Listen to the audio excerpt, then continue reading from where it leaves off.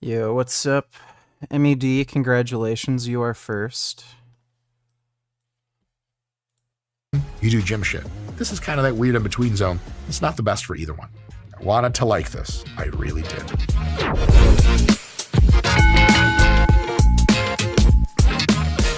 Hey folks, Dr. Mike here for RP Strength. I've been a professor of sport and exercise science for a while.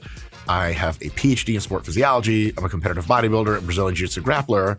And I've known to have a knack for acting. Yes, I went to a, Scott the Video Guy, what's it called? A thespian academy until I was 15.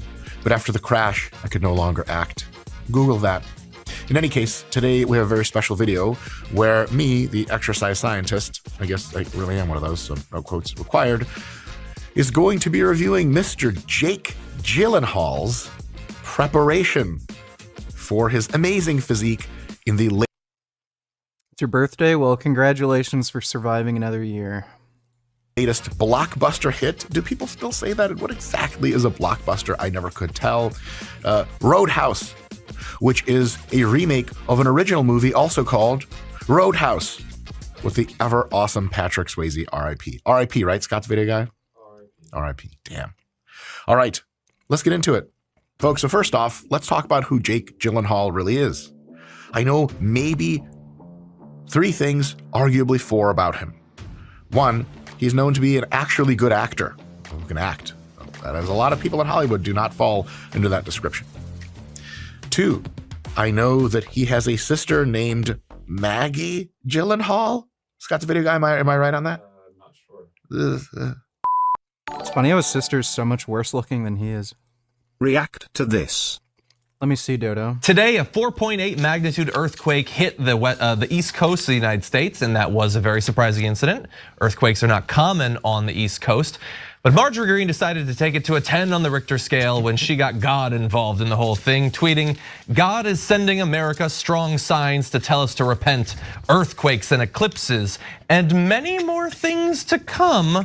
I pray that our country listens." Well, I don't know if the whole country was listening, but I know someone is listening. Jesus. Because the last remaining good thing on Twitter kicked in, and there was a community note on her tweet saying, "Monday's eclipse was predicted hundreds of years ago. It will not have been caused by contemporary actions. Also, earthquakes occur naturally and happen, on average, more than 30 times a day across the globe, although many are too subtle to feel." And I love that because no disrespect intended to the Congresswoman except the disrespect that will follow what I'm about to say, but there's no chance that she knew that eclipses are the natural, predictable outcome of planetary movements that not only can be predicted centuries in advance, but are. Dude, how fucking insane do you have to be, like, to actually think God is responsible for a fucking eclipse? Jesus Christ. Frequently predicted centuries in advance. All of this has been laid out a long time ago. And if she hears us, and there's a chance that she has live tweeted the damage report before, I am sure that she is gonna scramble to come up with a way to not have to learn anything from this. And I'm gonna save her the time and effort because I already have. Dude, Marjorie Taylor Greene is the most fucking insane person in Congress. Has to be. Thanks for the donation, Dodo. She looks remarkably like him, by the way. And the third thing I know about him is that he has these puppy dog, dreamy eyes. He looks so sad. Like he need a hug from me. 240-pound, hairy and veiny me. Yeah, boy. Yes, I said hairy and veiny. That applies to my entire body. Think that through. Even your tongue, Dr. Mike? That's disgusting. Why would you say that? Also, Dr. Mike, who just said that. And the fourth thing that I now know he's known for is having a fucking completely ripped to shit body for Roadhouse. Holy balls. I was not ready for the shit. My wife and I just saw the movie a little bit ago, and I have to admit I was under the influence of edible marijuana during the entire film. It's tough to watch a movie like this sober, wouldn't you agree? I'm kidding, folks. Sobriety is the best way to do everything. Most things. Let's find out what Jake Gyllenhaal did to get in shape for this role. And the first thing we have is a written statement. This is like a fucking court proceeding by his trainer, a gentleman named Jason Walsh. The pair worked together to hone Jake's body for Roadhouse for over a year. According to Walsh, But that doesn't mean that it took that long to achieve the physique you'll see on screen, or that Gyllenhaal was that level of ripped for the whole shoot period. You don't always stay ultra ripped and lean for months and months of filming. That would be possible, but insanely demanding and would probably degrade his cognitive abilities in the short term, and thus his acting. So instead of, hey, get out of this bar, he'd be like, hey, do you have like a hot dog or something I can eat? Some shit like that. A lot of people will watch the shit and go, oh my God, Jake Gyllenhaal. Google, how did he get ripped? And see some old bullshit about 8 weeks, 12 weeks, blah, blah, blah. The fact that Jason Walsh, his trainer, is saying, look, the shit took a year is awesome. Because it's like, oh yeah, shit that was really impressive takes a while to do. The program is split into several progressive phases. Bro, I like it. Most Hollywood trainers are like, the phase is we do a Bosu ball, and then you eat a yoga block, and you're ready to go. This is fucking dope. And here's the best part. Starting the baseline phase to establish the conditioning, a hypertrophy phase to build muscle. The angelic harps are playing for me. I love this a ton. Then a sports-specific phase to reinforce the movement patterns he would need to do on camera. And because this is a fighting movie, not just carrying fake guns around and pretending to shoot the movie, this fucks. It's legit. Jake Gyllenhaal did some shit on camera that, like, if you just did hypertrophy training, man, you could pull your hamstring trying to do that shit. But they did a sport-specific phase to reinforce the movement patterns of fake fighting on camera, which is quite physical itself. I really, really like that. Scott the Video Guy. Mr. Walsh is up on our leaderboard now, huh? Well... Oh, I said now. Yeah. Before we review the footage of the f***ery that no doubt will ensue. He was the guy that did the hump exercise with Brie Larson. Oh, God damn it, that guy. Yeah. All right, let's see what the is going on here.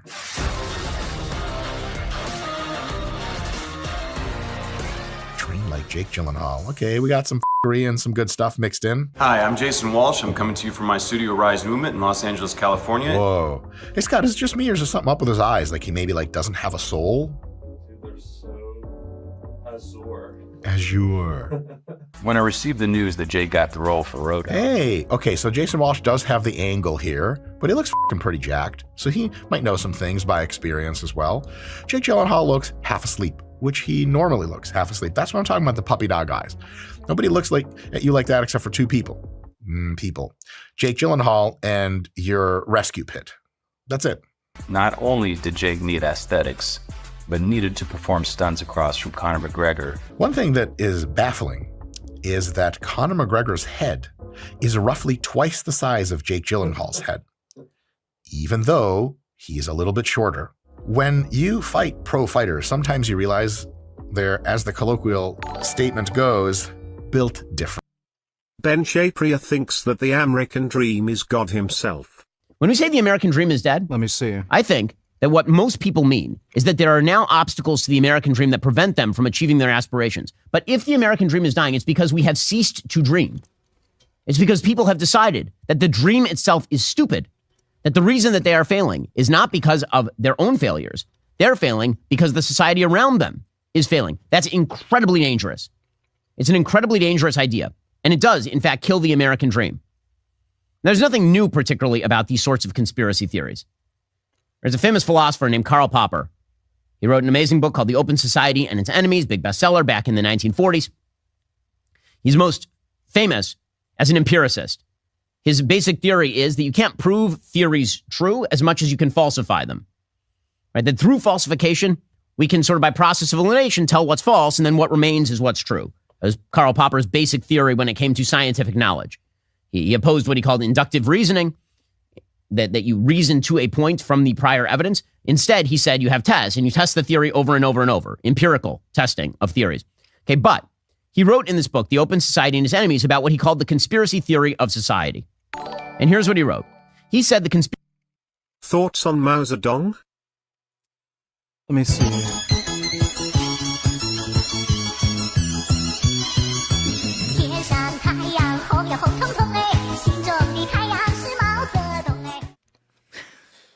This has been posted around a little bit, and there's this very patriotic man carrying a Mao Zedong sex doll up a hill. What the fuck? What? Can we wait a little bit into the show before we drop words like that? Okay, sure. And you have, what's your source that this is a sex doll? My source is that I made it the f up. There it is. Okay, no, but quite seriously, all right? So it's a Mao real doll. It's a Mao real doll. He's carrying it up the hill. He's giving it a massage. You know what I would do instead?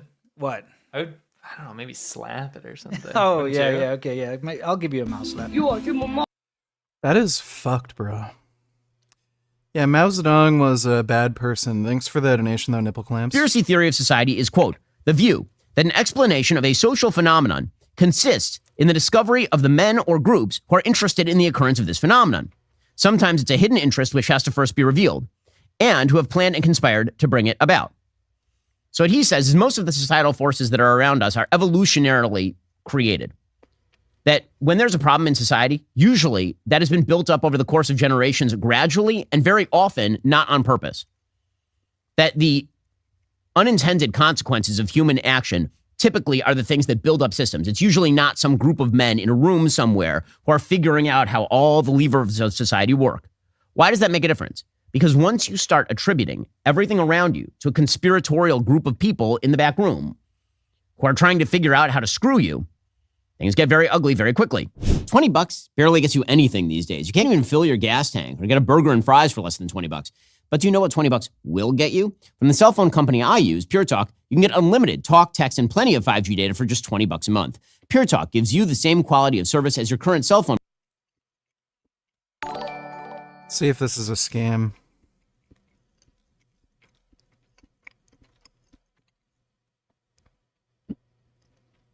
Unlimited talk and text, only 15 gigs of data. Bruh. Unlimited data plus 20 gigabyte hotspot. That's not too bad. So only 20 gigabytes hotspot though. What the fuck is that shit?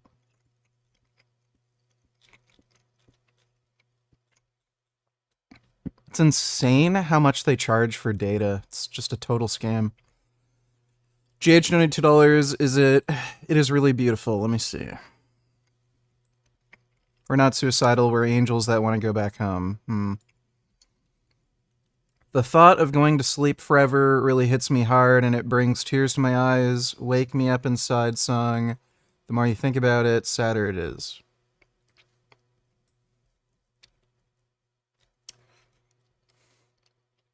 %87.5% Egyptians, 12.5% Greek. Okay, I didn't know that about Rami Malek. Thanks for the donation, GH. Provider, but for about half the cost, add money on your phone. And Pure Talk, especially from the curatorial, he says, /Shapiro, go check them out right now, puretalk.com/Shapiro. He says, this view, this conspiratorial view of society arises, quote, from the mistaken theory that whatever happens in society, especially happenings such as war, unemployment, poverty, shortages, which people as a rule dislike, is the result of direct design by some powerful individuals and groups. This theory is widely held. In its modern forms, it is a typical result of the secularization of a religious superstition. The belief in the Homeric gods, whose conspiracies explain the history of the Trojan War, is gone. The gods are abandoned, but their place is filled by powerful men or groups, sinister pressure groups whose wickedness is responsible for all the evils we suffer from, such as the learned elders of Zion, or the monopolists, or the capitalists, or the imperialists. And so what he's pointing out here is that if you go back to pagan cultures basically suggested that all the ills that you were suffering were the result of a series of gods who were conspiring against you. And when you read the Iliad, this is what you see. See people who are making independent human decisions, but those decisions are constantly thwarted. Well, it's not just a pagan belief. By a group of people in the sky. You might call it a conspiracy. Nipple clamps when I tell others react to this. Look around you, man. You can find inspiration. You can find discouragement. It all depends. Peace, beloved family. Scott. It's in pretty damn good shape. Brown here. Welcome back to my channel. And today's video is all about what I eat in a day as a raw vegan. Now, it's about 5 a.m. I usually wake up on the rising around 4:30 to 5 a.m., especially when I go into my room. I'm kind of surprised if he like eats completely raw consistently, because he has a lot more muscle mass than a lot of raw vegans have. Raw vegan fasting and detox. This is the year that I discovered about raw vegan fasting and detoxing. Yeah, so sounds like he's not eating raw vegan necessarily consistently. He just does it to detox. There's no such thing as detoxing. Cooked food is not toxic. Been a vegan for about 7 years now, 7 good whole years. Detox, or I never usually fast or anything like that until this year. Many benefits and so many things that's been changing in my life, from the physical, the mental, and also the spiritual. It's all about showing you all what I eat in my raw vegan fasting and detox phase. Off with the fruits, the herbs that I usually get. Early in the morning, I will eat watermelon. Not just any watermelon, but black seed watermelon. Now, why do you eat black seed watermelon? Watermelon is high in hydration. This is really good for you. It's good for your blood flow, you know, especially as a man too. It's good. Dude, watermelon is so fucking sick. I love watermelon, dude. To kill the parasites out the body. It's good to remove the mucus out of the body. It's good to There's no mucus in your body.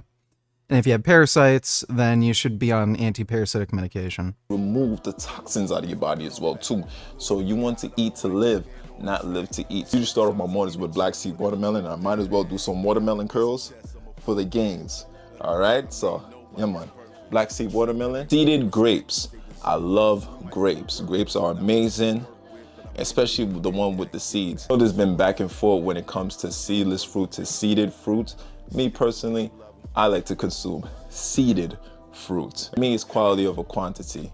Everybody can do whatever they want No need to eat seeded fruits. to do, you know, and I know there's been some arguments back and forth, but me, seeded grapes or nothing at all. Bananas and also burro bananas. Now these are the original bananas, not the fake bananas that you be seeing in some of these convenience stores that are overly huge. Those are hybrid, mucus forming bananas.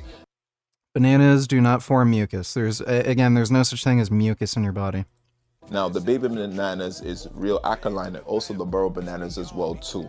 All right, according to Dr. Sebi, bananas usually Oh my god, this guy listens to fucking Sebi. take about a good 2 weeks to ripen, maybe 1 week if you're lucky. And also the baby bananas is very nutritious as well too. Very high in potassium. I usually like to have these with my CMOS shake, or I just have it by itself as a nice pre-workout, because these are really good. It's gonna give you a lot of energy. Mangoes. Now, first of all, shout outs to the main sponsor for this video, which is Food for Negus. This is where I'm getting all of my fruits from. So they sponsored Negus. right here, high in antioxidants, has allowed me to make better decisions in my life. Have like 2 to 3 with me. What it is? Not clean. 10.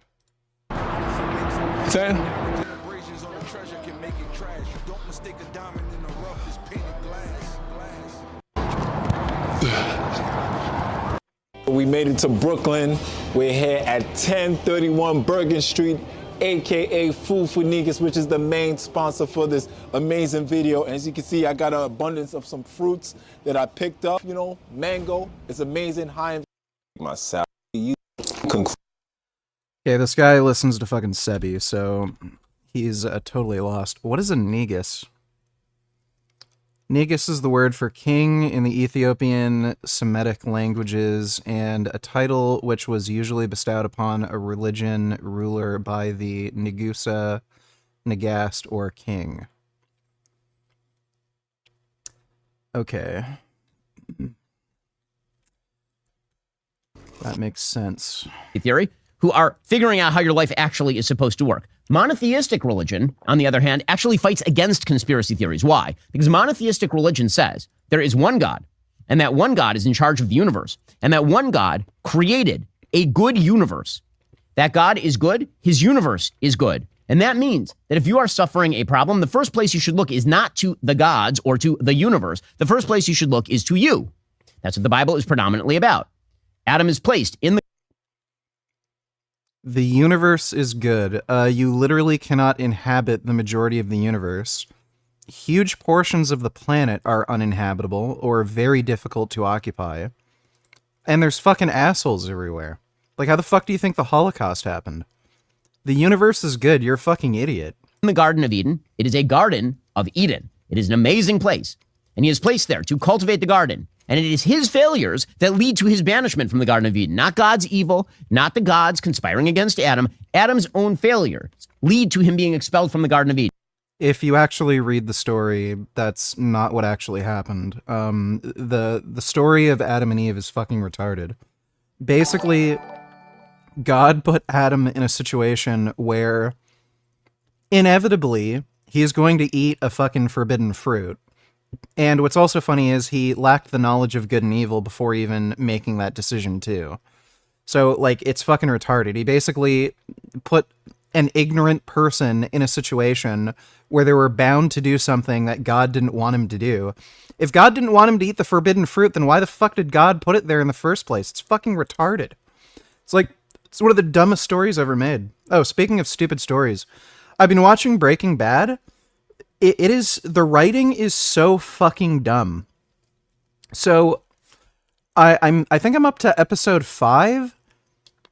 It makes no sense. Fucking, Walter has cancer, and he finally found a friend of his who's willing to literally just pay for his cancer treatment.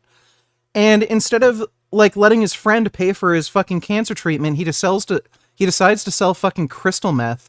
And the only reason they give in the story is he's embarrassed about, like, getting money lent to some, like, fucking dude whose wife he banged.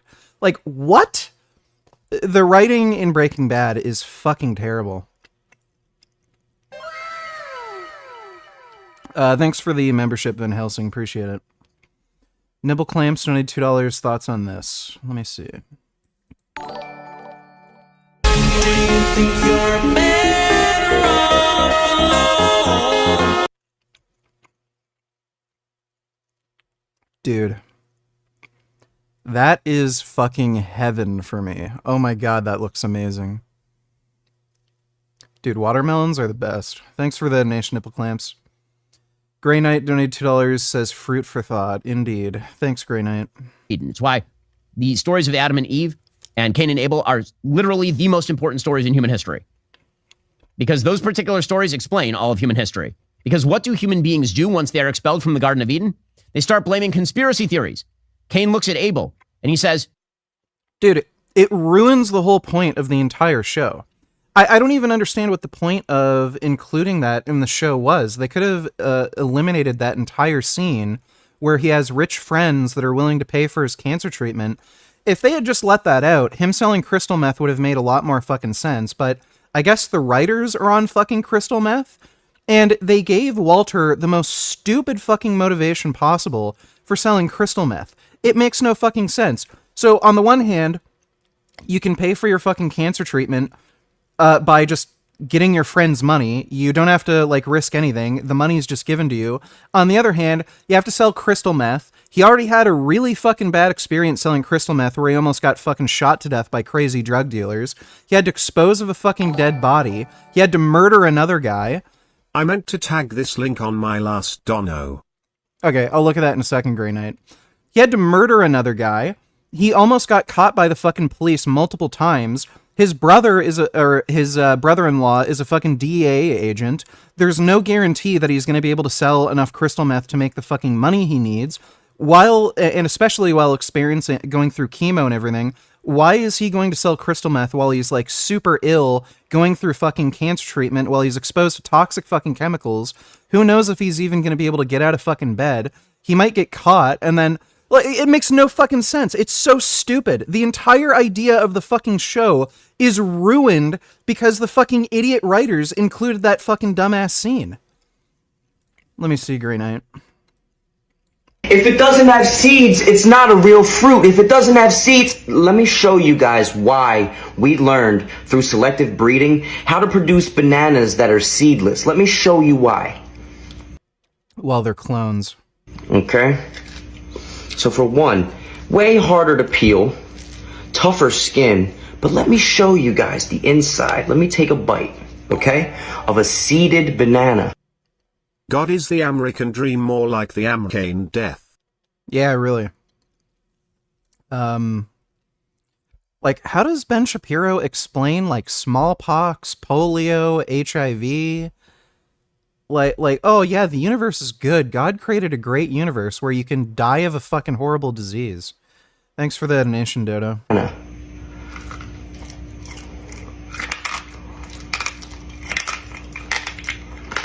Look at all those damn seeds. Look at that. Look at that.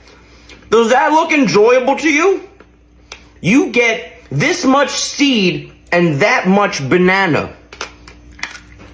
I'm still chewing. For everyone that needs to get it through their head, seedless fruits are just as good for you as seeded. Okay? They maintain the same nutritional value. Please don't believe the hype and fall for the fake woke woo-woo wah-wah sandal wearing, wooden bead necklace wearing garble. Okay? It is a wonderful feat of science that people have figured out how to selectively breed fruits to make them more. Hello, Mr. Big. Did you check out The Dialectical Faith of Leftism by James Lindsay? It's rather wacky, isn't it, Mr. Tacky? Thoughts on Mao Zedong?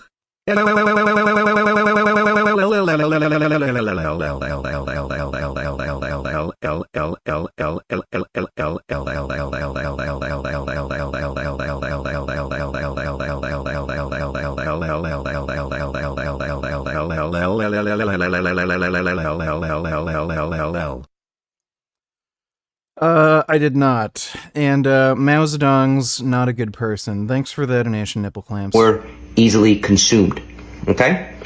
Seeded banana, overrated. Fruit for thought. Based. Yep. There's no need to consume fruits with seeds. I will not break, donate tellers. Do you regret not going to college? No. The best years of my life were there. I studied engineering, make good. There must have been a lot of fucking hot bitches. If those were the best years of your life. Her name is Boo. Do you find her attractive? She's 22. Let me see.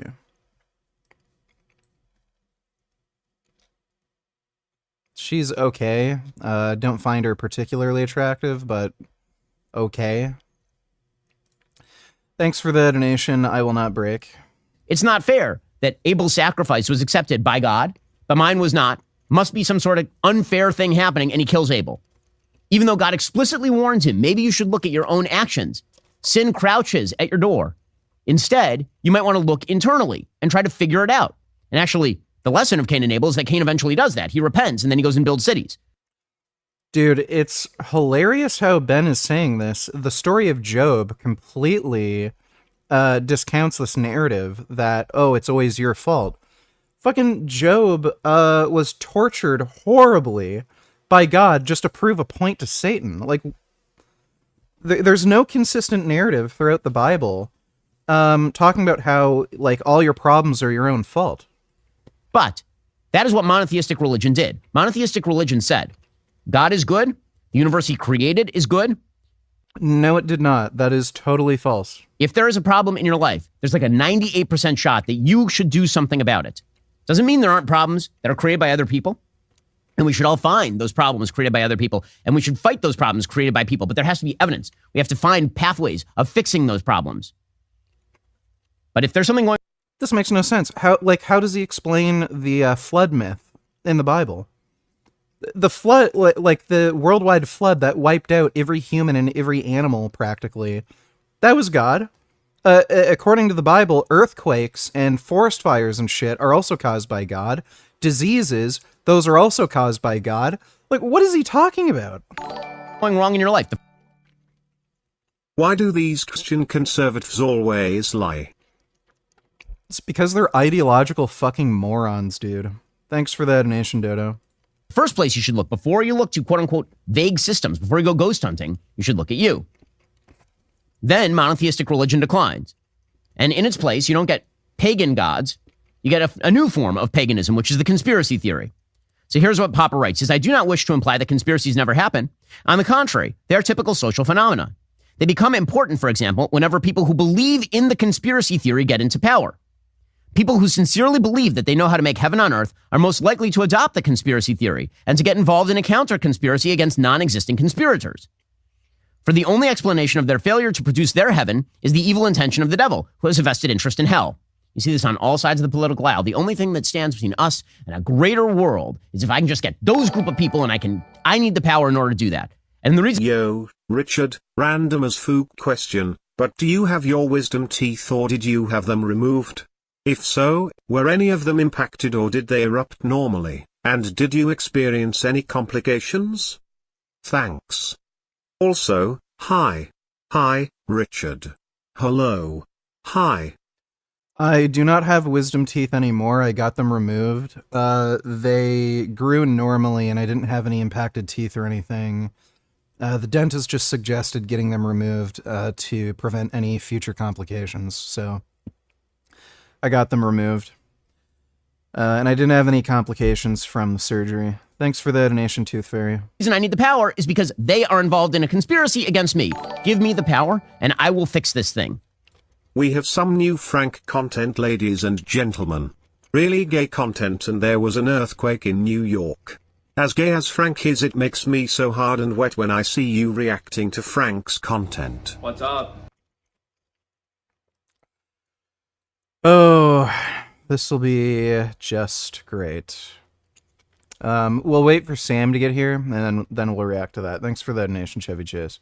When the reality is that the vast majority of problems are solvable in a free country like the United States, the freest country in the history of the world, the most prosperous country in the history of the world, because it is the freest country. Those problems are mostly solvable at a personal level. But again, politics, instead of finding discrete problems and solving discrete problems, has become about how do we blame the society around us for our own personal failings. By the way, when it comes to monotheistic religion, the reason Marxists hate monotheistic religion is because it debunks the conspiracy theory. Marxists hate monotheistic religion. This is the reason why the communists tried to kill the church, because the idea was that a monotheistic religion says God is good, the universe is good. If you're failing, you might want to look at you. Marxism says if you're failing, it's because society created a system that makes you fail, and we need to rip down that system. This is why Marx suggested that religion was the opiate of the masses. Hello, Pagan Pains. Did you grow up in Staines, UK? Do you feel this way about Mao Zedong? Would you rather be chronic or rampant? Are you the fentanyl guzzler? The pill-popping puzzler? Are you in a clip? So it doesn't matter what my crime is then? Not really. No, be real. No, because I love you. Oh my God, I don't think. Dude, you would have to do something so insane. That's what I'm saying. What is it? What would be the thing? Yeah, like if you Jeffrey Dahmer, like if you raped and ate people, then I'd be like, Bobby, come on. Yeah. Why did you do that? Hungry. All right.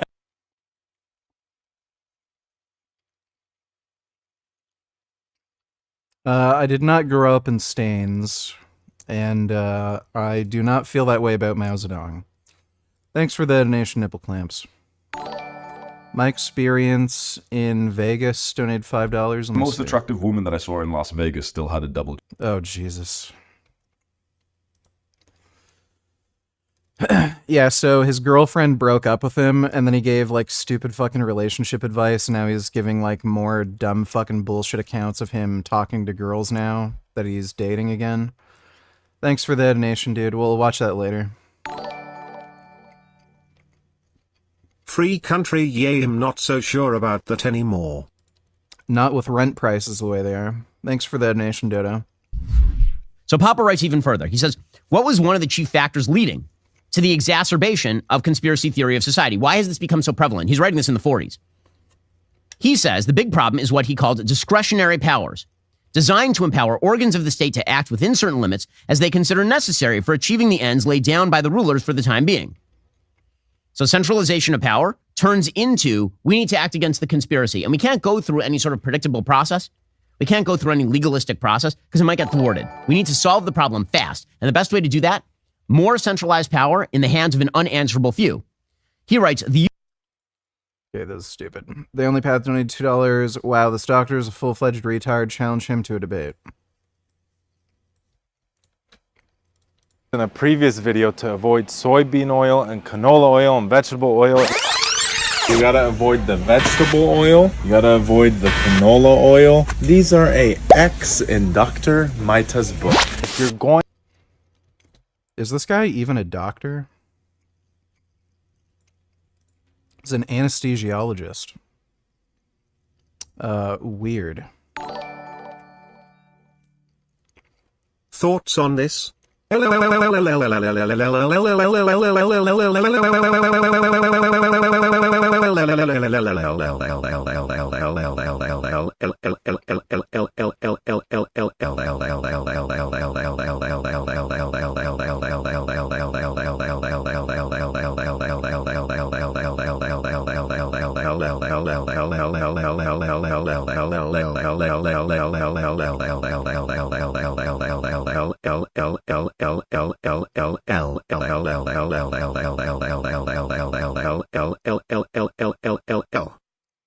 look at that in just a minute. Thanks for the donation, nipple clamps. To cook your food, use ghee. This ghee is excellent. It's organic. Ghee is probably the worst fat you can possibly eat. It's just saturated fat. Grass-fed, organic, unsalted butter, contains milk. That is it. Use this. I told... These people are fucktarded.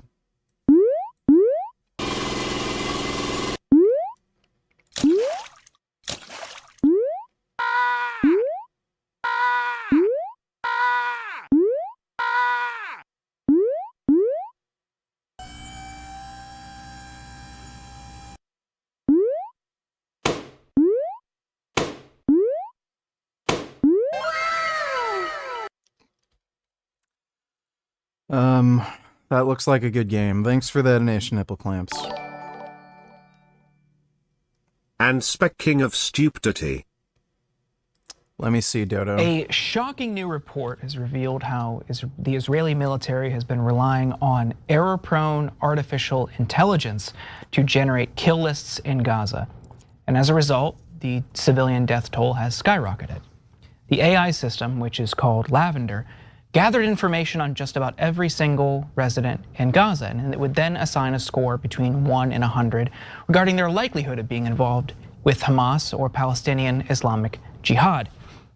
And sources told 972 magazine, the outlet that broke the story, there was little to no human verification of its selected targets. Okay, I find that extremely hard to believe. Look, that sounds pretty much impossible. You're telling me there's no chain of command, and AI is just saying, yeah, select this target, and then one dude is just deciding to go after a target that an AI picked out? That sounds like total fucking bullshit to me. Source stated that human personnel often served only as a rubber stamp for the machine's decisions, adding that normally they would personally devote only about 20 seconds to each target before authorizing a bombing, just to make sure the Lavender marked target is male. Lavender has played a central role in the unprecedented bombing of Palestinians, especially during the eventually treated temple war. Sounds incredibly fucking unlikely to me. That is stupid they'd even run that story without better verification. What are your thoughts on the AMG Benz line, which is better Gore BMW line? AMG is more like luxury cars that can go fast in a straight line. BMW, the M line is more performance oriented and not so much luxury, so they'll go faster like around a track. Thanks for the donation, N-word. Neither is better necessarily, it just depends what you prefer. Oh my god. It's a nice little raccoon. Ooh. The hell is this? What kind of Pokemon is that? Oh my god. That's a nice bird. Wow.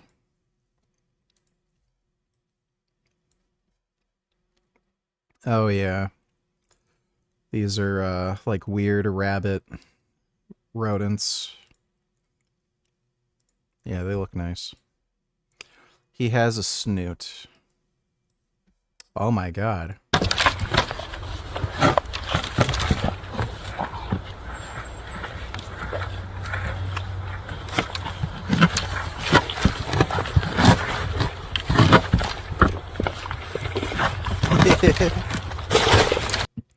I love moose noses. Look at them.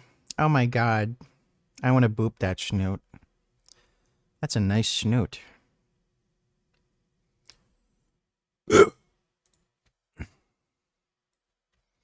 Oh my goodness. Wow, they're friends. That's amazing. Oh my god. Thanks for the donation, The Only Path. Nipple clamps, $22. My butt stinks.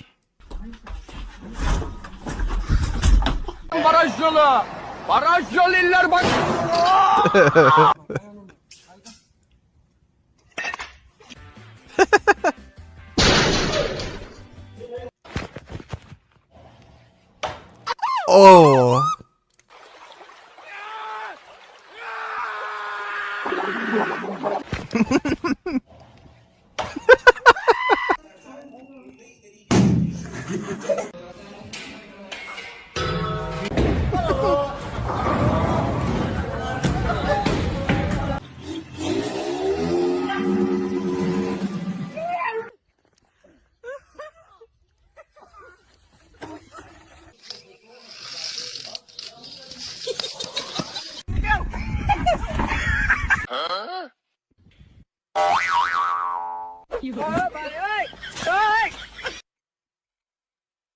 Those are good.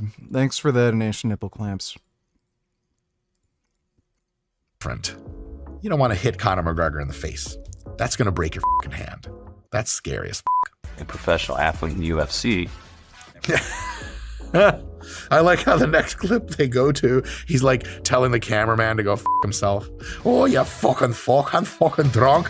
Generally, we spend a few minutes each session moving, trying to get the core body to mature up. Few minutes. I love that. I don't have any problem with mobility drills. I do some myself. They're very minimal. And the few minutes is dope because if it takes longer than a few minutes, you're fucking wasting your time.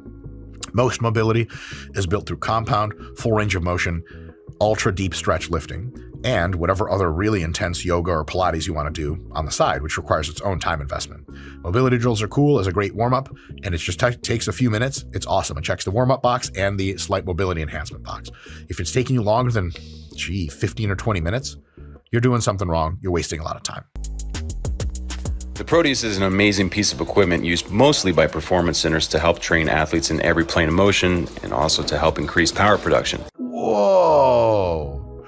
That's like the handle you get to drive the fucking mech warrior thing that you're inside in the fucking Matrix. If you're training for that, I guess it's real sport specific. It's interesting that like it allows you to vector force side to side and forward. Kind of neat. We use it primarily for priming the nervous system, proprioception, learning movement patterns, and I hear conflicting opinions on canola oil being healthy or not. What's your knowledge on seeds oil and how they affect cardiovascular health? BTW, who's your favorite vegan YouTuber? I don't know if I have a favorite. Dr. Avi is great. Tash, Vegan Booty, she's great. Lifting Vegan Logic, he's really good. That's a really cute little bird. Seed oils are good for you. Canola oil is good for you. You can look at meta-analyses of randomized trials where replacement of things like saturated fat with canola oil result in better health outcomes. So yeah, it's good for you. Thanks for the donation, Poppy Black Lotus. a lot for warming up joints and metabolic training. That's all right on. It's overvalued, but right on. Boxing moves help train rotational power and build core strength. That's also correct. Not bad, Men's Health. All right. Isometrics are a staple here at Rise Movement. We use them all the time to help increase strength and stamina at different joint angles. Oh, God. Isometrics are one of the worst objective ways to train. I'm not entirely sure why you need to increase stamina at certain joint angles. technically speaking, there's an infinite number of joint angles between something like here and something like here. If you train at only very specific angles with isometrics, you do get that sort of specificity response. So if you want to be ultra strong right here, it's good to train right here. But if you do dynamic work, which means you have a concentric component and an eccentric component, then you get stronger and develop more general ability to have stamina through that entire range of motion. And because acting for physical roles is such a diverse thing, you have to basically be totally in charge of your body. You guys see that athleticism? Ooh. You have to be totally in charge of your body and be able to master it through every conceivable way it can be moved. And that means that dynamic, full range of motion, often compound barbell and dumbbell and machine resistance training is really the best way to get at this. Isometric holds aren't that hard. They train something oddly specific and just don't transfer super well to athletic performance. Nor do they build as much muscle mass and build nearly as much strength as dynamic training. And because they don't take you through full range of motion, don't prepare your joints for that kind of pounding. And let me tell you, there is no avoiding hard training if you want to grow. So do dynamic rows, but they also build way more muscle and way more movement competence and way more insurance that your joints will continue to be strong, which this doesn't build all that much. And I doubt that you at home, as Men's Health assumes, are training to build mid-back strength and shoulder stability. Do you have a problem with shoulder stability? Can you imagine talking to someone at the gym like, hey man, what's your name again? He's like, Kyle, bro. What's up, Kyle? What you in here for, bro? And he's like, man, just trying to work on my mid-back strength and shoulder stability. Like, oh, I see. Do you have like a handler? Did you run away from an insane asylum? That would be my next question. So odd flex. Most of the sets that we do are time sets. We try to keep his work capacity up. Whatever the is happening here is sure shit not work capacity. Does Jake Gyllenhaal look to you like he's pushing as hard as he can or remotely close? No. It looks like, well, he's kind of enslaved by the Ottoman Empire and is pushing something purposelessly in no. What would you do if I came in your favorite pair of socks? What would you do if Mao came in your socks? What would you do if I stuck my pump into your rump and gave you booty crabs? I don't know, maybe I'd just be sad. Skip to 2 minutes in. Lex Friedman, who is Jewish, had Besim on him podcast. The dude doesn't even really condemn what happened on October 7th. Start at 2 minutes and listen for like 5 minutes or so, you will get it. Alright. Thanks for the donation, Unicorn Jizz. We'll watch that in a second. This guy Besim is a fucking retard. He's lost every fucking debate he's had on the topic.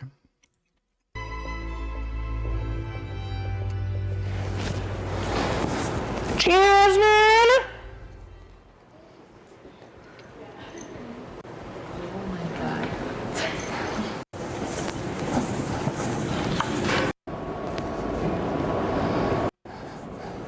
Okay, bye. Man!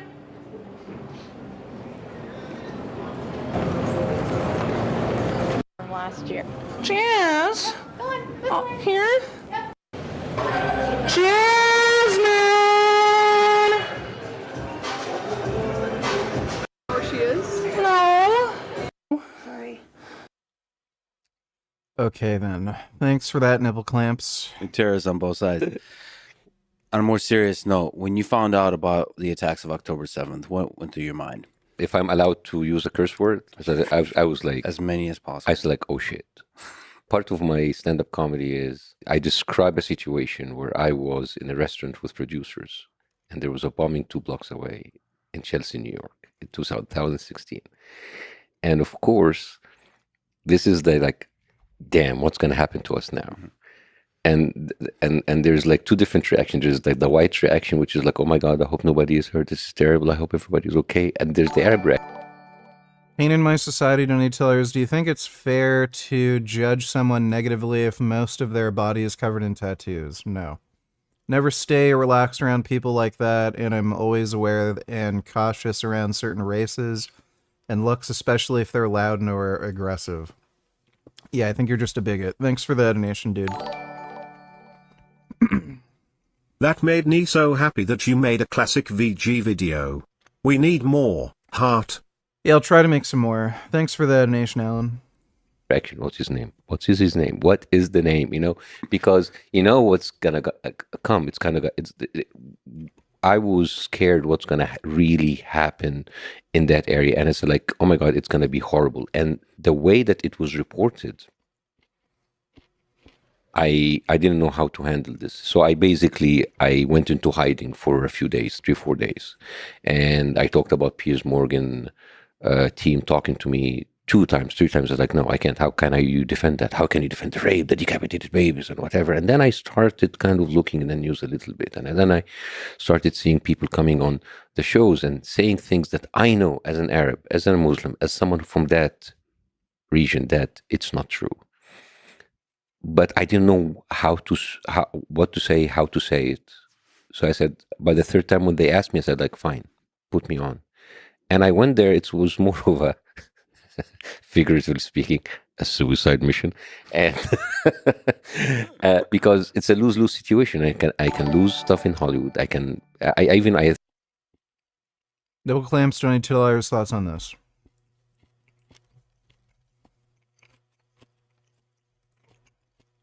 Okay, we'll watch this in a minute. Thanks for the donation, dude. remember my manager's like, Basim, be careful. I mean, are you sure you want to do it? My manager was like, please don't do it. Please don't do it. And on the other side, if I don't perform well, whatever well means, I'm going to be rejected by my own people. So it was a lose-lose situation, because whatever I say, it will never be enough. And whatever I say will not be good enough. And I was going into there, and I felt that I was going into a trance for the 33 minutes that I was on that interview for the first time. You blacked out. I blacked out. And a lot of people ask me, is the earpiece, was that a bit? When the earpiece kept falling, it's like, no, it was really falling off and it disconnected, and I had to save it because I cannot see them. All I can hear, I can just hear them. And I could expecting at any time, okay, Basim, thank you. I was like, I was fighting for every second to say words, to put stuff in there. Yeah, for people who don't know, this is your conversation interview with Piers Morgan. And you couldn't see. I couldn't see. I was just like the lens of the camera. And I was just like a surreal dream or nightmare. Yeah, hello, Basim. I was like, hello, Basim. I was like, hi. and it could end at any moment. Your career and everything. Everything, yeah, yeah. So what was the drive that got you to actually do it, to overcome that fear? Multiple things. First of all, I don't want to say it's just my wife's family, because my wife... He's not even answering the fucking question. He's just... He asked him what he thought about October 7th, and then he just talked about his problems on Piers Morgan. My family has always been there, but this time was different. The bombing, the attack, they usually one of those people that they're aware of everything. Whatever happened in Gaza, they are always in safe places. But this time, it seems that there was no place safe. And already we heard about like 2 or 3 of the cousins and the uncles already lost their homes. So this was too much. So I wanted to say something for those people, because I know that, I made one of the jokes that I made about like, oh, it's Hassan, her cousin. He's a loser. He's a doctor. And every time a hospital was bombed, we were worried about him. So I wanted to say that because I felt that this is a family that I have never seen in my life. Nipple clamps, $22. Thoughts on this? My butt is itchy.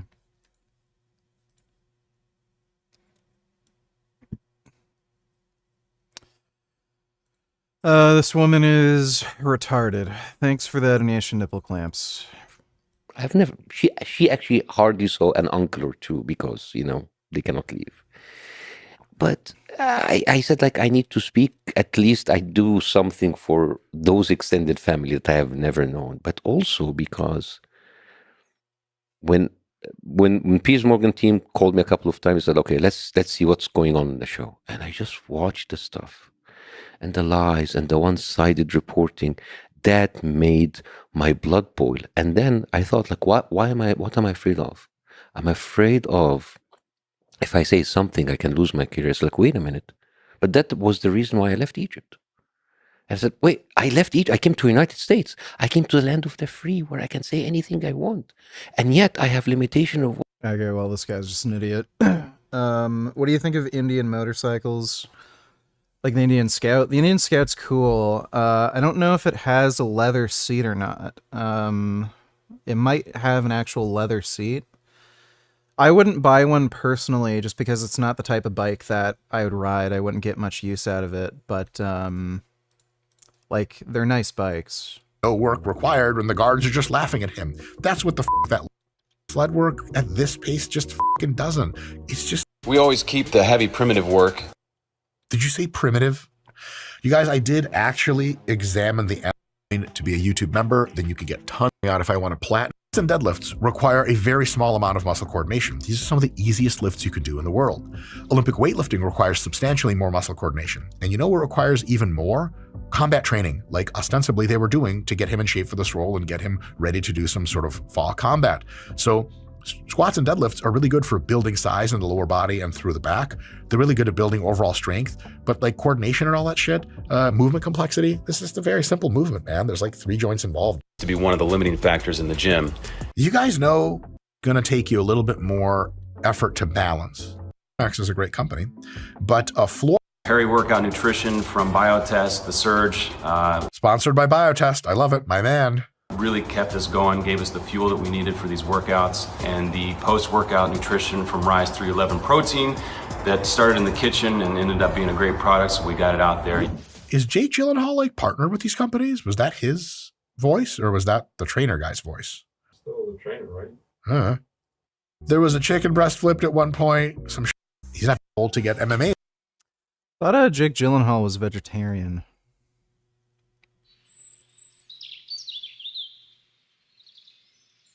Did Prophet Muhammad drink alcohol beverage? According to many hadith, yes, he did. Hadith Sahih Muslim 2011a, narrated by Jabir bin Abdullah. We were with the Messenger of Allah when he said, I'm thirsty. Do you have water? Oh, Rasulullah, can we offer you wine to drink? Yes. Then Jabir ibn Abdullah went out quickly to take the drink.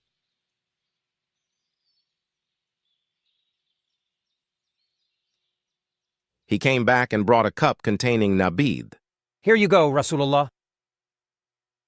Why did you not cover it, even if it is with a piece of wood? Then the Prophet drank the nabid. What exactly is nabid?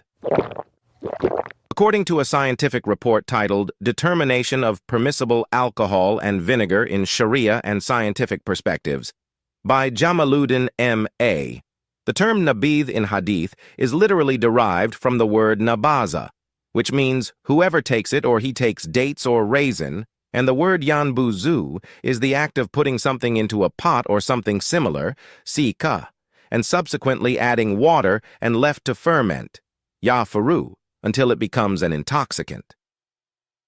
This is the process of fermentation. The first part of fermentation is from fruits to reach alcoholic level, and Nibble clamps, $22, let me see.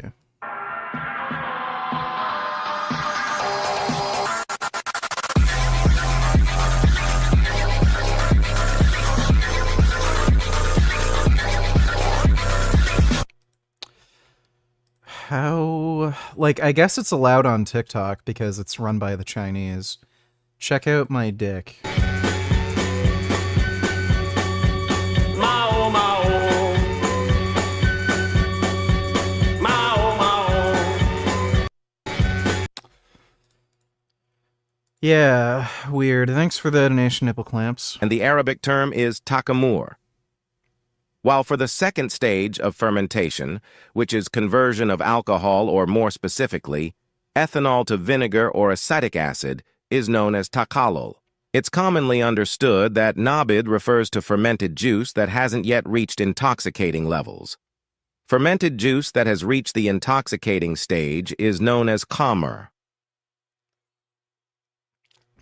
From the viewpoint of Islamic law, the permissible of alcoholic fermentation is based on a hadith of the Prophet that permits the consumption of nabidh fermented for up to 3 days. Live donate $2, let me see. I swear to God. What's he saying?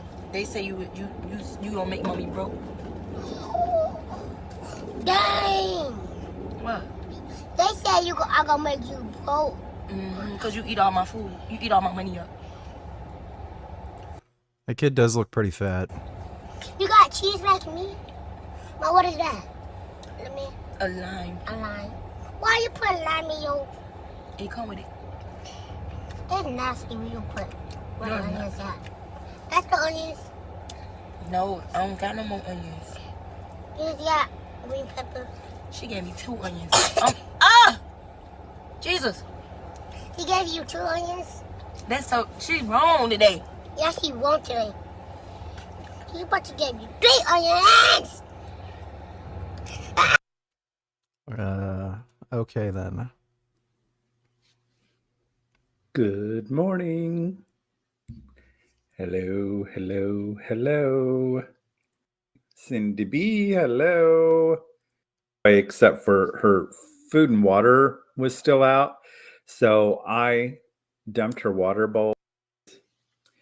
I am going to sell this, or if anybody's interested, let me know. It would be nice to have a life change right now. Let me tell you, Santa.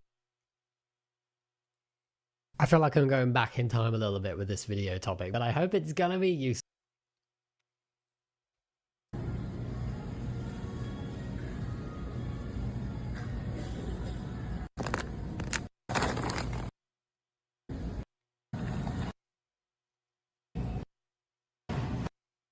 Shaky.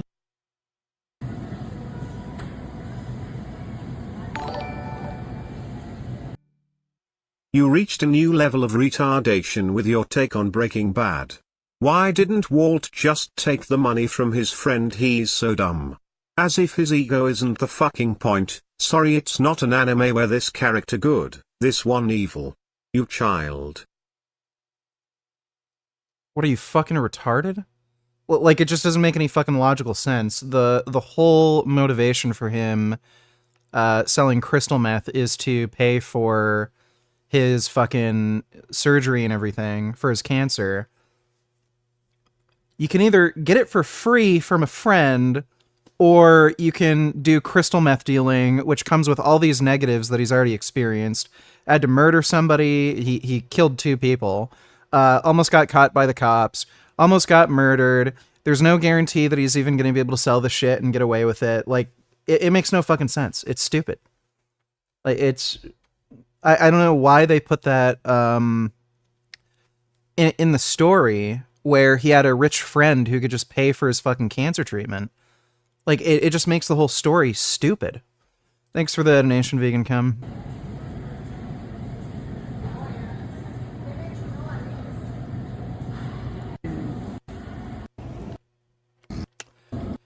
Okay, well, that is Aaron P. showing all the stuff at a grocery store. About some transition related, a lot of other things took away for me. And I don't really care about this. Ibn Abbas also narrated that Nabidh was prepared from raisins for Prophet Muhammad in water skin, and he would drink it on that day, and on the next day, and following day. On the evening of the 3rd day, he would drink it and give it to his companions, and if something was left over, he would throw that away. In his research, Jamaluddin M.A. summarizes that after 3 days of fermentation process with grapes or raisin at 30 degrees Celsius, the level of ethanol or alcohol of the juice is 5.81%, with standard deviation of 0.43, which means around 5.38% to 6.24%, which is equal with the alcohol level of beers. The only path to $22, lol. Let me see.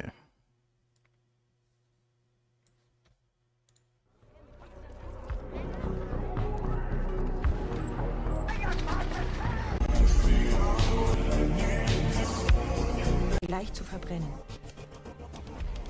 Ich schicke dir bei Zigaretten gehören Mann mehr. I don't know if that's supposed to be promoting Nazism. Oh my god.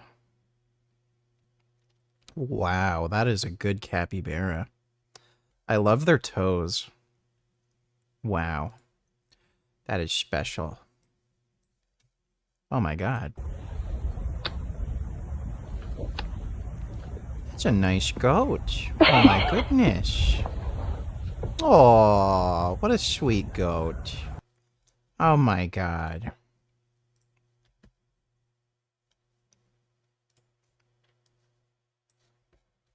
Ooh, oh my god. What is this?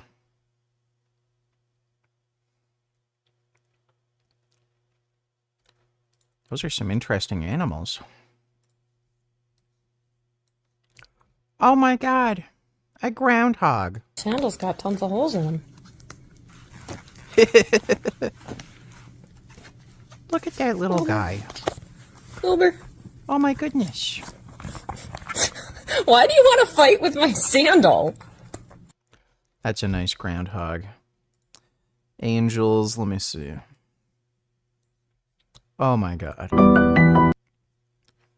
Oh. Look at them. They're sweet little babies.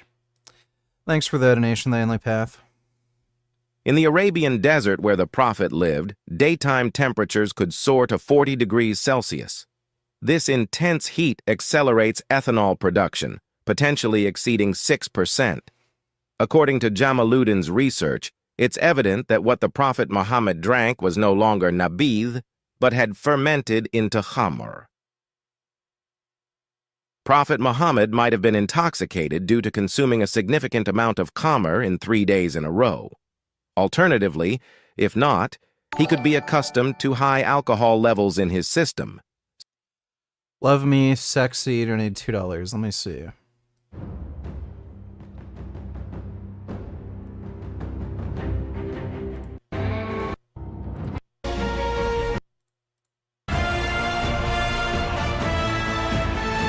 He was wearing during the Justice League sneeze system. Yeah, Henry Cavill's a nerd. It's pretty cool. Think about the boots that are in there, and only John could think of saying it. Yeah, I mean, it's just like, it wasn't like he was even telling a joke. It was just like, God, you got to wonder, where the boots have been, Are they designated just for sauerkraut?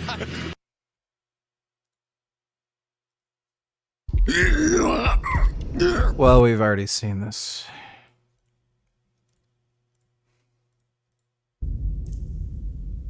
Stinky brownie.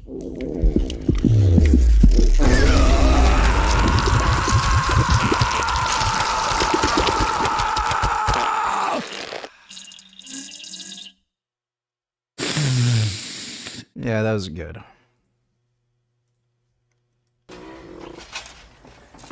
I'm going steady, and I French kiss. So everybody does that. Yeah, but Daddy says I'm the best at it.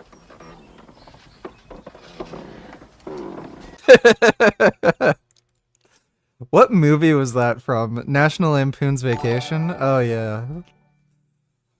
Which show can we recommend next?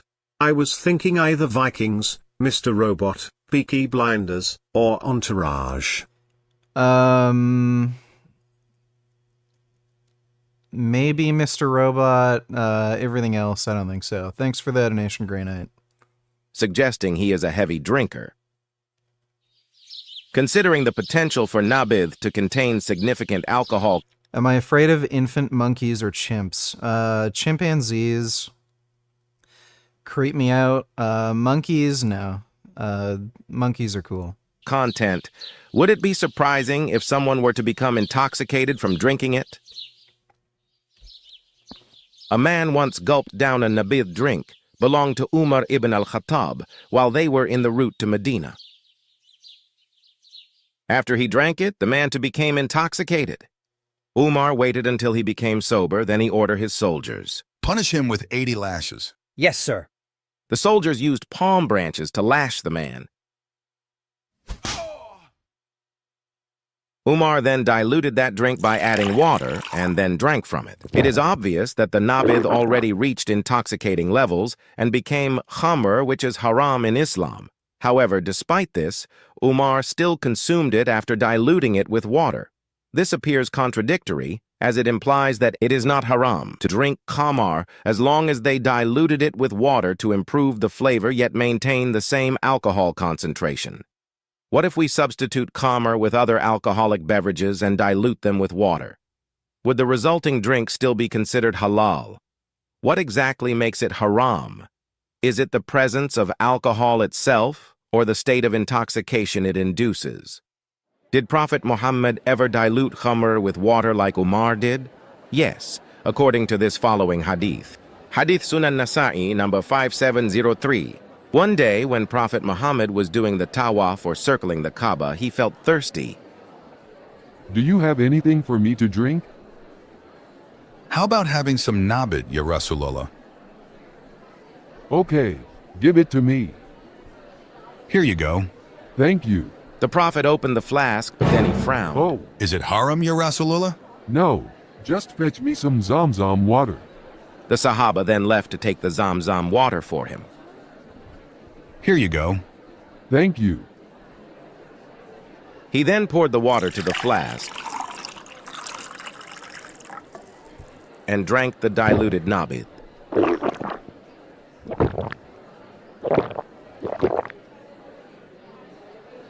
Prophet Muhammad frowned, obviously because of the strong smell of alcohol in the beverage. He knew at that time that the nabidh had turned into khamr, yet he didn't stop drinking it. To make the drink taste better, he mixed it with more water. Umar obviously imitated what Prophet Muhammad did.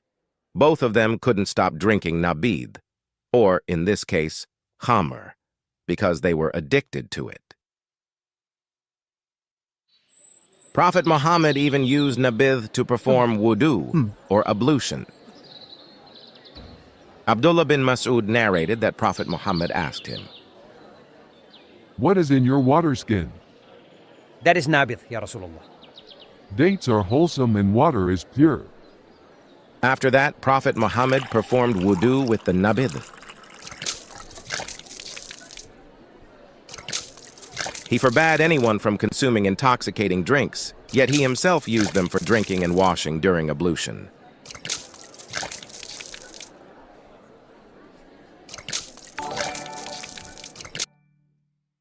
You really need to be studied, VG. With all due respect, I've never seen a greater juxtaposition between someone's critical thinking skills and the ability to have the stupidest takes on every art form. Okay, please, explain to me how it fucking makes sense that Walter would choose to make and sell crystal meth over just taking money to pay for his, cancer treatment. Please explain that to me. Like, the only explanation is, oh, well, it's awkward because he, fucked his best friend's girlfriend. He would rather murder more people, commit more crimes, risk getting locked up and not being able to pay for a surgery, fucking over his whole family, over just taking money. It makes no fucking sense. I've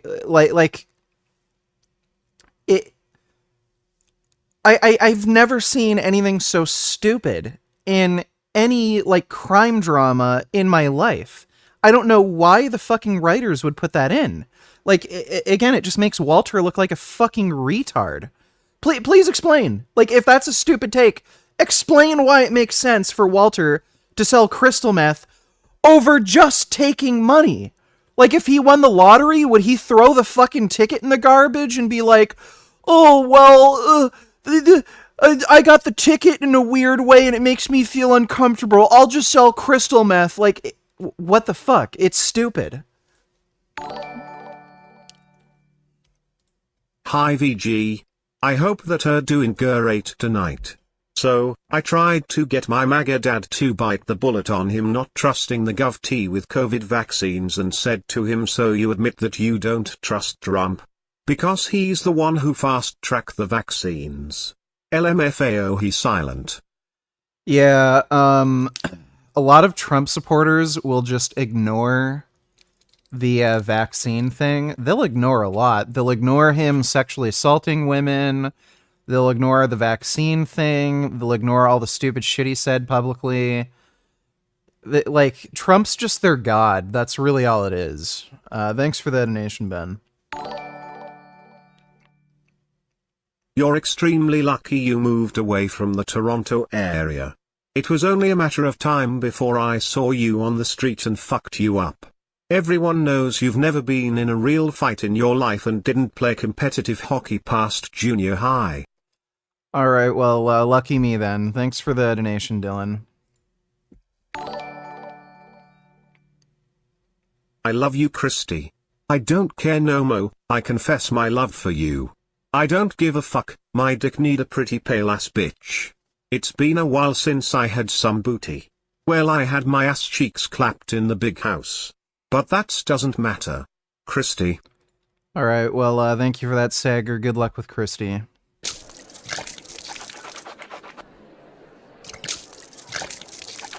Hadith Sahih Bukhari, number 242. All drinks that produce intoxication are haram. What if we still like to drink it, Ya Rasulullah? Whoever drinks khamr, then lash him. If he returns to it, then on the fourth time, kill him. Does this excessive punishment also apply to him or Umar? Various hadith indicate that Prophet Muhammad also consumed khamr, or strong nabidh, with intoxicating alcohol levels.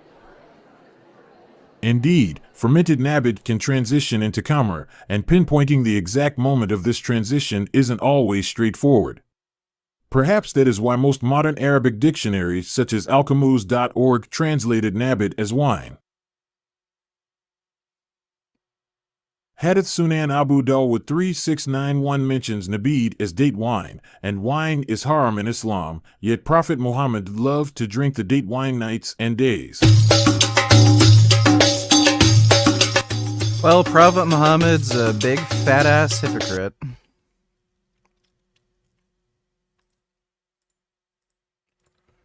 Alright, let's see. There's some juicy shit with, fresh and fit in this baby mama. Ordered the phone calls that I could leak it a day later. I contacted a lawyer. I think I want to keep the baby. I don't trust this girl at all. 1,000,000,000%. That girl was wild. I don't care about the money. I like his lifestyle. By the United States law, he has to pay for the child support. How much money do you think a man should make for a year? I told him $1 million. Walter apologized. How much money should men make in a year? I say $1 million. Oh my god. She literally sounds like somebody trying to do a bad Chinese, like, racist accent. For everything and came clean on everything. Wouldn't you want him to be involved in, like, your child's life?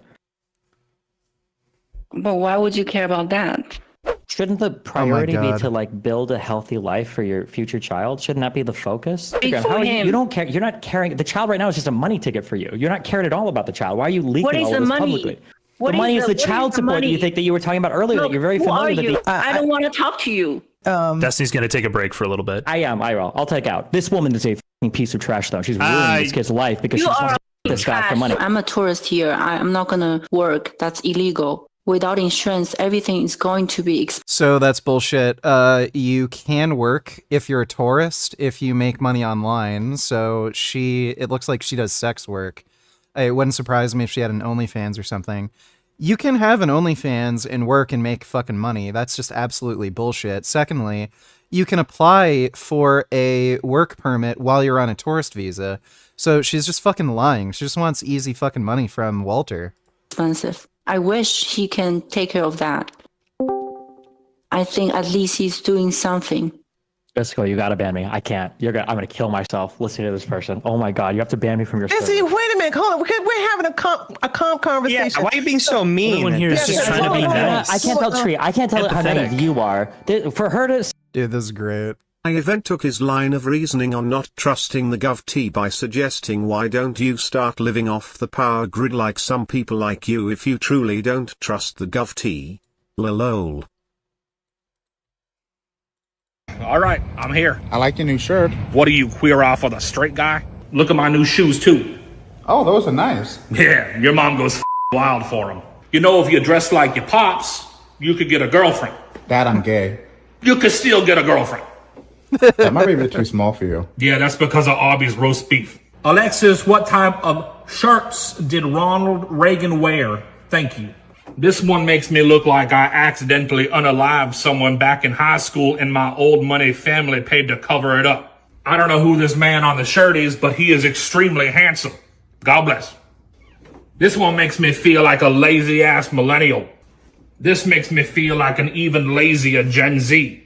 Why the hell do you have a shirt of two men kissing each other? That's Miley Cyrus. What the is a Miley Cyrus? Order Let's Go Brandon shirt in, what size do you wear? Large. 2 extra large for my son in rainbow. I'm not gonna wear that. You will. All right. He does a really good Boomer Dad impression. Thanks for the donation, Ben. Say earlier, she's like, and I know that in the United States of America, paternity law says that he needs to pay for this. And also, I'm on a tourist visa, so I can't work, and it's very expensive here, and I'm Miami, and I need him to pay for all of the blah, blah, blah, blah, blah. I don't know if I'm trolling it. I thought about that. Wonder if he's still on Discord. Let me see. Yeah, looks like he is. Yeah, you there? Hey? Bruh?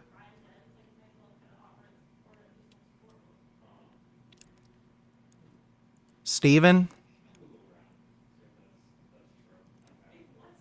Yo, Steven. I think he, like, accidentally stayed on Discord or something. Hey, Steven. Steven. Wait, hello? Hey. Oh, shit. Wait, hi. Hello? Wait, who is this? It is Vegan Gains. What up? Oh, hi. Can you hear me screaming in the background? Yeah, I could hear you a little bit. What's up? Yeah. I'm looking at this Fresh and Fit drama shit. This chick is insanely Asian. Like, she's from China. There is no fucking chance in hell she's against abortion, dude. China is the most, like, pro-abortion fucking culture I've ever fucking seen on the planet. No fucking shot. This Chinese girl is, like, saying, oh, I'm going to kill baby. Like... Well, she even said, she was using language yesterday where she's like, I'm not sure if I'm going to keep it or not. Like, I've never heard a pro-life person say that before. Listen, she's memeing it up. It's her, she's after her money, you know? Oh, yeah, totally. You were totally dead spot on. I could just tell by her accent how Chinese she is. There's no fucking way. Like, no guy. I've never met a fucking Chinese person who's pro-life. Yeah, well, yeah. Okay. All right, I'm supposed to be offline, so I'll talk to you later. Have fun, be careful. All right, take care, dude.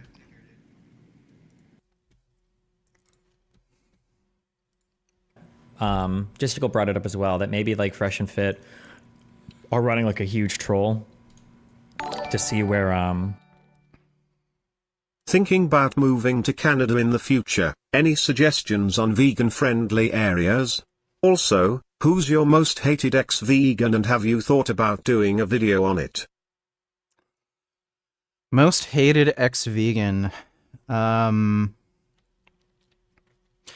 think I'm going to make a video on fake vegans, not ex-vegans, because they're all fucking irrelevant at this point. There's like, what is it? Raw Alignment.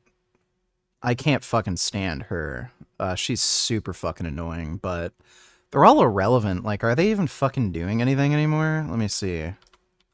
Raw Alignment. She changed her channel name, didn't she? Yeah, Lise Parker.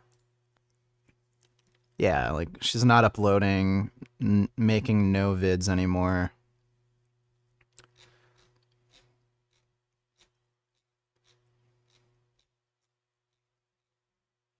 Yeah, she used to get good views, but ever since quitting veganism, she's fucking dead. Who was that other chick who was caught eating fish? It's like raw something. Raw ex-vegan. can't fucking remember, dude. Oh yeah, there's that dipshit Matt Monarch.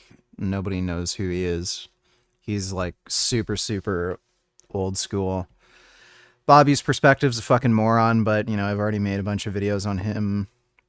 They're all irrelevant dipshits. I wouldn't waste my time. What I'm thinking of doing is doing a call-out video on fake vegans.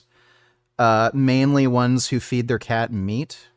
So the people on my hit list are Simnet Nutrition, Happy Healthy Vegan, and those annoying vegans. I think those annoying vegans feed their cat meat. So I was going to do, yeah, Ravana. Let me see what she's up to. Ravana. Yeah, she's irrelevant. Nobody gives a fuck about her anymore. Let's go back in her... How long ago did this happen? Like, she was making decent views before, and then, like, yeah, after the ex-vegan thing, completely tanks all of their fucking channels. John Venus, like, holy fuck. I've never seen anybody fall off that fucking hard, like John. But, yeah, I'm gonna do a video calling out these fake-ass vegans feeding their cats meat. Thanks for the donation, Poppy Black Lotus. Gigliardo donate $2. Would you hang out with Destiny as friends? I'd recommend True Detective Season 1. Other seasons are separate stories and they suck, but Season 1's great. Yeah, I'd hang out with Destiny. If he's ever in Canada, I'd chill with him. The newspapers are gonna be tough on you. And prison is very, very hard on people who hurt kids. If you get the opportunity, you should kill yourself.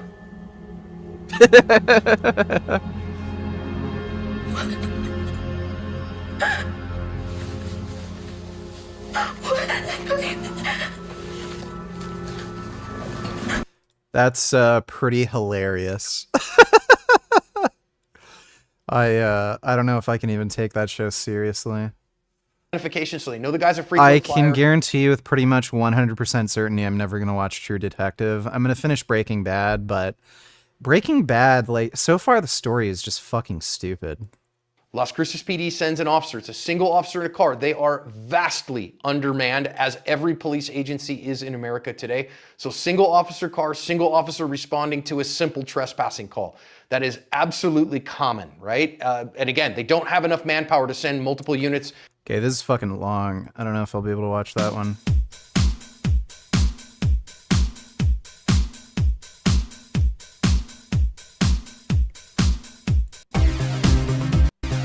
And you do the kind of stuff that only Prince would sing about. So put your hands down my pants and I'll bet you feel nuts. Yes, I'm Cisco, yes, I'm Ebert, and you're getting 2 thumbs up. You've had enough of 2-hand touch, you want it rough, you're out of bounds. I want you smothered, want you covered like my Waffle House hash browse. Come and click at the...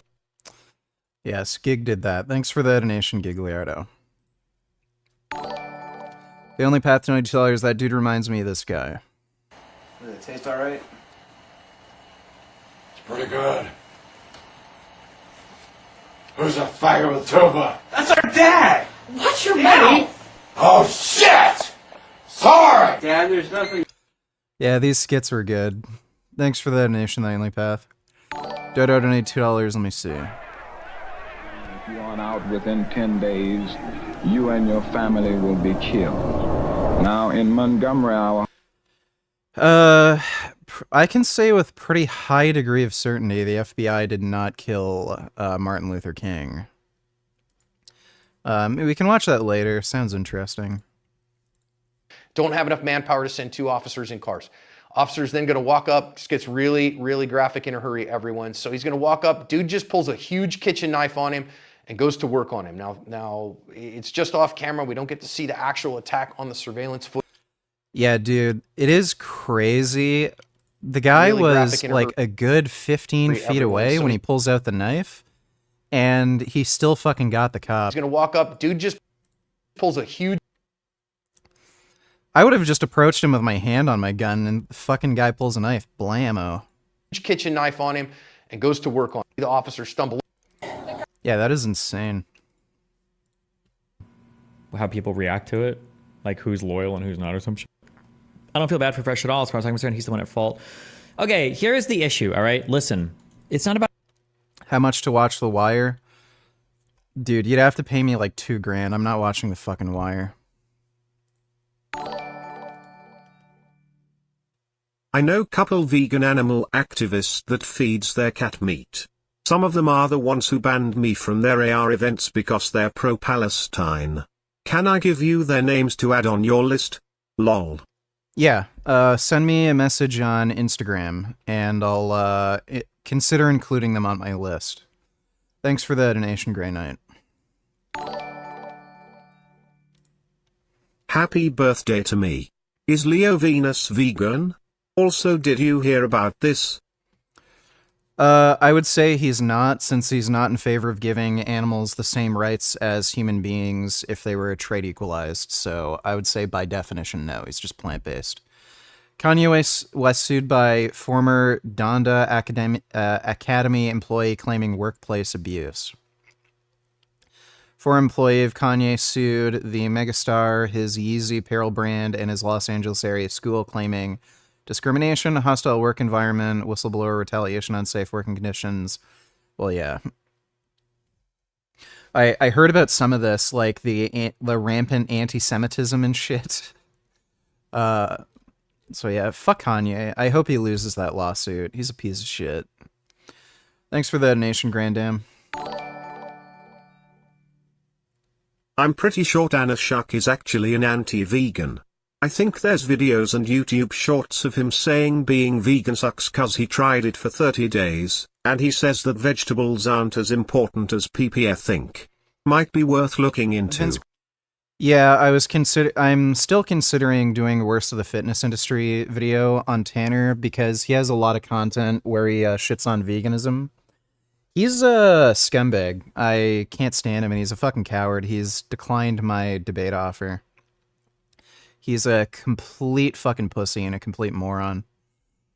There's some, like, idiots in the comment section here saying, but eggs are good for you, and then they, like, don't have an argument for why. Thanks for the donation, Jackson. Dodo donated $2. That video may change your opinion on who killed MLK. Okay, well, I'll watch it. Thanks for the donation, Dodo. About assigning blame. Obviously, it's just as much Fresh's fault as it is her fault that she got pregnant. Okay, I'm not here to like blame one of the parents. I'm just in terms of the kid though. That kid's life is going to be. And I think the woman, assuming everything that's said so far is true, the woman was trying to baby trap him. Painfully obvious. He's supposed to preach about protecting against the very BS he surrounds himself with, and now he got caught on it. Yeah, for sure. I mean, yeah. I mean, in that sense, I'm not disagreeing with any of that.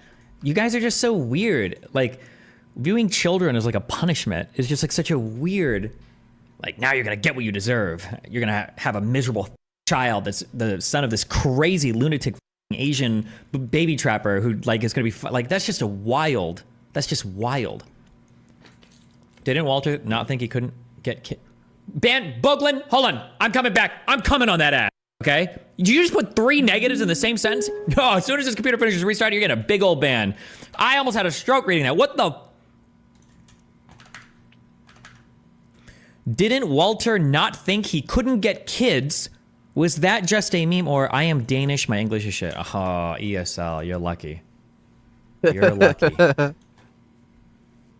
I don't think she's trying to do that though, Destiny. I didn't get the vibe that she was trying to be malicious.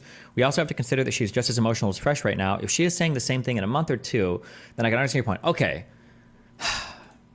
I'm going to say this with a bit of warning, all right? I'm going to say this with a bit of warning. Don't use this information irresponsibly, or don't extrapolate too much from what I'm saying. Heavy penis, brown penis, juicy balls, fat tits, bubble butt, cheesy balls, shitty stained balls, mouth full of semen, gargling, come shoot your brown seed into my eyeball, ouch, I'm allergic, negro, come. Is this vegan? Let me hey see. Everyone, Shoe Nights again. Sorry about my voice. Either way, it's been a while since I uploaded a video, so we're going to do one today. We're keeping it family friendly, guys. I can't eat glue and Slim. I don't even drink anymore. So we're just going to do nice, safe, family friendly bits. Today, you read the title. We got a New York strip steak. And we got some crunchy peanut butter. All right. No, this is not vegan.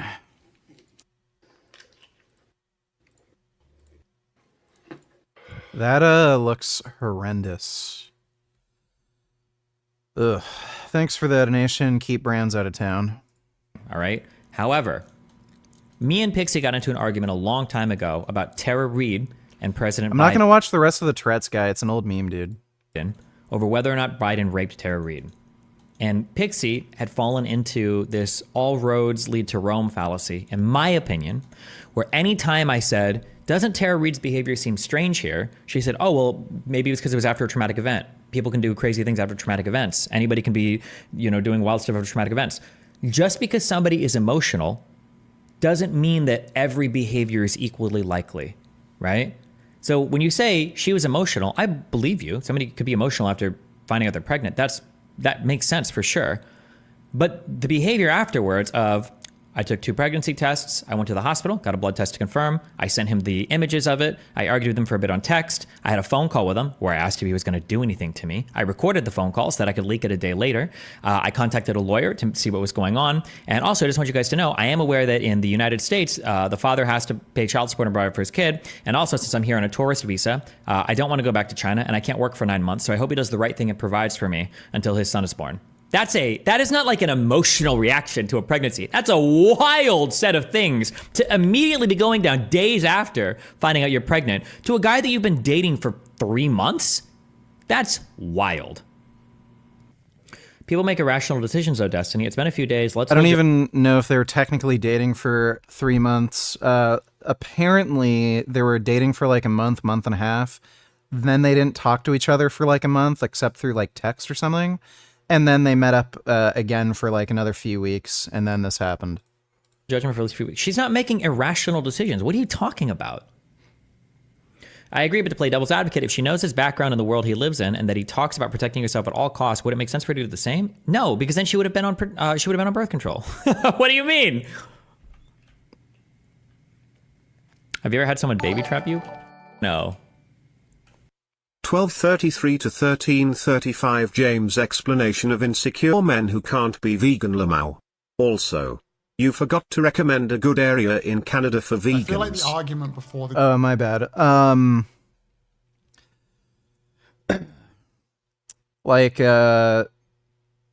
Pretty much anywhere is fine. Like, as long as you stay away from the Northwest Territories...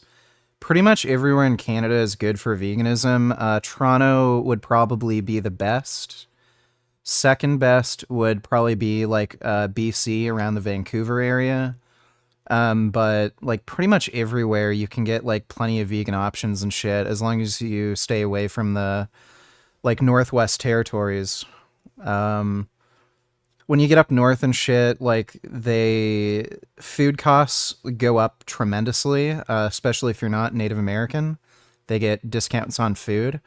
So, yeah, they're not going to have as much vegan options. You're not going to be able to find like tofu in grocery stores and shit. But, yeah, pretty much anywhere in Canada is fine for veganism, but like probably the best area is going to be Toronto.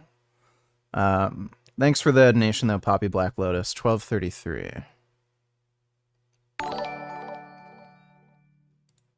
That pregnant Asian woman sounds like this lol. Skip to 059. Let me see. Got me to be cool. You know what? Maybe I too could be ninja. I want to be ninja. I want to be ninja. I want to chop, chop, chop, chow down. Take chow down to Chinatown. That Asian woman standing there seems a little uncomfortable. I want to be ninja. I started training hard. I think I could go far. I am a natural. That's matter factual. I learned to chop real hard.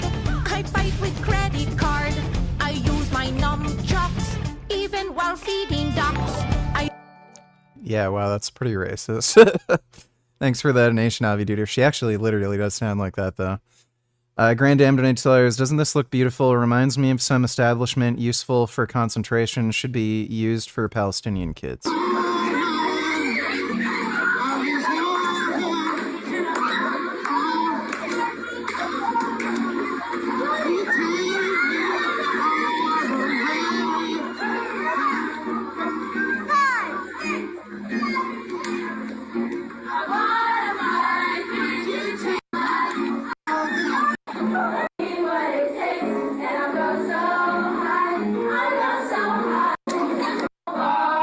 Well, that looks awesome. You know what's fucking retarded? I went to the dumbest schools when I was a kid.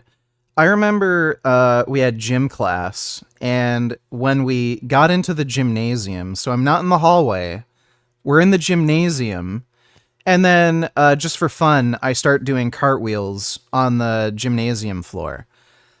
The teacher got mad at me and said, "What do you think this is? You can't just monkey around and start running." Like, I'm in a fucking gymnasium.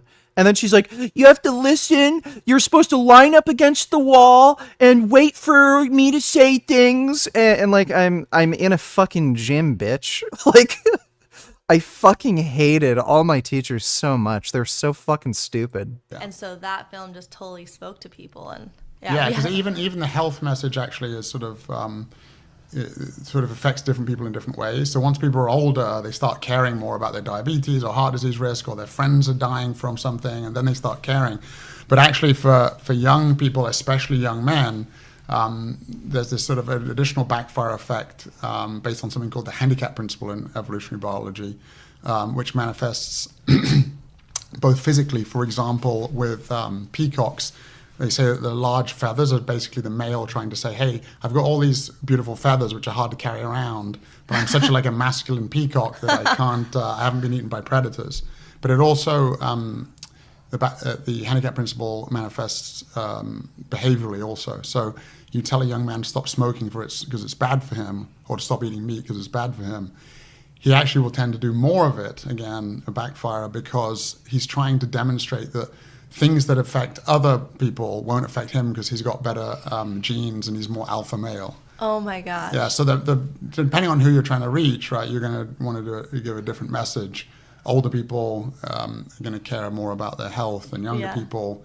And so, when it comes to performance, either athletic performance or sexual performance or performance at work, that's going to resonate more with younger people, and especially with men in general. Again, generalizing there. Yeah, and another random example is I've spoken to some men before who have.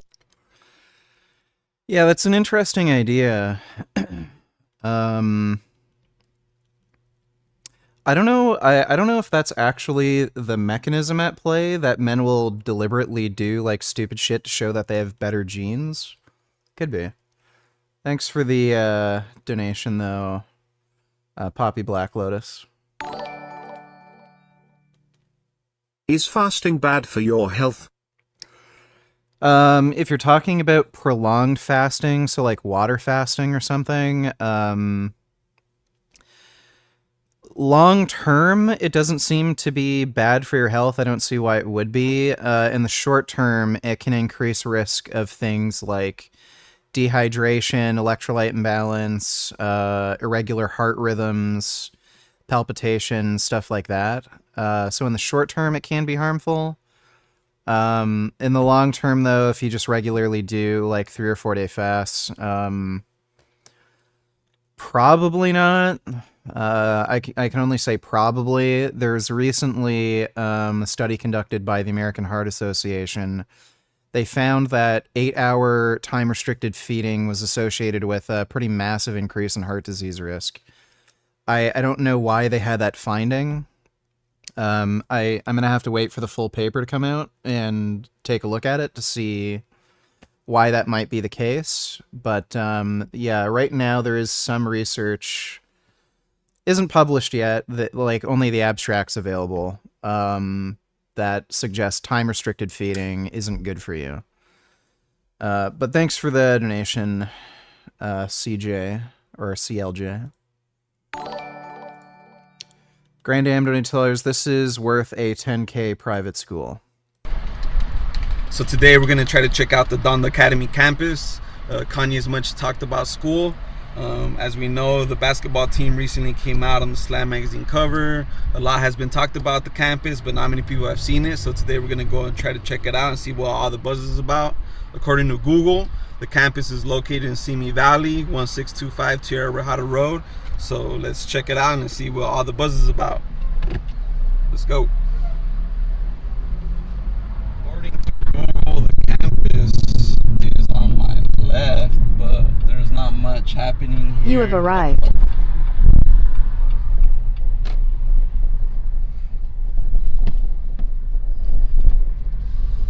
So we're here, but there doesn't seem to be much. There's a no trespassing sign. Let's see what the campus is about. We got a school bus over there.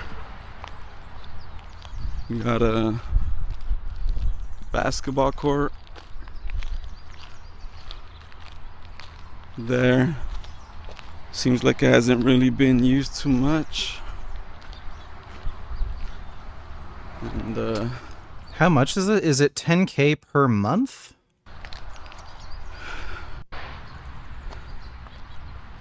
Like a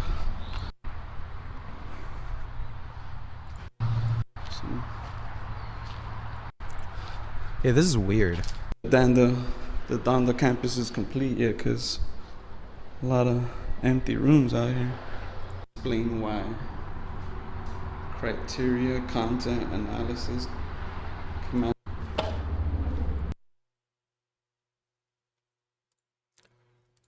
Gonna be the art center here or something. I don't know. Cafeteria maybe. I don't know. Yeah, I mean this. Yeah, it looks a little strange for such an expensive private school. Thanks for that donation, Grand Am. Not to my knowledge. Is she supposed to be stupid and not do these things? I mean, my guess is the first thing you would do is you would contact the father and you would try to like figure out, like have a reasonable conversation about the direction you're headed in and what you want to do to figure things out. Not like immediately. I have 4 cute cats. They help me during the game. Look at them munching and bathing. I can also pet them. Let me see.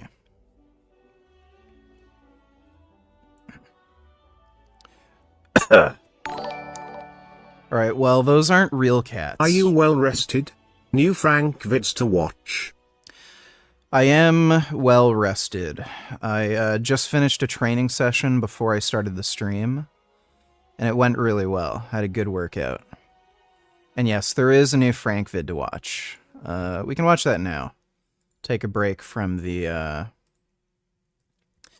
baby mama drama. Thanks for that donation, Sam. And thanks, Stitching No Fap. Those are not real cats, though. How are you guys today? We're going to do another quick day of eating, show you guys new breakfast, new lunch, and I guess kind of the same dinner I've been doing. Power's been out since yesterday morning. So, like, over 30 hours now the power's been out here. You guys can probably hear the background noise. I have a generator that can power like half my house, so I'm fine. Like, I can do pretty much everything I need to do besides laundry. And honestly, if I wanted to, I probably could just switch a few breakers around and do some laundry. But the internet's still out because, you know, whatever my internet service provider is using to power their devices, the power is out over there too. And I think over like 20,000 people have a power outage. Just, you know, whatever type of weather warfare they've been doing to us lately, there's like so much wind. The wind was so bad. I should probably take you guys outside and show you literally like half the trees in the woods around me are down. It's insane. So like all these power lines are down. There's issues everywhere. So hopefully it comes back soon. Thankfully the internet and everything is fine down in my warehouse, so I can still do some work. But yeah, I mean, I have so many hours of work to do on the computer every day, and video editing and YouTube stuff, that if I can't do it at home, I'm kind of like at a standstill with nothing to do, and I'm definitely not going to sit in my warehouse for 10 hours a day on the computer. But anyway, we're going to show you guys breakfast real quick, and then I'm going to get down to the warehouse to just one day of missing emails and stuff. I'm screwed. I feel Amish because, you know, from 4 p.m. yesterday to 11 a.m. now today, no calls, can't answer any emails, can't do any business stuff. When I have an online business, very important to be able to check at least, 1 or 2 hours a day, but I guess, whatever. So I've really tried to make hot breakfast for a while, whether it's like pancakes and sausage or oatmeal, and I just don't get hungry. So we've been doing the... I wonder if he has the generator running indoors, because you wouldn't think it would sound that fucking loud. Liver detox smoothie that I came up with on organ supplements, and it's really just a whole food smoothie. I called it liver detox smoothie because that was the first idea I had for it. Could be used as a weight gain smoothie too if you concentrated enough. But this is like a delicious blend of grains, fruits, and there are some collagen protein in here. So it's basically a complete food, and I don't have to have anything else, and it's really, really tasty. So what I do is take some glass bottled mineral water and rinse my shaker out because I'm schizophrenic. Rinse my blender thing out. And this is going to be 16 ounces of... The noise is the generator he's and using. I do about 10 scoops of this, and 10 scoops of this is going to be probably around 700 calories.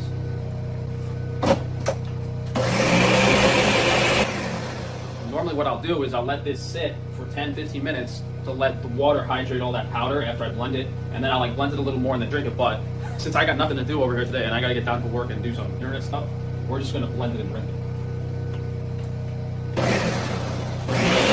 Smoothie is all blended and ready. Now I take most of my supplements in the morning so they don't disrupt my sleep later, because like with the copper toxicity and liver toxicity in general, when you take vitamins and minerals, it tends to chelate things and increase circulating blood levels of whether it's like calcium or copper. Those can really keep you awake and cause your mind to race. So I'm doing two zinc complex, which is 30 milligrams of zinc, 1 molybdenum, which is 100 micrograms of molybdenum, MCG, and then we just take 2 vitamin B1, which from organ supplements is 900 micrograms, very low dose, so it's just to really prevent, just help the body process those carbohydrates. And then we're gonna do vitamin D3, maybe 2 droppers. 2 droppers of vitamin D3, and then maybe a quarter dropper of vitamin K2. Not even. And I'll take all those capsules.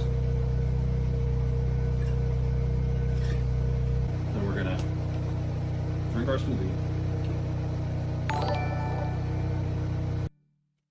This is so sad that Trump's no longer going to tour his greatest achievement anymore, but I get it since it hurts him with his base.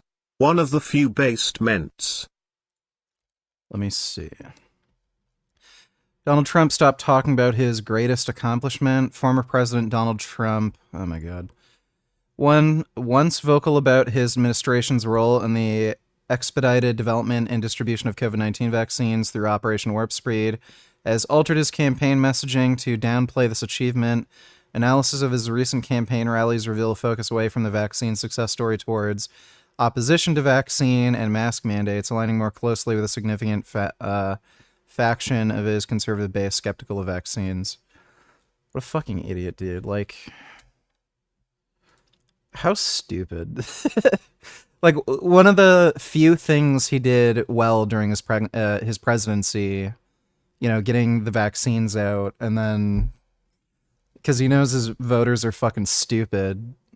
Oh my god, it's hilarious. Thanks for the donation, Ben.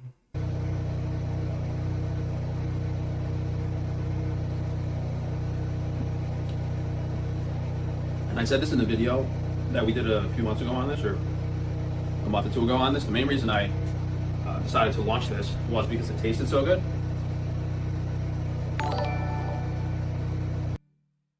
I know they're not real, that's why I said they help me in the game. I thought you might want to see it since you once played a game where you could turn in a cat and you liked it.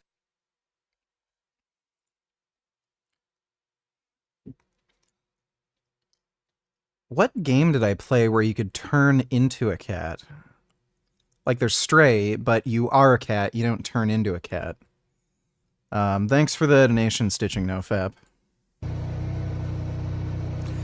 It's funny. I used to play Sonic Adventure 2 a lot, and there were those, what were they called? Chows or something? Yeah. There was the Chow Garden, and I, for whatever reason, ended up getting obsessed with beating the chow races. You could race these like little stupid baby things, and I was like obsessed with winning and upgrading their stats, and then like one day I was just like, why the fuck am I doing this? And then I just stopped. And it's really palatable, so even though I'm not hungry at all, you know, this volume and caloric content of liquid is going to allow me to like take those vitamins and minerals in the morning, and more importantly, keep like the bile flow and my liver detoxing. Because if I just wake up and don't eat for 5 or 6 hours, that's another 5 or 6 hours of basically zero gut motility because I slept the night before and I don't have any food in my stomach. All right, last thing before we go, we got our glandulars. We're just going to do some of the male virility and the third eye.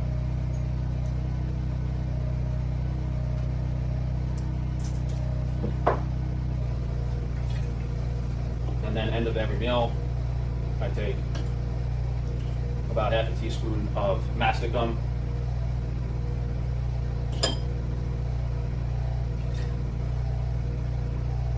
So the mastic gum kind of helps suppress like H. pylori candida, and you know, when you have liver toxicity, copper toxicity, whatever it is, when all those metals and stuff come out of the liver, the candida and H. pylori can overgrow pretty much every time. So for the time being, however long it takes, I basically have to take the mastic gum. Otherwise, it's pretty easy to have overgrowth, which makes you not feel so good. I get headaches, but we're pretty much good to go. And speaking of like blood levels of toxicity, I've been wanting to. I usually like donate blood every month to like remove, you know, because blood has copper in it. But the problem with that is you also remove other vitamins that you might be deficient in. And I was debating on what the best way to remove the most copper at once is from the blood. And I'm guessing if I took like my multivitamin and multi-mineral, like maybe like a double dose of each one, would chelate like a lot of copper and zinc and raise my ceruloplasmin really high, like for a few hours after the meal. And then maybe if I donated blood then, like a lot more would come out. I might try that. That seems to make sense. I don't know. Frank is a fucking deranged dude. So he is literally just doing bloodletting because he thinks his copper intake is too high. Or like, don't hydrate that much so your blood is... I guess you could just donate more blood if you're worried about blood volume. Anyway, some of you guys might remember we had I sunburned myself really bad last week, so I'll give you guys an update with that on lunch. But I'm going to go to work for a few hours, and then we'll be back. Yeah, so this is my backyard. Look at all those trees that fell over. Holy crap.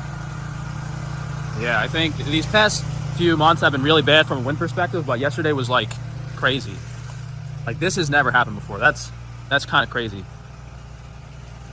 Look at how many trees fell down. Look at all over there too. Literally, I wasn't joking. Literally looks like half the trees in the woods fell down. Look at all that. I think that tree is tilted or something.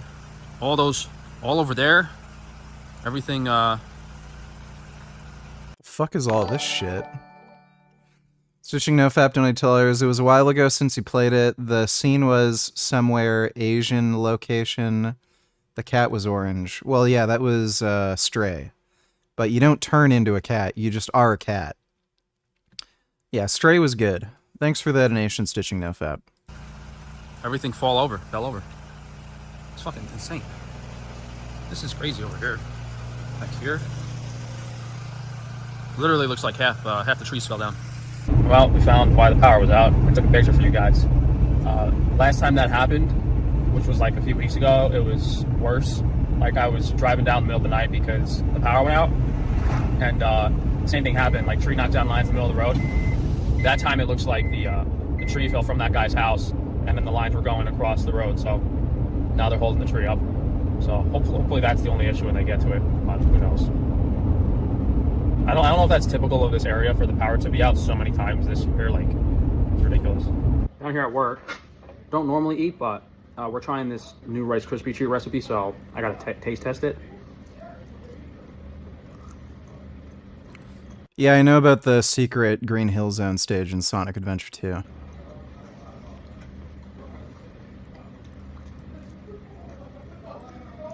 Very good. once the mixture soaks into the rice a little more, yeah, I like it. Possibly the new best part we have. Possibly. Very good. So we just got back from work. It's a little after 6. I was checking if my internet's working, but power's out, so internet's out too. Still got the generator up.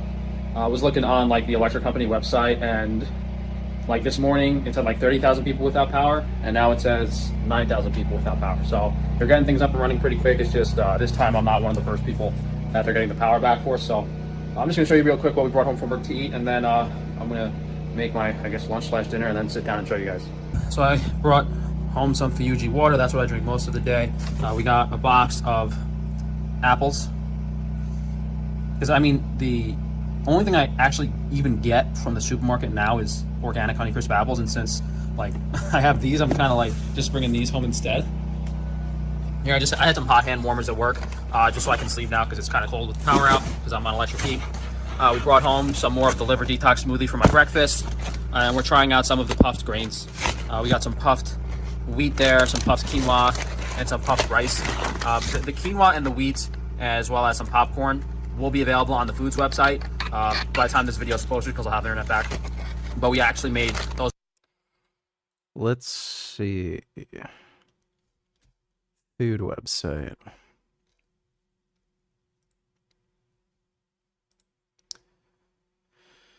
Um, 6 ounces for $8. Why? Dude. And then $7 for 10 ounces of the wheat.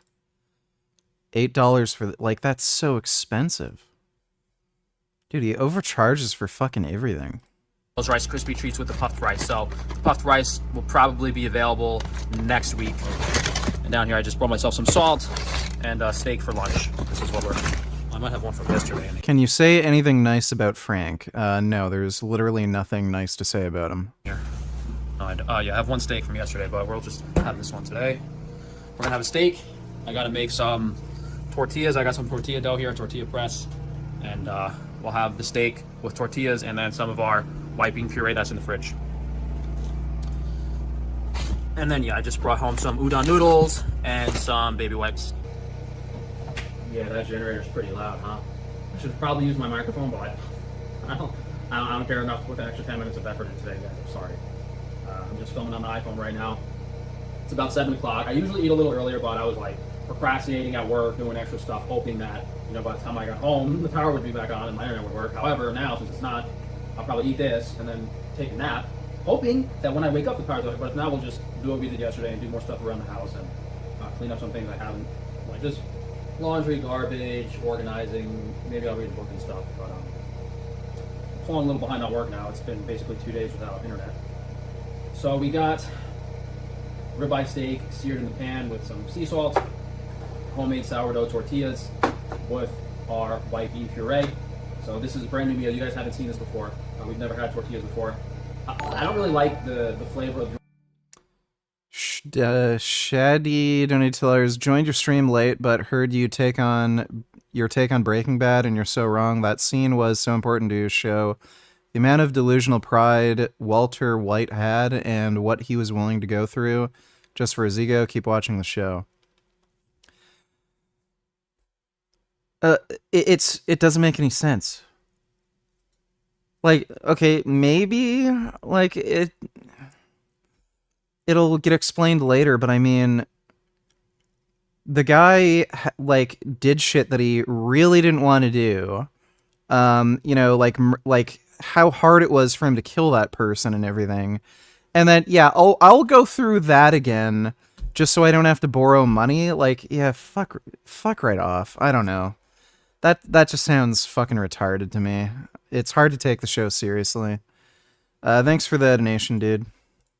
Organic yeast on the bread sometimes. I like the sourdough flavor, and the sourdough tortillas are pretty easy to make. Thanks for the support, language simp. Glad you enjoy the content. Maybe we'll do a recipe for you guys as soon as I work out the kinks in the ratios of flour to water. And this white bean puree, we've made it a few different ways for you guys. This one has white beans, artichoke spread, collagen broth, and some Iberico ham in there. So I take the Iberico ham, I saute it in the pan, and then and just a little bit of coconut oil, and then I blend that up with an immersion blender with the artichokes and the white beans and the collagen broth. So it's nice, flavorful, kind of like liver detox, soluble fiber concoction. And this will also be what we're having. It's funny how he's talking about liver detox and then he eats so much saturated fat, which is bad for your liver. Our udon noodles later, we're just going to add some extra collagen broth. Supplement-wise, we're doing our basic meal supplements, which is 3 mastic gum, 2 vitamin B1, 1 molybdenum, and 1 zinc. I think that was 1 zinc. I'm so tired.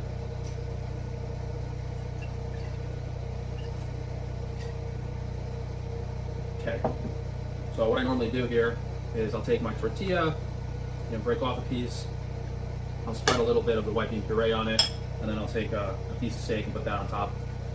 Ew, it's raw. Hopefully it gets salmonella.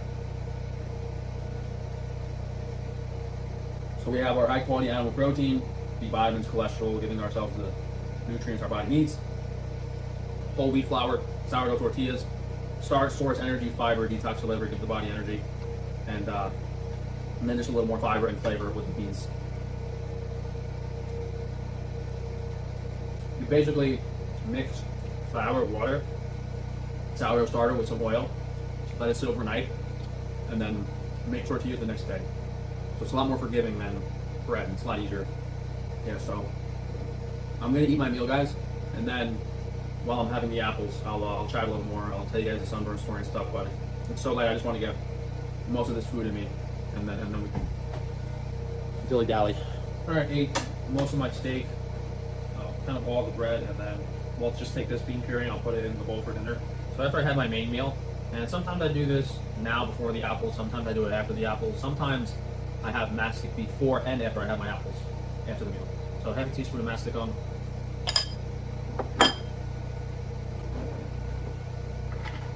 I'm gonna finish off this jar and probably have some of the second jar. So I told you guys what these are in the past few vlogs and stuff, and in the short we did last week.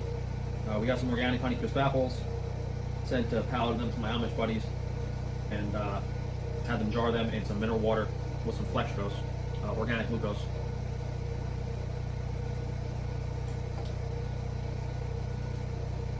It's just a non-perishable, healthy jarred apple. It's not really that sweet. And some of you asked why we had. You are a legend. Been watching you for years. You inspired me partly to become a YouTuber. I hope one day you will learn a foreign language. Language I'd probably be most interested in learning would be Japanese. I might end up learning Japanese at some point, but thanks for the donation, Language Sim. Appreciate it. Put some. If you don't put glucose in here, if you don't put any sugar in there, the apples get less sweet because the water dilutes them. So you have to put something in. These big jars are $10, which is $10 for 2 apples. kind of like the minimum we can charge for them. I mean, I'm sure the apples are out of season, and maybe, I should have waited and been more patient to get a better price on the apples, but I don't know if I can really, I don't know how easy it would be to find a organic Honeycrisp apple supplier, because I don't buy that much produce every week. But yeah, apples are a great food for liver detox. All the components, the sugar, glucose, fructose, fiber, volume, everything is very important for liver detox. Yeah, so I told you guys we got burned. Do you know much French? Not really. I used to be fairly fluent, but then I stopped giving a fuck. Pretty bad in that tanning bed, I think almost 2 weeks ago now. Was it 2 weeks ago now? Yeah, I think so. And those first few days, I could not walk. I kind of wish I took pictures and documented it, but I was in so much pain and struggling to get through every day. I didn't. What are your thoughts on Andrew Huberman? Andrew Huberman is a pseudoscientific hack. He will talk about things like dopamine, give a very basic rundown on the topic, come to bad conclusions. You are an Aegis Harry. I will take a look at that in a second, Avi Duder. Thanks for the donation. He also doesn't know what the fuck he's talking about when it comes to a lot of shit. He made a really stupid fucking video about Wi-Fi and like cellular radiation. He just plain and simple does not know how to read and understand research. The guy is an idiot and you shouldn't listen to him. He also promotes a lot of pseudoscientific bullshit. Like one of his big things is saunas. Again, he doesn't understand how to understand the research when it comes to things like, you know, whether or not saunas are good for you, and he comes to the wrong conclusion, suggesting that they give you some beneficial aerobic adaptations when they don't. So I wouldn't recommend watching Huberman. The guy's an idiot.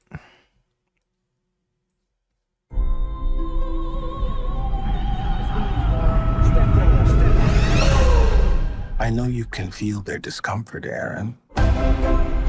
Watching you walk through a room full of white people was the most painful thing I've ever seen. Excuse me. Sorry. I don't want to take you to a job interview. There's a recruiting class starting right now, and we got to get you in it.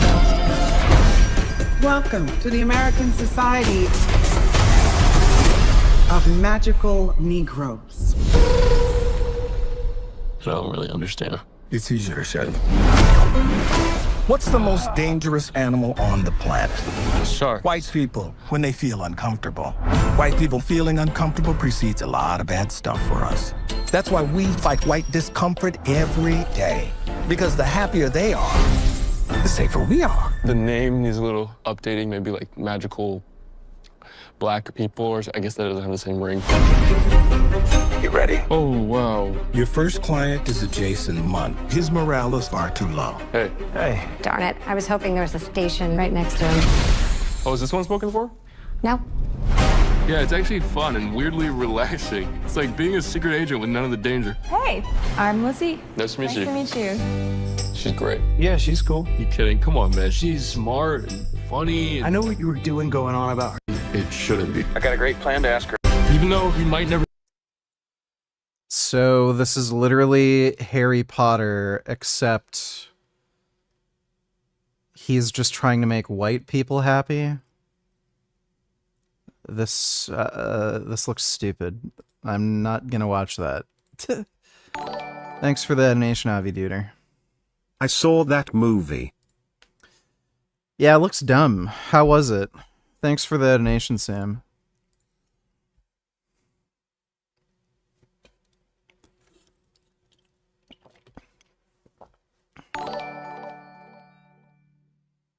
Just wanted to donate a little more cause you deserve it. Best vegan influencer that actually sticks to their principles. Also, have you not yet watched the Dr. Mike interview yet? No, we haven't watched the Dr. Mike interview yet. We're going to watch that after Frank and the baby mama stuff. But thanks for the donation, Shaddy. Could you make a worst of video on Huberman? I don't know if it would be really worth it. It's, it just wouldn't be particularly interesting.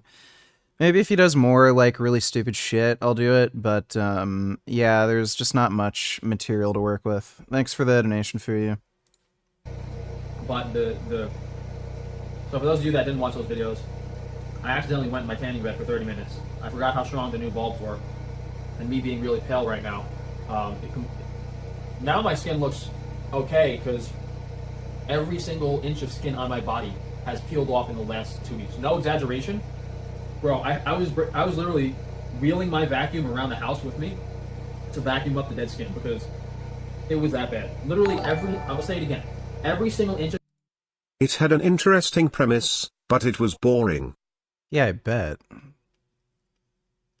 It's, like, I don't even know if you can call the premise interesting. Like, it's just stupid. So there's magical black people that try to make white people happy? Thanks for the donation, Sam. Skin on my body from head to toe peeled off. It was pretty bad. I have some light scarring on my hands. I'm hoping it goes away in another week. I don't think you guys will be able to see it unless I take like a close-up picture, but you know how like when you scar, like the skin gets like shiny and scaly? I have that on the top of my hands right now. So hopefully not too much permanent damage. It seems like my hands are the only spot. Yeah, no, the skin was so burned and so tight that I couldn't bend my legs, and I actually had edema, like water fluid buildup in my calves and at the bottom of my legs. They were so swollen. It was really, really bad. I went to urgent care. They gave me some oxycodone, which helped me get through. Like, if I didn't have that for the first few days, I would not have slept at all. So that helped, and then like by day 4, I didn't have to take them anymore. So yeah, it was just super, super painful. Really, like could barely walk. Even just touching any part of the burn was like really, really bad. I just went out to work, did as minimal as possible, and then like I should have filmed like me getting in and out of my car. I was basically like humbling around because you know my whole body, the skin was so damaged. I felt like I could barely move, so I would just get through my day and then lay in bed. And then after about a week, it still hurt, but it was manageable. And then for the past week, you know. Did you check out the son of Hamas was on Dr. Phil? This is the reality of what's so-called Palestine. You don't know what Palestine is. There's a guy by the name of Mossab Yosef. He is the son of the co-founder of Hamas, which just kind of seems funny to me. Like the co-founder, he's the CEO and the CFO and the co-founder, and he raised the funds, and we have a great business here. We're going to sell it and go public. He is Mossab Yosef, son of the co-founder of Hamas, but he has turned on Hamas and is exposing a lot of their craziness, and especially how it sort of gets proliferated throughout the West. I've read it that the charter of Hamas is to eliminate the Jewish race, beginning with Israel, but not stopping with Israel, wiping them off the face of the earth. Is that true? This is true, but it does not end there. Now we have the problem of the pro-Palestine, who are actually giving Hamas cover. They are participants in the crime. In fact, since October 7, I personally don't differentiate between Hamas and what's so-called Palestinians. Because actually there is no Palestinians. There are tribes. Ellen Wiltzius, $22. This is a good movie. Watched half, but got interrupted. Let me see.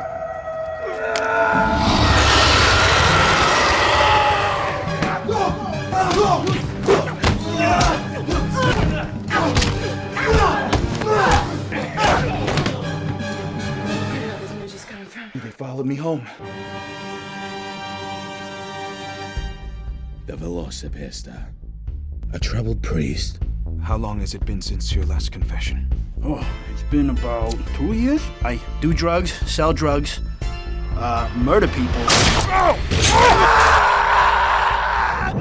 The Velocipasta. A beautiful girl with a dark past.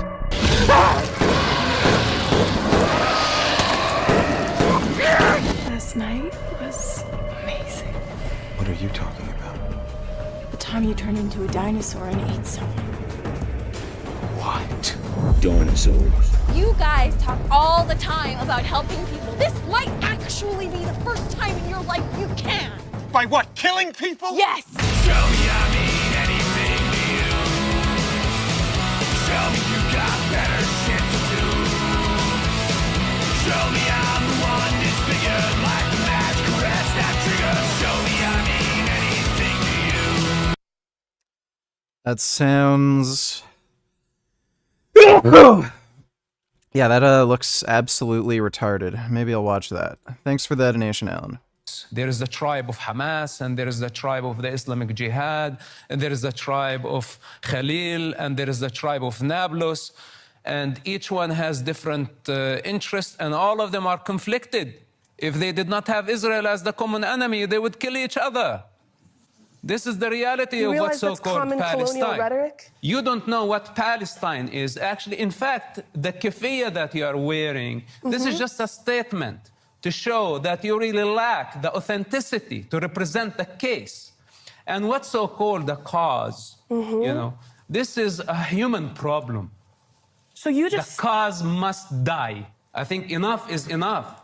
And now it's proven, and you are helping Hamas to prove it to the world, that Palestine depends on the destruction of the state of Israel. And this is not acceptable, and we are not going to agree to it. And I tell you something, for the next 10 or 20 years, the Palestinian people will pay the bill that Hamas is caused today, and most likely in blood. Again, yeah, that guy is based as fuck. I love that guy. Ben donated $2. Let me see. How's your 2024 going?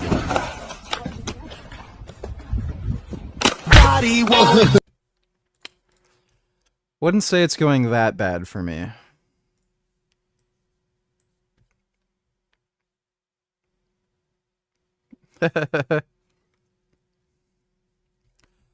That's pretty good.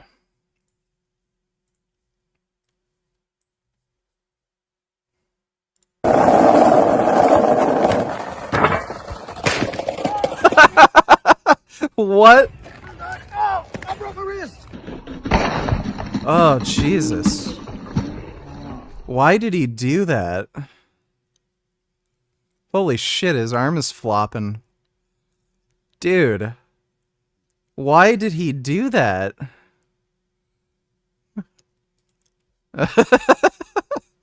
Thanks for the donation, Ben. Just been incredibly itchy. Like crazy itchy. Just like scratching the whole time. Just all the skin coming off. And now finally, around 2 weeks later, I'm feeling okay. It's almost like it's kind of gone. Still a little itchy.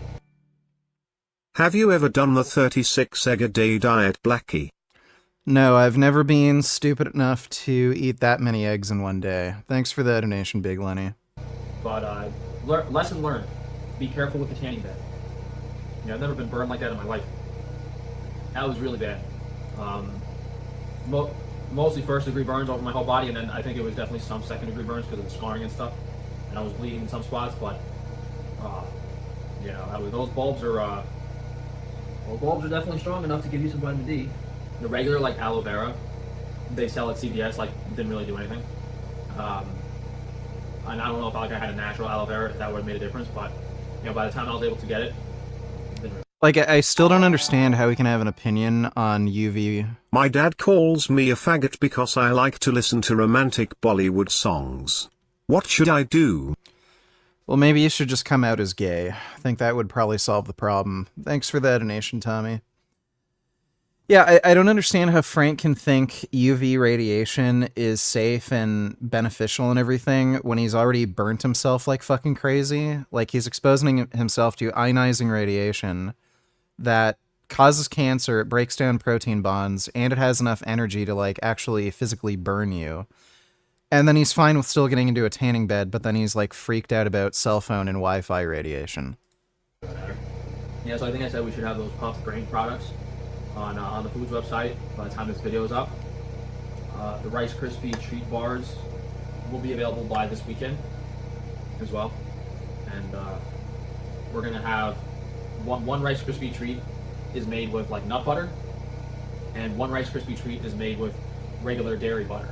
So like for me on my current diet, I can have one. If you guys just want the regular Rice Krispie treat, should be, you can get the regular butter, but those should be the two options for the Rice Krispie treats, and then maybe next week we'll have the actual puffed rice available on the website. And so I guess I'll do a little work on the house, I'll lay down, and then hopefully when I wake up I can upload this video. Otherwise, if you guys... Alright, ladies and gentlemen.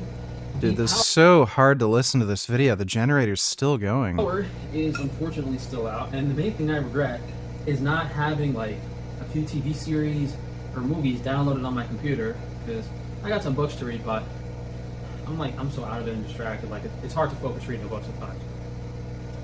Power's still out tomorrow. I'm literally gonna go to like a store and buy some DVDs or something to put in my computer, because I'm a little bored to say the least. But I did see an emergency vehicle from the electric company drive down the street a few hours ago. Did I say it was midnight? Yeah, I mean that emergency vehicle drove down the street like 3 hours ago, so hopefully they're working on it, and then we'll have internet back by tomorrow. But we got our big bowl of udon noodles here. We're going to take zinc, molybdenum, B1, 2B1, and then maybe a little extra massive capsules this meal before bed so I sleep a little better.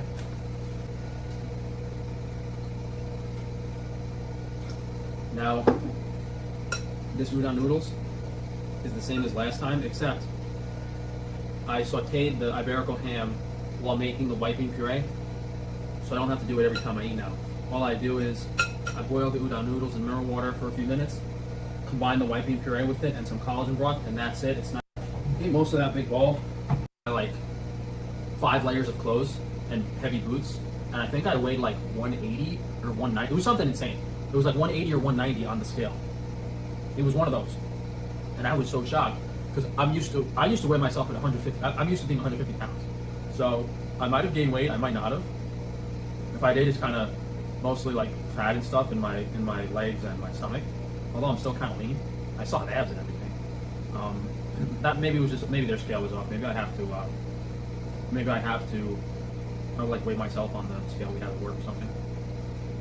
But if that is somewhat true, it's a good thing that I'm able to put some fat on, because not being able to put on fat is an indicator of severe liver damage, where you're not even able to like produce enough It is not an indicator of liver damage. enzymes and break down and metabolize and absorb calories from food.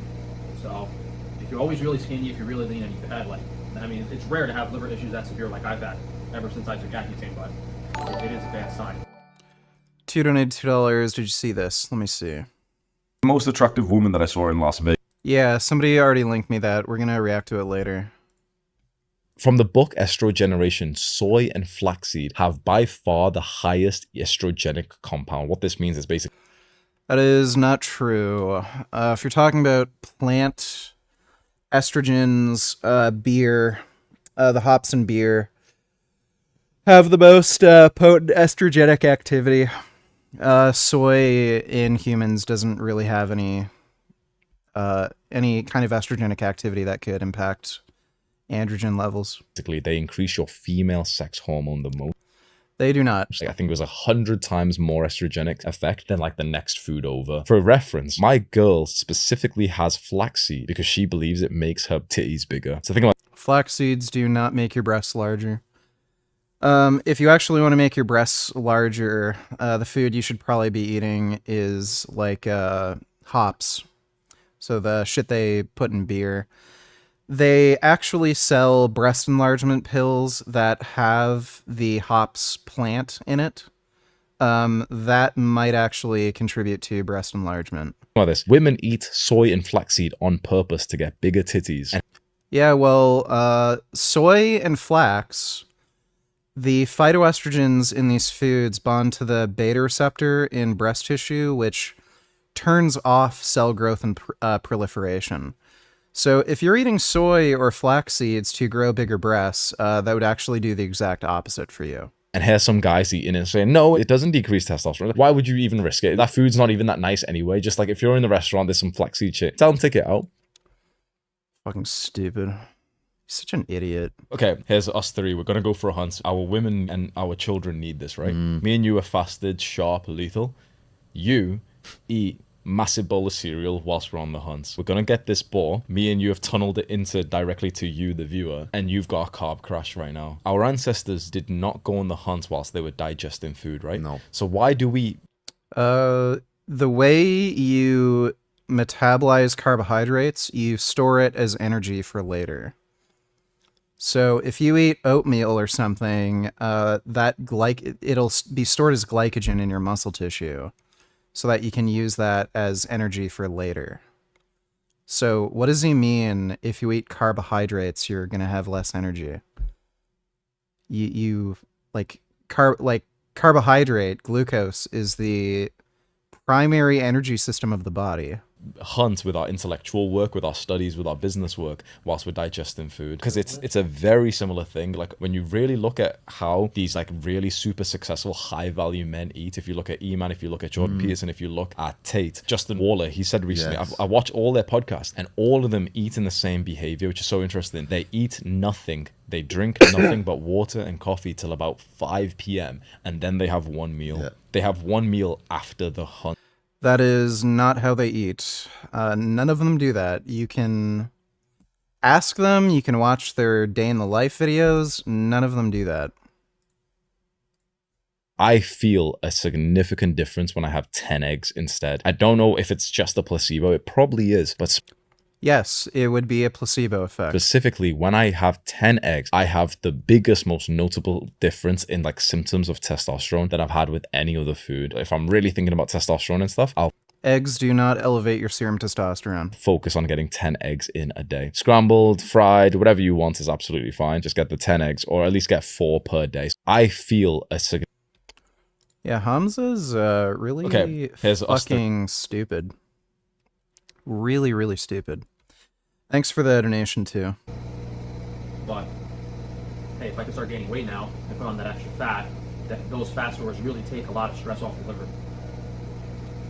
We got nutrients it needs and to replenish and balance things. Source of symptoms, only making things worse. I've said it. Dude, like, he wonders why nobody watches his videos. He has a fucking generator running, like, as loud as his voice in the background while he's talking about how he eats, like, fucking noodles. It can take as long as you want. And that year or two, it's finally like a brand new car. You basically, if you go to Frank Tufano, and then on Frankie's Naturals, we also have 100 grams of that. So I might be in Puerto Rico. That would have been nice. Oh, here we go. I'm not gay. That would have given me something to do. Could have, imagine just had an Amish barn girl over here for a few days to distract me while my power's out and I haven't learned it. Would have been funner than reading a book. Could have also, got some exercise. That's the only exercise I'm willing to do at this point in my life, bro. I'll work out in the gym for 10 minutes, but if someone wants to mess around, try to keep it PG this video. Anyway, thanks again for joining, guys. FrankTufano.com. See you guys when the internet ever comes back on. I want to say, it took the power going out for 3 days, 2 days, for me to finally do my laundry, to put away all the clothes, which only took me 20 minutes, but king procrastinator. Hold on, I'm excited. We just finished dinner and I'm looking at my router and the internet's on, so let's see if the power's on. Now, should I turn off the generator and then turn off the generator breaker, or can I just leave the generator? I can just leave the generator on and hit the generator breaker off, right? Like, I don't have to turn the generator off in case I need to leave it running. It doesn't matter, right? We're gonna hit the generator breaker off and the power to the house is gonna go out. And then we'll hit the power on. Power's on, baby. All right, we're back to normal.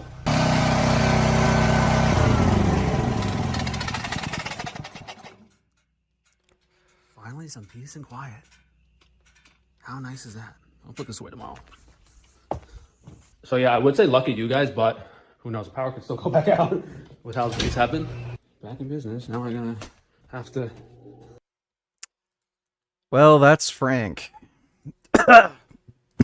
Start like screen capping and recording conversations, and we shouldn't shame her for reaching out to a lawyer. It's pretty dang normal to do that. No. You get pregnant, the first thing you do is reach out to a lawyer? I don't think that's normal at all. But maybe that's just my background. Maybe rich people do that. Would I do that? If I got a girl pregnant, is my first step to reach out to a lawyer? I might. Well, what is a lawyer going to help you with? It's not like you're in family. Maybe. I don't know. It depends.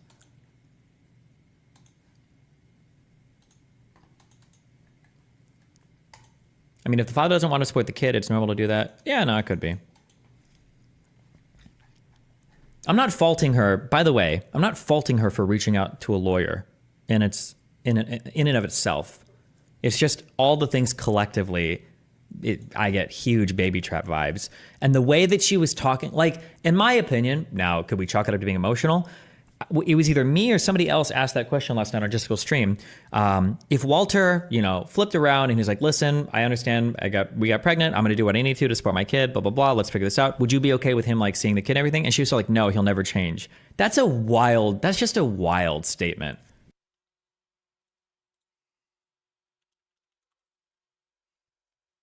I don't think he cried. Other people were saying he cried. I think he was just like literally out of breath. I thought he was like screaming to the point he was hyperventilating almost. Like he was yelling, and then he was like, so I thought he was hyperventilating, but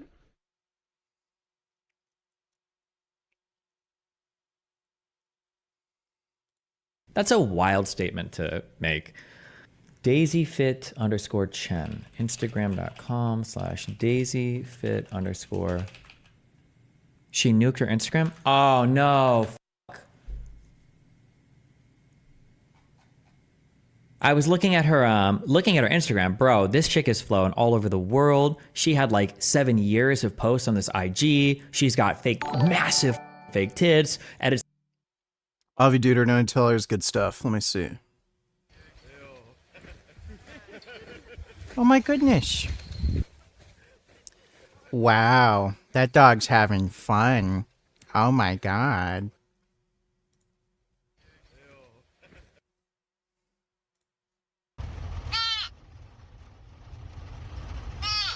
Wow.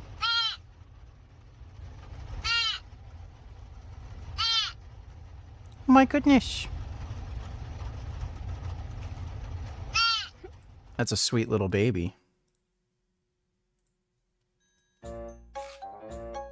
Oh, wow. The duck just sits on the cat.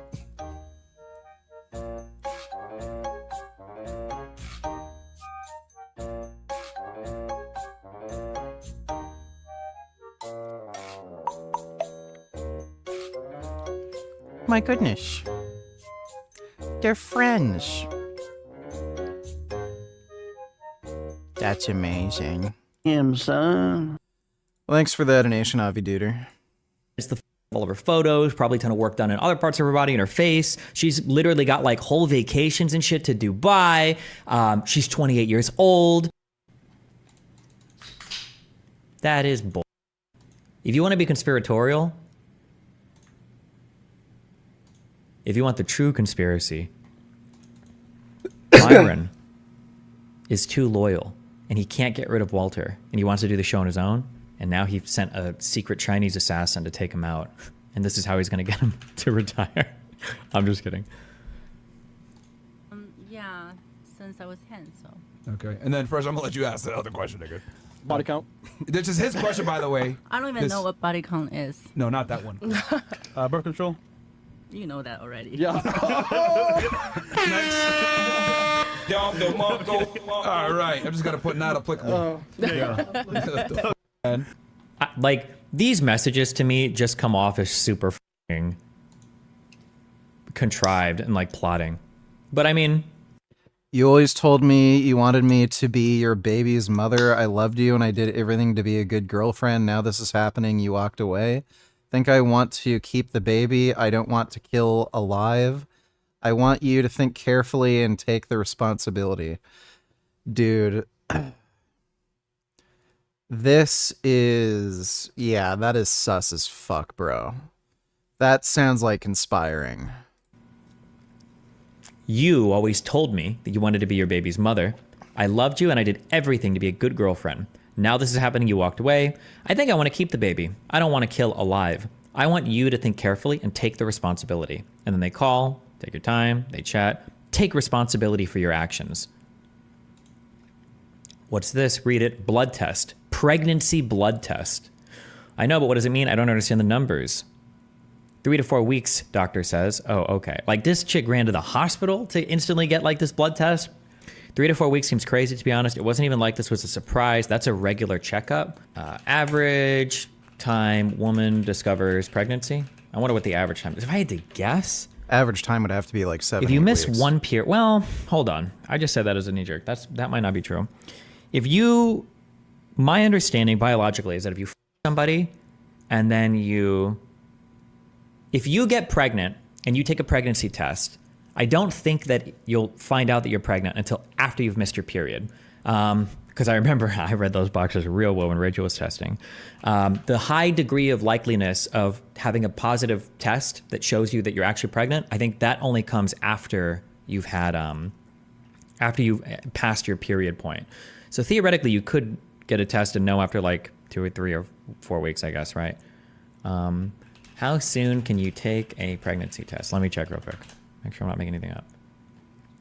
For many of these tests, HCG can be detected in urine about 10 days after conception.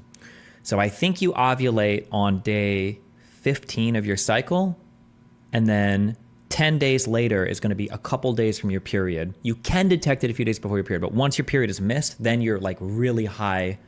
Oh, yeah, it says it here. I'm sorry. A missed period typically happens around 14 days after conception. Yeah. Then you're really high likelihood of catching it. Shows up. I thought it was the week before the period. No. Also, remember, if you're a woman, a lot of women don't know this, okay? Your cycle starts on the first day of your period. Some women think their cycle starts when their period ends. Your cycle starts on the first day of your period. So if you're thinking in your brain like, oh, like, well, when am I fertile? Oh, well, it's like, you know, it's about like 15-ish days through my cycle. Well, Grand Dam, don't need to tell others watch this. My voice sounds like test voice. Once your voice begins to change, that is the warning sign. That is the signal that you have gone too far and you need to stop. Oh my god. He's actually suggesting lean beef patties on gear. Coach Greg, in today's video, it's all about lean beef. If she all of a sudden started benching in the 225 range, I'd be very suspicious. Like a 225 bench for a girl is like 500 bench for a dude. It's really rare. I think her previous best was like 185 or something. That's really good for a woman, especially her size. But yeah, it's like her strength isn't to where I'd be like, yeah, she's on test. Patty, she entered a powerlifting competition. And get this, they never drug tested her. And why? Well, she competed as a guest. And so in powerlifting competitions, if you enter the actual contest, you're subject to drug testing. But as a guest lifter, you're essentially competing, but not really. And so you're not under the same rules. And so in the video, I'm going to show you, it's her words, not mine, that she complains that she has a test voice. And in case you don't know what that is, if women use anabolic steroids or SARMs, it can in fact affect their voice. It could get a deeper, more scratchy voice. And that is a side effect of trying to get bigger and stronger. And remember, it's her words, not mine. And so don't start blowing up my DMs saying, hey, you said she has a test voice. She said it. I'm going to show you the evidence. And so in the end, we're going to decide, is she in fact natural? Today, we're doing a powerlifting meet. I have been preparing for this for the past couple months. And so she starts the video off by saying she's been training specifically for this for 2 months. Now remember, she's been training for years. And so although it's only been specifically for 2 months, she has a vast amount of training and she is very strong. And so she states that she's been sick, that she's lost 11 pounds. And so perhaps she's leaner than last time. Now, in powerlifting competitions, they do have weight classes. And so how do we know? Perhaps she didn't diet down to get to a lighter weight class. This is often happens in powerlifting. Perhaps she stopped drinking water. Perhaps she ate less calories. I don't know how sick she was, but based on her impressive performance, I don't think it affected her. She's stronger than I've ever seen her while losing 11 pounds and complaining of a test voice. I got a baby, teeny bit sick, and have been traveling and also lost 11 pounds. So, I don't know. Now remember, if you are a female and you're using things like Anavar, SARMs, LGD 4033, whatever, you have to be careful. If you start getting a scratchy voice, feeling like you're getting sick, this can be a sign that your vocal cords, they're about to change. If you continue to use these steroids and or SARMs, you may have permanent voice changes for the rest of your life. Seeing it all the time, female powerlifters, strong women, also in bikini competitions and so on, many women have voice changes that will never go back to normal. Okay, I'm up next. The bar is a different kind of bar. I didn't know they had a bajillion different kind of bars, okay? But this is like a squat bar, so it's fatter and 55 pounds. So if you got itty bitty baby hands and you can't grip it, it'll be difficult. But luckily, I got big meat paws, so I can grip it pretty easily. They changed the order. I didn't know they were gonna do that. 264. I guess it's based on just like who's squatting more weight, which that makes sense. Exactly. The order goes by how much weight is on the bar. Every person that goes next, it goes a bit heavier. That's okay. I got one red light because it was a little bit high on one side. That's fine. And so in powerlifting, you only need 2 out of 3 judges to say you went low enough. And so one judge, kind of like me, said, I didn't think it went low enough. And so based on the fact that 2 out of 3 judges said it's a good lift, it counts as a good lift. The last one didn't count because She does squat pretty high, 281. I didn't go low enough. It felt a lot lower than the one before, So, I don't know. Obviously, it's very subjective. It's not very easy as a judge to see exactly how. It's not as easy as lifting in the gym. But regardless of that, she got up over 275 pounds. She's not very big. I don't know exactly what she weighed in. I'm guessing perhaps 114 pounds, give or take. And so very impressive lifting from leaner beef than last time, who has very meaty hands and makes the bar look small in her hands. First experience is a bit confusing, I will say that. But isn't everything that you haven't experienced before? The innuendos in this video are strong. Pain or severely weak. Before a powerlifting competition where you're last time. And so despite all the stress, losing weight, having sore shoulders, she puts up 154 pound like it's butter. First attempt, easy, perfection. Congrats to LeanBeefPatty. And again, perfection, 165 pounds. She says she's a beginner amateur. It's her first competition. She's a beginner and amateur, but yet out of all the lifts, out of 5, she's only missed 1. And so very impressive. And so despite the fact she feels she's not doing very good, this is amazing.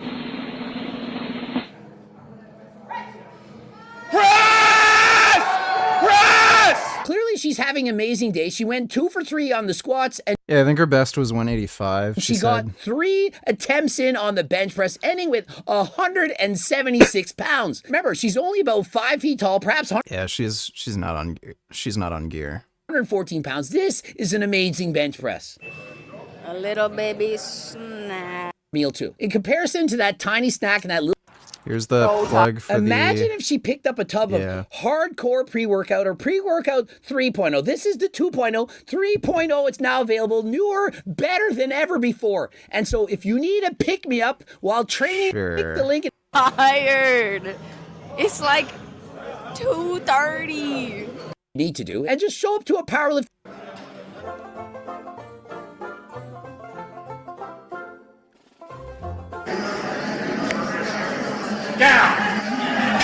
My voice sounds like test voice. Okay, so hear me out. She just entered a powerlifting competition as a guest lifter, is not been tested because as a guest lifter, why would they test you? You're not actually in the competition. And she's saying she has test voice. Does it not? I'm sick and I have gradually gotten sicker. Well, not really, but my voice has gotten raspier. And so she says she's sick and she's gotten. Stop immediately. Remember, this is a cautionary tale. It actually works. Oh shit, he's saying Turk is a good alternative to steroids. It's experimenting with certain products. I don't know, but what I do know is if you get a raspier or deeper voice, you notice it, it is time to stop. And so a much better alternative, one that will not give you a raspier voice, it's Turk Builder and the product. I love how he doesn't face it the right way to the camera. Actually works, and it's not banned by WADA, although on the watch list, it's not banned right now. And so if you use Turk Builder, you will not fail a drug test by WADA. And so if you're interested in Turk Builder, click the link in description, code Greg. What a fucking idiot. Yeah, if you take Turk, you're a fucking moron. 15% off. Sounds kind of sus. I'm surprised they didn't test me, but I'm a guest lifter. She even says herself, it sounds kind of sus. She's surprised. Clarify that you're a guest, not untested. Untested world champion of the USPS. And so she's the untested world champion of the USPF, the untested guest lifter category. I can't make sense of this. I don't understand what's going on. Why is she a guest? Is it because she has over 2 million followers? Perhaps performance-enhancing drugs? I'm just saying what she's saying. She says she's getting a raspy. Yeah, she's not on gear. If she starts benching like 225, like then You see Ryan McBeth's you got a- pretty much know for sure. But yeah, no. If you're on Twitter. I clicked this, but I didn't actually. Yeah. Oh wait, I was gonna say audio issues, but wait, what's going on? I can hear this computer. Did they really? Yeah, absolutely. They About did. what? Who hosted them? Was it Lex? Flail. People who live in glass houses, man. Joe Rogan is probably one of the biggest misinformation spreaders I've ever heard. Funny story, I actually stopped listening to Joe Rogan on February 6, 2023. I was getting an MRI for a labrum tear, and the technician asked me, do you want to listen to music? And I said, no, you can put on Joe Rogan. So he puts on Strategic Geniuses, Crystal and Sagar. If you've ever had Oh, an God. MRI, you're stuck inside this machine. So for 20 minutes, I'm hearing these two misinform the public about military strategy in Ukraine. Oh yeah, those two are a real Patton and Bradley. Now, I've actually been on Destiny's podcast. And yeah, he does read the Wikipedia article. And because he read the article, he asks good questions, and he doesn't bring people on his show who misinform the public. An interesting video popped up about Joe Rogan and the streamer Des. Mentioned you in the same week. You should wear the title Wiki Warrior proudly. Yeah, maybe. I don't know if I want to. I don't know what I want to do for that. The moment that you can give somebody's knowledge is you can go, they have a source as Hassan, although it's not as. Yeah, that's insane that Joe said that about Destiny. Well, after my period is done, now also remember, if you're a woman, a lot of women don't know this, okay? Your cycle starts on the first day of your period. Some women think their cycle starts when their period ends. Your cycle starts on the first day of your period. So if you're thinking in your brain like, oh, like, well, when am I fertile? Oh, well, it's like, you know, it's about like 15-ish days through my cycle. Well, after my period is done, now I can go fuck a guy and I'll be safe. That's not necessarily true. So be careful, okay?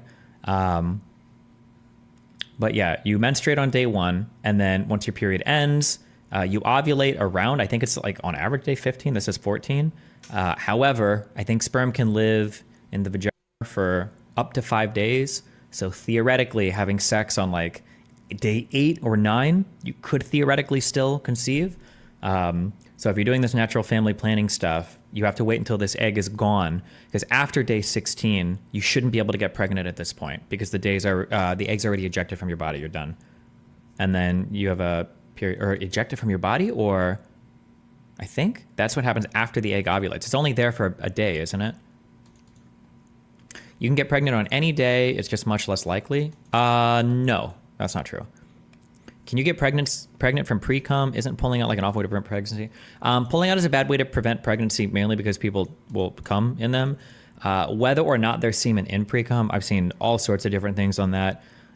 It seems like the answer is there might be, but it's an incredibly small amount. So chances of somebody getting pregnant from pre-cum is slim to none. But there are other things that impact this. So for instance, if you've masturbated recently and you haven't urinated and then you somebody, the likelihood of sperm being present. Are we done with Frank? Yes, we are done with Frank. He has no other new videos. Thanks for the donation, Sam. Is much higher. If you shoot a little bit, like you almost come, but you don't, but you accidentally. 1 in 3 people discover pregnancy at 6 weeks gestation or later. About 1 in 5 discover past 7 weeks. Almost 2 in 3 discover pregnancy at 6 weeks or later. Oh, young people. Does this mean most of them do actually discover in the first month and a half? Exes that are objectively hot, but you're no longer physically attracted to them because of so much trauma attached to that person. I'm not going to call out particular people, but yeah, I think once I have like really bad interactions with people, I don't really see them as their character and their demeanor. It's not about that right now. It's not good, and a lot is happening, especially now. Business may be over. I don't want kids right now, and we spoke about it and you agreed. I never agreed. I agreed based on your actions. Are you not educated? If you keep cum inside on me, I will get pregnant. I don't get pregnant without your behave. Words mean nothing. Man up. I'm not saying I want to be with you. Don't, because you are nothing to me, but the baby is innocent. Like, okay. You should have a kid with someone you are in love with, in the same household. It won't be what you expect. Man up. I'm telling you now so you know. I don't expect anything anymore since we are not together. I got pregnant with you when I was in your house and when I was in love. You wanted to have the baby. If you didn't, you did come in me with your own pleasure. Be logic and be a man. I don't get pregnant by myself. It's not fair for the baby. What are you saying? We are not together and won't... what are you saying? We are not... You know, it'd be hilarious if a paternity test is done and it's not even his fucking kid. That'd be great. Together and won't be why. And won't be why would that be good for a kid? So why did you keep cum inside me? Yeah, this sounds like the beginning of a Murray Povich episode. Also, things happen, and yes, feelings change, but bringing a kid into this world without both parents, love is cruel. We both thought you wouldn't get pregnant. It was a joke. All I'm saying is yours should take the responsibility for what you did. I am a victim in this relationship, and I'm carrying your babe. You act like you don't care, and you don't want nothing. Also, now I'm worried I have to test other girls, at least 4. Does he think pregnancy like spreads? Another girl? 4 girls? You are saying you have sex with 4 girls without protection? I hope you have all the money for your children's support. You finally admit you are a f***ing trash. I don't have money. Good luck. LOL. You will see. This is a story between me and Walter Weeks, the podcaster known as Fresh, IG and YouTube, Fresh Prince CEO. I met him on November 21st in Miami, and I fall in love with him. We spend New Year's together. That's the time when he asked me to be his girl, to commit to him, and he posted a video of us on social media. He said to me, I love you. I don't want you to be with other man. A few days later, he asked me to meet his mom. Everything went well. I showed him and his mom my respect. He defended me on this podcast from the rumors. That's the moment I truly fallen in love with him. But this is where the game begins. I left Miami on January 8th, traveled back to China for Chinese New Year. The night before, we had a serious conversation. He said he sees me like someone to spend the whole life with, and I told him I was going to move to Miami for him. From then, we started a long-distance relationship for 2 months until I traveled to Barbados. Barbados? Why doesn't she, are there really no text messages of any of this ever? Like, that's also a little suspect. There's no text messages of him saying, like, I love you, I want to be with you, I can't wait to have a blah, blah, blah. Or maybe there were. I think somebody said there was one in here, but... Therefore, I'm not on both control, and we had sexual behavior without protection. I was ready to have a baby with him and build a family. He asked me many... Dude, this is bullshit. A guy she knew for like 2 months? Give me a fucking break, dude. Yeah, right. times, what if you get pregnant? My answer toward him was always, yes, I want to keep the baby. I don't mind have a baby with you. Oh my god, our kid's gonna look like them. They're so cute. LOL, I knew you were typing me this, Blazian. Dude, that is bullshit. That is cap. We traveled on March 12th. We traveled back to Miami. At first, everything was fine. I stayed in his apartment. We had mutual understanding. He is not a monogamous person. That me and him both needs our own space. So I suggested him to help me rent an apartment. He said, I want you to have the things you want as you understand me. Oh man. 10 days later, a morning after we had lunch with his sister, he broke his promises that how he told me he loves me and wants to see it in a long term. He wants to plan a future with me. Instead of renting an apartment, better buy a new house, which I think he is completely lying and making excuses about. Keep in mind, these people have been dating March 12th. They started dating they met in November, December, January, February. So they've been dating for what, 4 months? They've known each other for 4 months. They've known each other from first time they've ever met. They've known each other for 4 months.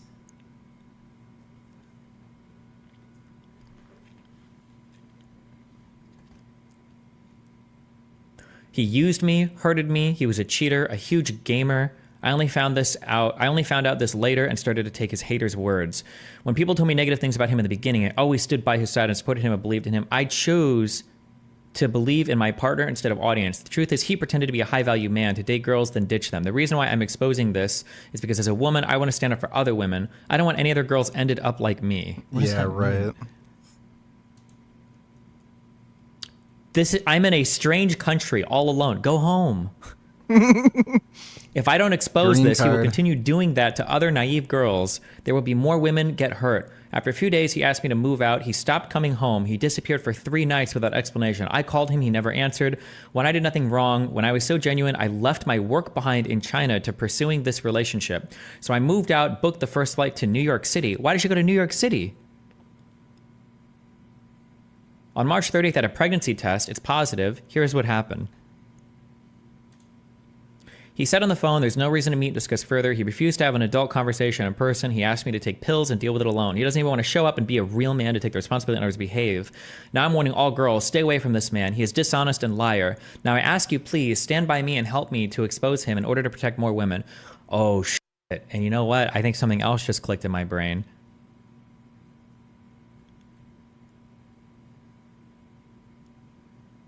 I wonder if she's trying to protect her bag. If he gets other women pregnant, his child support obligations might decrease. So she's trying to keep him away from...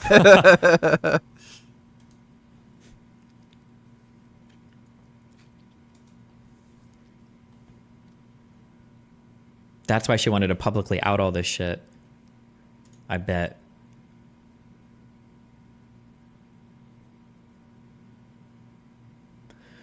I hope you have all the money for your children's support. You finally admit you are a fucking trash. I don't have money. Good luck. LOL. You will see. Nobody cares about your money. Good. Also, I know you don't want to raise a kid by yourself. You need a man that's going to be there with you. We aren't even together. Forget the money part. I want to keep the baby. I will raise it by myself, but you'll have to take the responsibility. I don't need man. Especially I don't need a man like you. Why you want a kid with someone like me makes no sense, but okay. Because I'm not a killer, and when I was with you, I loved you. Because I only realized now I was with a wrong. Oh, dude, this is bullshit. She was considering. She was like talking about how she's not sure if I want to keep it before. She's just trying to get money and a green card. Wrong person, and you lied to me. Does this make sense? I thought you are smart. Say less. I didn't lie to you. It's not about being a killer. It's about doing what's best for both of us and also a child. It would be very selfish to bring a kid into this world without fully committed parents. Neither of us are ready to deal with something like this. Do you think he's writing this or someone else is writing this? It's selfish to make me pregnant and left me and lied to me. I'm not selfish, you are. You should worry about the other 4 girls you f with now. Learn from your lesson because I learned mine from you.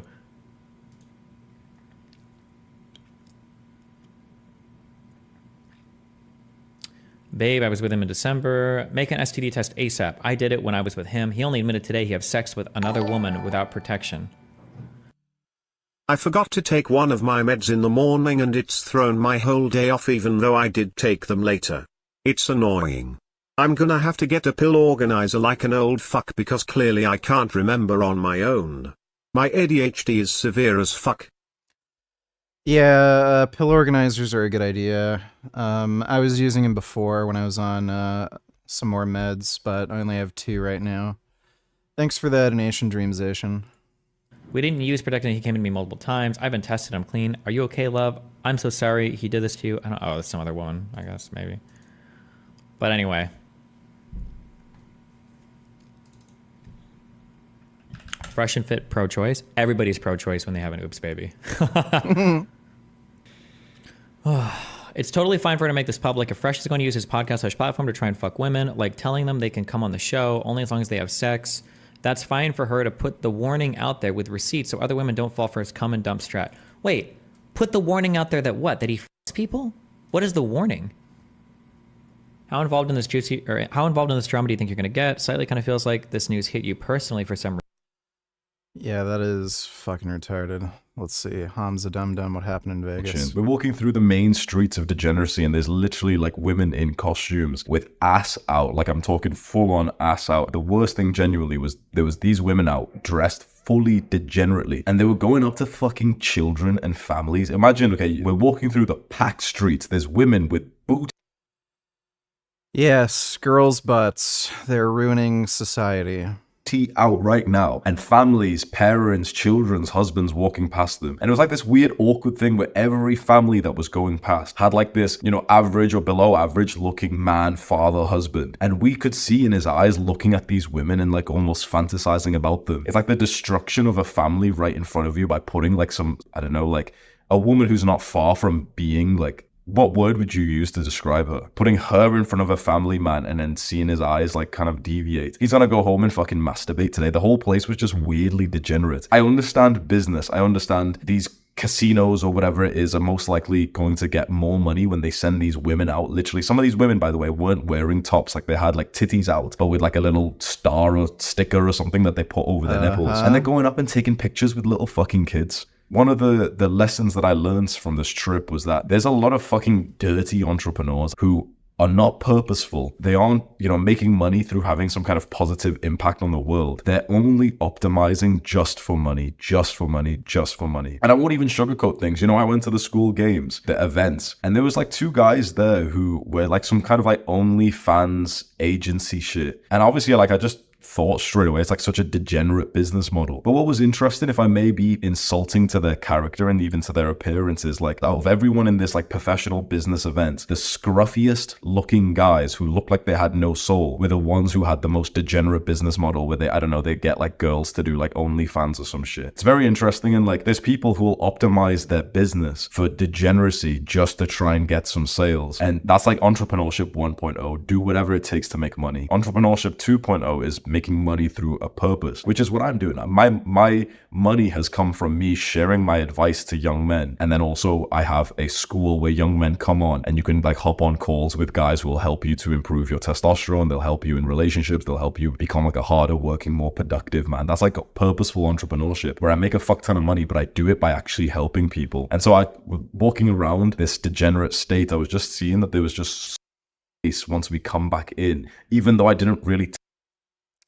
guys just sat there like watching people walk past. countryside and nature. So he's complaining that he saw pretty girls. Okay. Who simply don't die. And so the observation is that Don't Die is the most played game by everyone all over the world every day. You and I breathe every few seconds. We look both ways before we cross the street. We all play Don't Die. So it's played more than capitalism. It's played more than any religion. It's the most played game in the world. And if we take this thought experiment further, once we get to the point of don't die and we've extended life so indefinitely that we're not dying, is it then survive and push out the people who are coming on to the earth? Like what changes then in this hypothetical or at least future thought-provoking experiment? In doing that, I try to put myself in the position of Homo erectus a million years ago. So imagine we travel back in time. We're there. They have the accent. This thought experiment for oh my god, why does it do that so indefinitely that we're not? What changes then? Yeah, myself in the position of Homo erectus a million years ago. So imagine we travel back in time. We're there. They have the axe in hand, and we pose a few questions. We say, "Where's food? Where's danger? Where's shelter?" We listen to those three answers, but then we say, "What is the future of the species?" We primarily listen for entertainment purposes. They're not going to be able to riff on quantum mechanics, right, or string theory, or computers, or all the things we have today. We may be Homo erectus right now. So our ability to imagine what may exist and what problems may arise. And so it's the first time in Homo sapien history where we cannot predict even 3 months out. We just no longer know. And we're up against a wall of fog. And so when we're in this situation, I come back to the simple question is, what is the one thing I do know? Is I don't want to die. And by doing that, then I've taken the systematic approach to say, okay, if you're going to go about that process, how would you do it? You would go about measuring everything you could in the body, trying to assess scientific literature, measure again, and just go through this process, trying to figure your way out. What can we do today? Yeah, like the idea of surviving is innately written in our code to some degree, right? That's why we have anxieties when, as a form of problem of progress, when things get safe, we become anxious for no reason at all because our brains were attuned to survive. And then at some point, we get to the age where we no longer can sustain life and life ends. And there's people who claim there's beauty in that, the fact that life ends. Do you disagree with that notion? You know, humans are very clever, and we create clever stories to justify anything we feel uncomfortable with or anything we want to be excited about. And so if you look at the number of things humanity has done to try to reconcile with death, I mean, every religion is an attempt at reconciling with death. And we have cultural norms like live fast and die young. And so we have all these tools for us to say that death is not only okay, but it's desirable. Now, you know, would we have invented those stories if death never was? You know, or is it a reaction to this inevitability that everyone feels pained about? And so even if you said two decades ago that death is a maybe or that don't die, you would be ridiculous. It was never possible until right now to even pose the question that, is that real, or are you just like off in La La Land? The notion of humans creating stories after the fact and being like the Monday morning quarterback, if you will, is so commonplace and happens all the time in our logical reasoning as a form of fallacy. But isn't the thought of don't die just another version of that story from the other side of the perspective, also kind of without data, knowing whether or not this is just a story we're telling ourselves? Certainly could be. Yeah, well, that's why I try to go through the thought experiment of, if I try to be as self-aware as possible and strip myself from all things, literally the only thing I can say about my existence is that I want to continue to exist in the next second and the next second. That's all I know.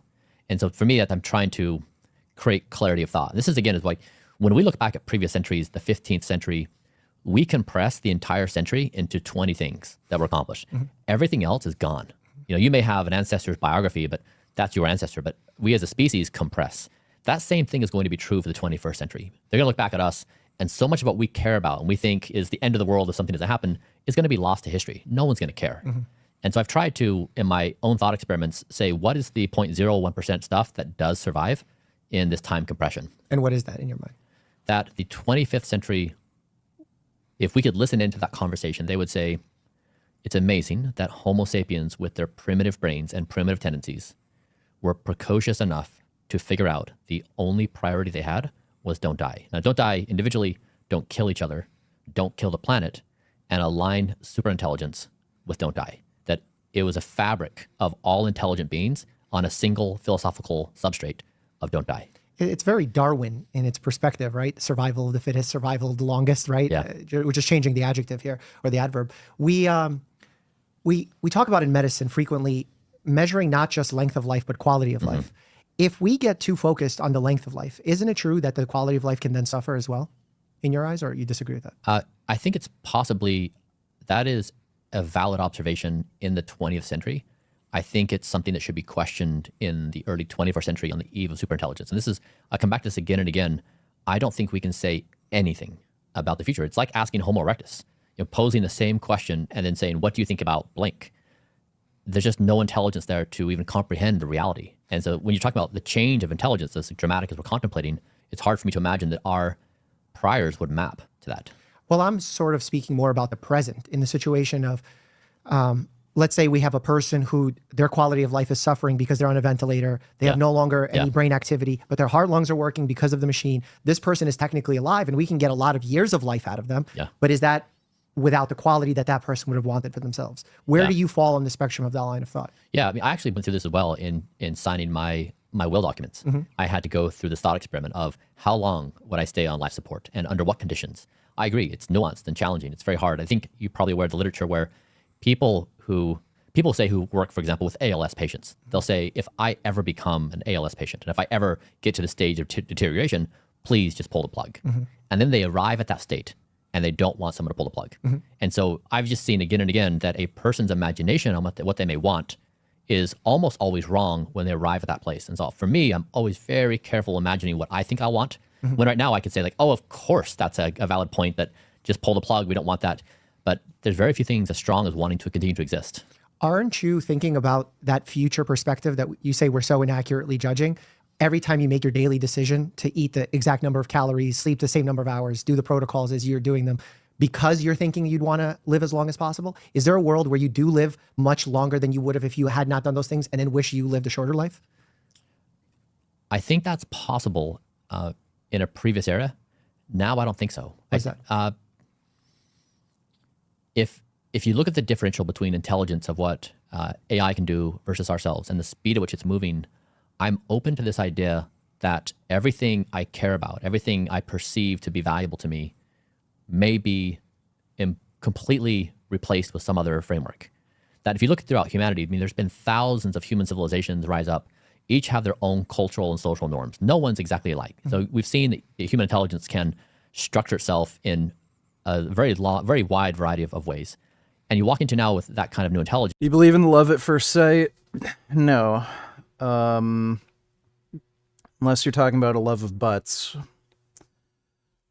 And you look at how AI agents play in games and what it is so unintuitive to us, what they do, that this is why I'm open to this idea that it's a reality that may be incomprehensible to us.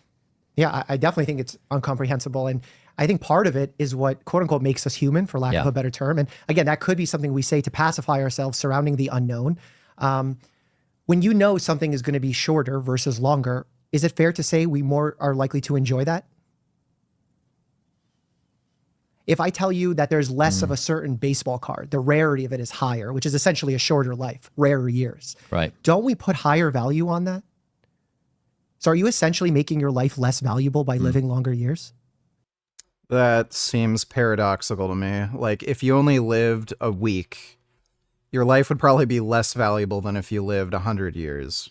It's kind of why we don't really care about insects so much. So, no, your life would probably be more valuable if you lived longer because you have so many more years to, have good experiences.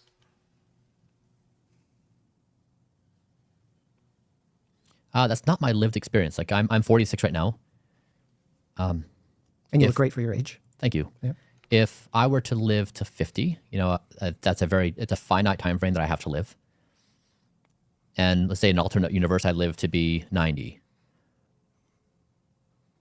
I'm not sure how I would mentally reconcile with that and say like those 4 years were the best years of my life because I was all in on living versus, for the remaining 40 years I got to live, I got to see the following things or do the following things. I don't know. To me, that seems like a very hard question to answer. Yeah, that's a very reasonable answer.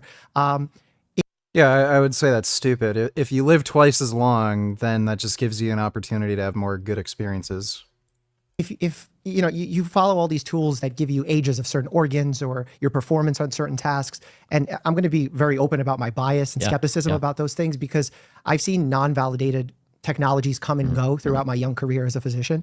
And I've been hesitant to recommend them widely to people outside of maybe entertainment or gamifying certain things like exercise. And I've also seen it not be widely applicable to the general population. Like even something, if we really simplify it to step counters. Before, we used to recommend in our family medicine clinic, everyone give them a step counter that will, gamify and make them excited to walk. And it did. But once we tracked them for a longer period of time, we saw like everyone fell out of love with them. It was the novelty of the situation that caused them to use it. And then they stopped. So when I hear things like there's the age that your body currently is, or the age you're going to live until, like there's the 10x health that the insurance predictor would tell you how long you technically will live if you continue living your current lifestyle. I find those to be wildly inaccurate because I don't find them very well validated.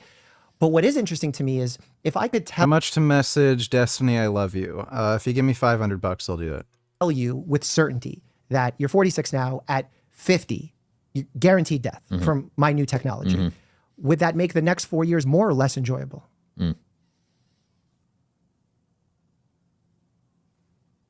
Than if I live past if you didn't know. Because you're seeking knowledge, right? Yeah. And I'm always like, okay, knowledge, but with knowledge that you can actually change something, right? Because otherwise knowledge with more knowledge is somewhat scary in some scenarios. So if you could know age 50 is the end or not know, like I have a helmet here that I could put on and give you exact estimate. Do you want to know?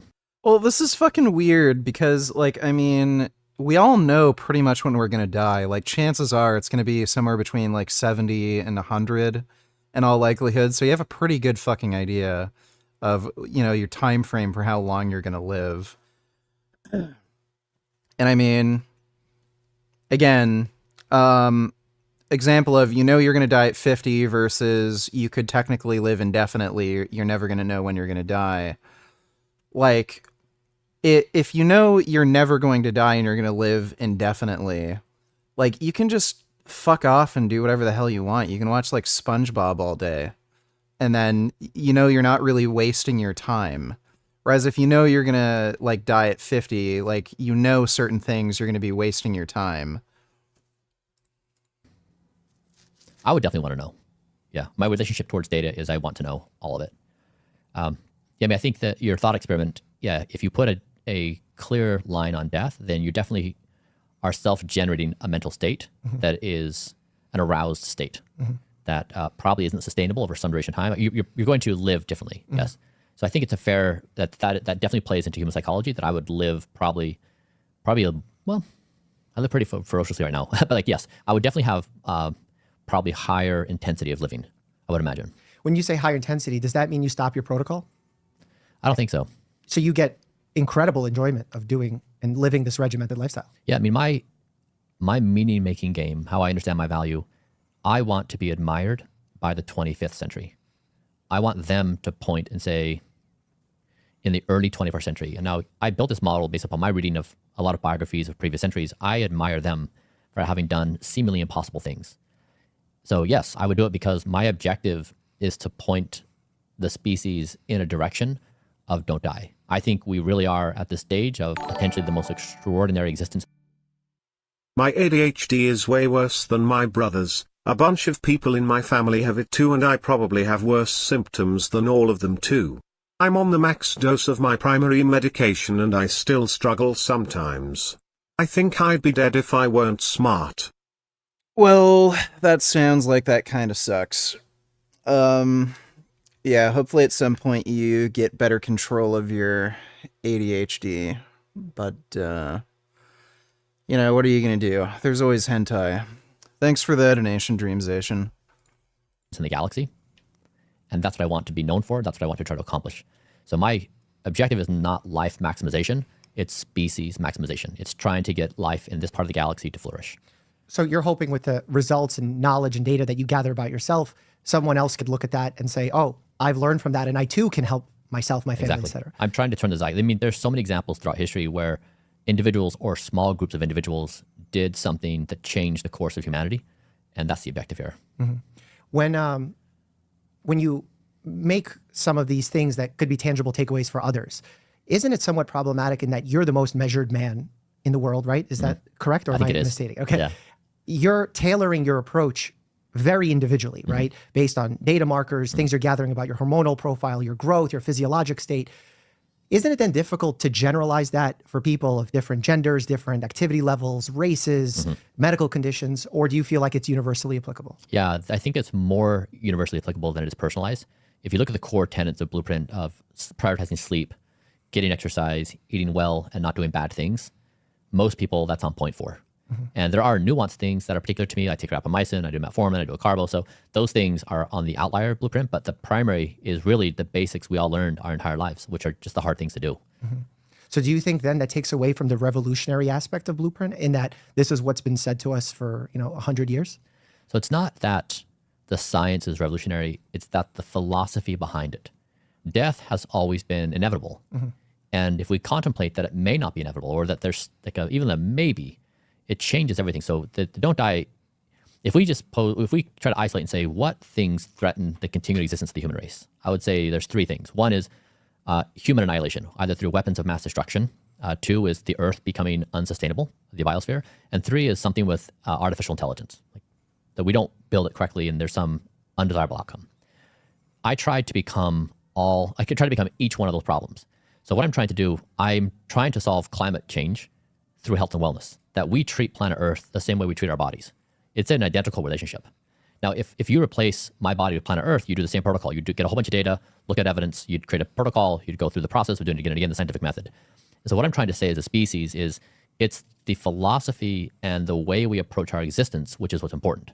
Not that going to bed on time is revolutionary. It's saying that we're in this special moment in time, and the way we solve our existential threats is through individual decision making. It's not blaming someone, it's not pointing fingers, it's not asking someone else to come in and save us. It's through individual powers. Does the fact that as we multiply, if we don't die, the effect on the earth is disastrous? Are magic mushrooms safe to take? I have a family history of mental illness, schizophrenia, and I'm worried about taking hallucinogenics. So for the most part, magic mushrooms are safe to take. Now they can trigger psychosis. They usually trigger psychosis in young individuals, so people in their teens, and who take them frequently. So if you're taking psychedelic drugs, that could be magic mushrooms, that could be marijuana. If you take them frequently and at high doses when you're young, you have a particularly high risk of experiencing psychosis and developing something like schizophrenia. I've actually known one individual who was suffering from mental health issues to begin with. So he was probably already in the early stages of developing schizophrenia, and he tried taking magic mushrooms, and it basically sped things along, and he had to be on a pretty aggressive treatment of antipsychotics. So it can happen, and it does happen, but generally speaking, for most people, especially adults, they're safe to take. So, take at your own risk. It's possible that it could, trigger psychosis, but again, a single dose if you're an adult, so, like in your mid-20s, probably not going to happen. If you do have a family history of schizophrenia and mental illness, and you've gotten into your mid-20s and you don't have any symptoms yet, probably not a real risk. But, there's always a possibility. I can't really put a specific percentage on it. I don't have that data, but, take it at your own risk. Thanks for the donation, Smegma. Hope that helps. Dodo donated $2. Can you react at 2:11:49? I Older men can. want what you have. Oh, dear God. 2:11:49.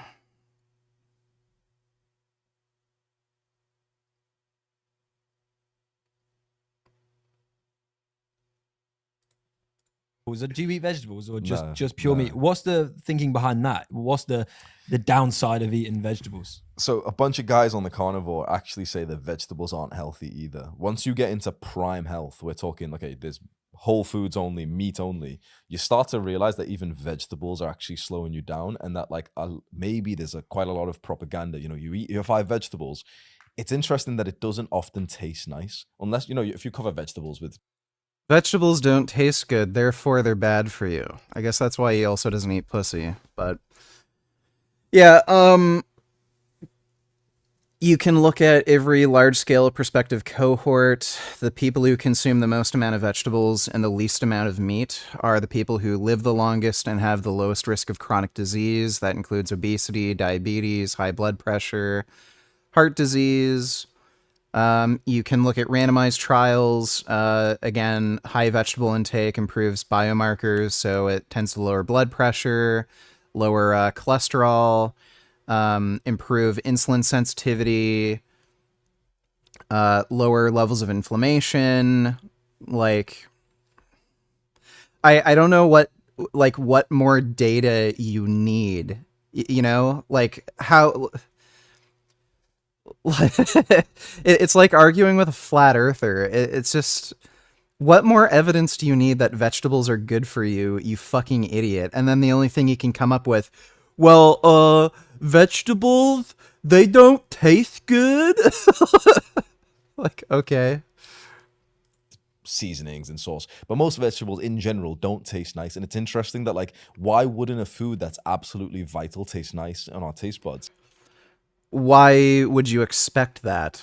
Like, it's just so strange. I don't know why that would matter, or why you would think that just because something doesn't taste good, it wouldn't be healthy for you.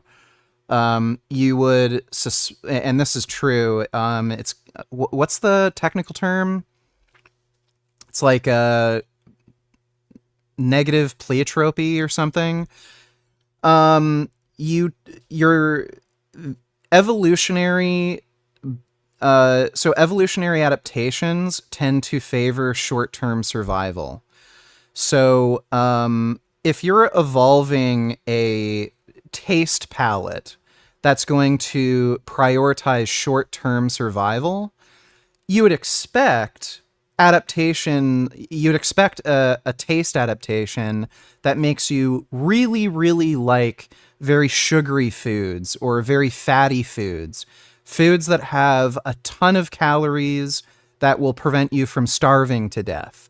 So if you're going to evolve an evolutionary adaptation for short-term survival, you'd expect, you know, things like broccoli to not taste as good as something like a donut or a steak or I don't know, butter or something, like, because the broccoli isn't going to give you the calories that you need, and you might waste a bunch of time eating a ton of broccoli, but you're not getting, you know, the energy you need, and then you're more likely to starve to death. So why would the assumption be, oh, well, if it doesn't taste good, therefore obviously it isn't good for you? Well, that's kind of an adaptation you'd expect to occur, just due to the way evolution favors short-term survival. Because maybe we're not supposed to be eating it. 99.9% of plants in the wild are poisonous and will most likely kill you. I might make a response video to this, like a short one. Ones that don't kill you, that are widely eaten, actually still have the same kind of plant toxins, phytogens inside of them that can cause diseases. Now, this is what I would say, though. Show me the correlation with plant consumption and disease. You can't. No one can. All they talk about is, oh, well, it doesn't taste good. Can you show me a paper where people who ate more vegetables had higher instances of cancer? No, you can't. Though the disclaimer is, if you're eating vegetables and fruit and meat, you're already in the top 1% or 0.0001% of people. So you don't hear this and say, oh, okay, Hamza said vegetables are bad. But this is more like, if you really want to optimize everything, I'm only eating meat. When I eat some vegetables like sweet potatoes or broccoli or normal potatoes, I'll notice the difference. I'm genuinely 5% or at least 10% stupider after I have some vegetables. So it's just... I'm dumber after I eat broccoli. Oh my god, what an idiot. This is hilarious.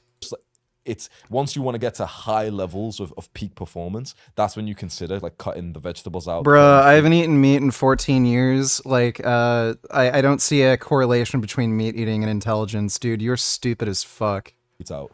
You can survive on just red meats. It's interesting that we were sold all this, you know, oh, you need 5 vegetables a day. I don't know what he means by this. You can survive eating nothing but red meat. Okay, you can survive eating nothing but potatoes. Hey Browski. I have a very good friend Orthodox priest in Toronto and can't wait to see him on Orthodox Easter. What's your thoughts on Orthodox Church? Also my payment failed 5 times, because it asks for PayPal, fix that. Interesting. Sometimes there's issues with the payment processor on Streamlabs. I'm pretty sure I still have credit card payments set up. I'm pretty sure I do. Yeah.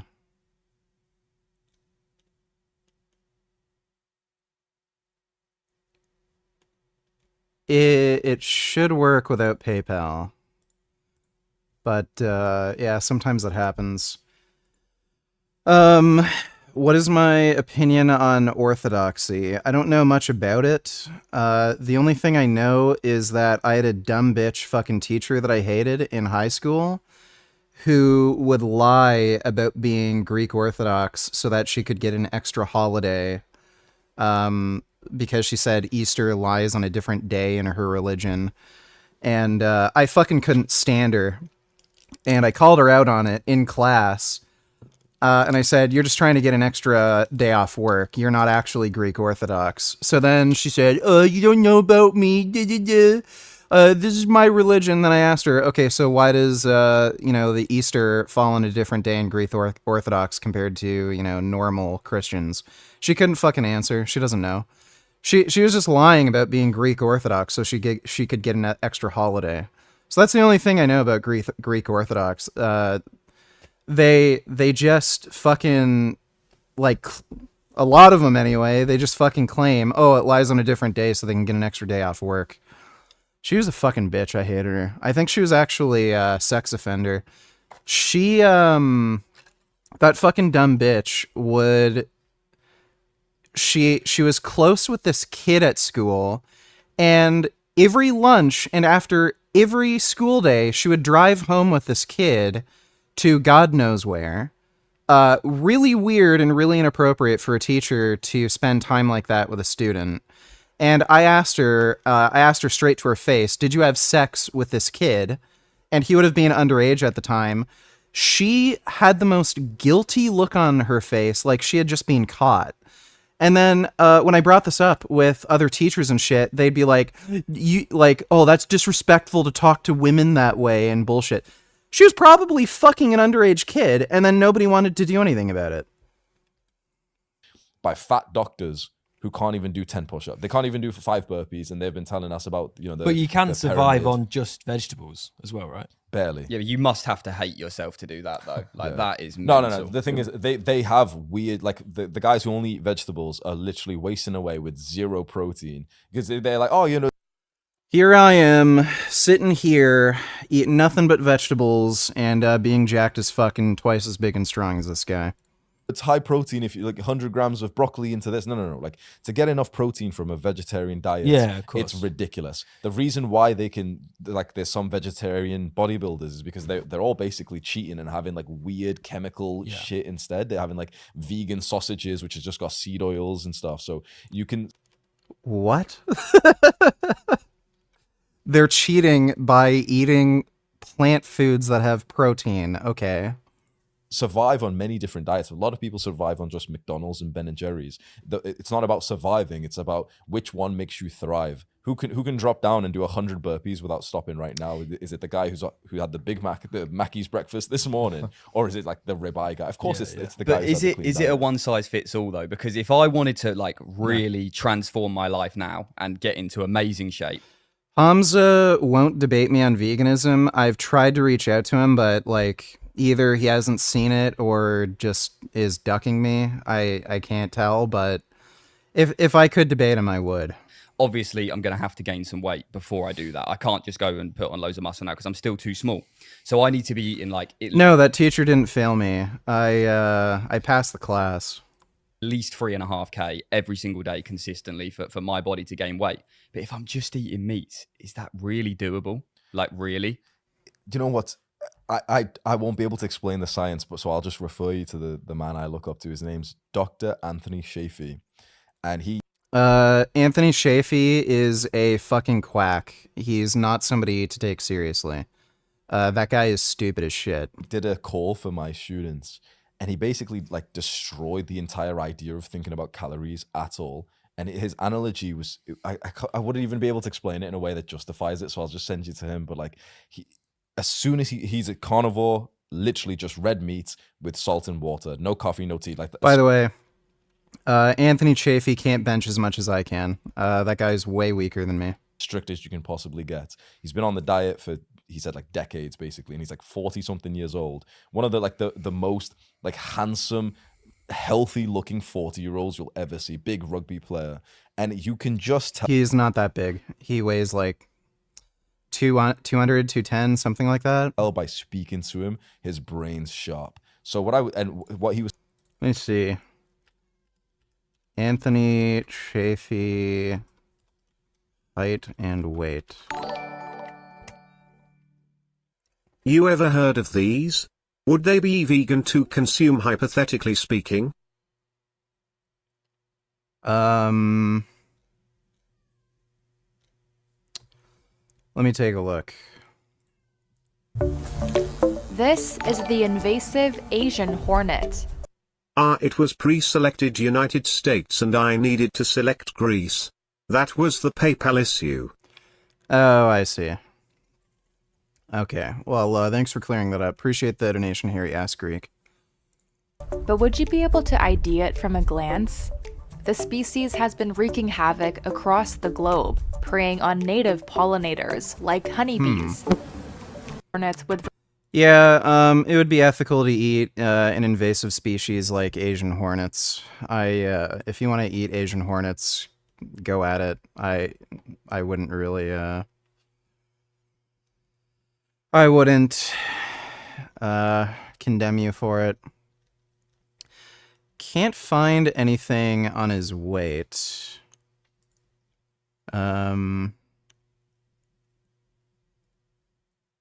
Oh wait, here we go. Something says...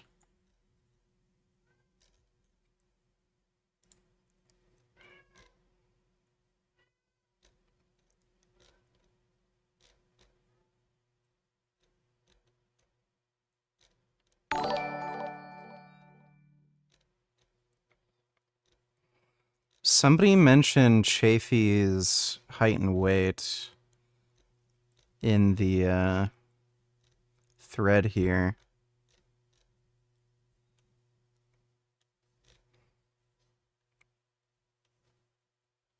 Can't find it.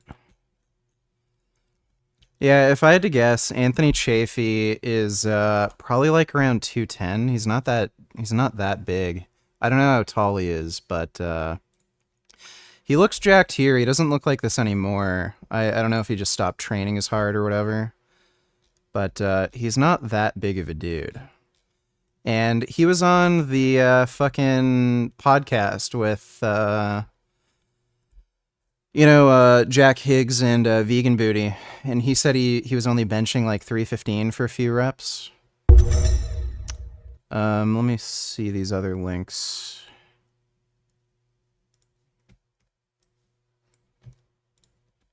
Yeah, these Asian hornets are fucking... また来ました。お、いけるいける。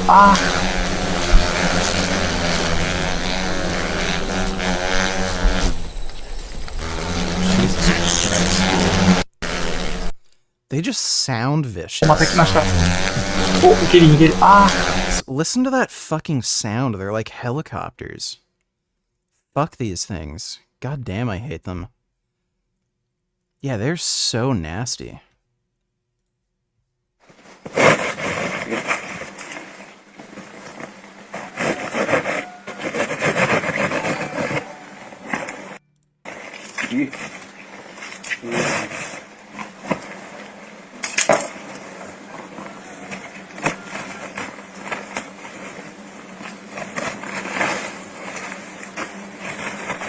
How is this guy opening up one of their nests with, like, no protection? What the fuck? Like, unless he sprayed them already. I see a few, like, writhing around on the ground.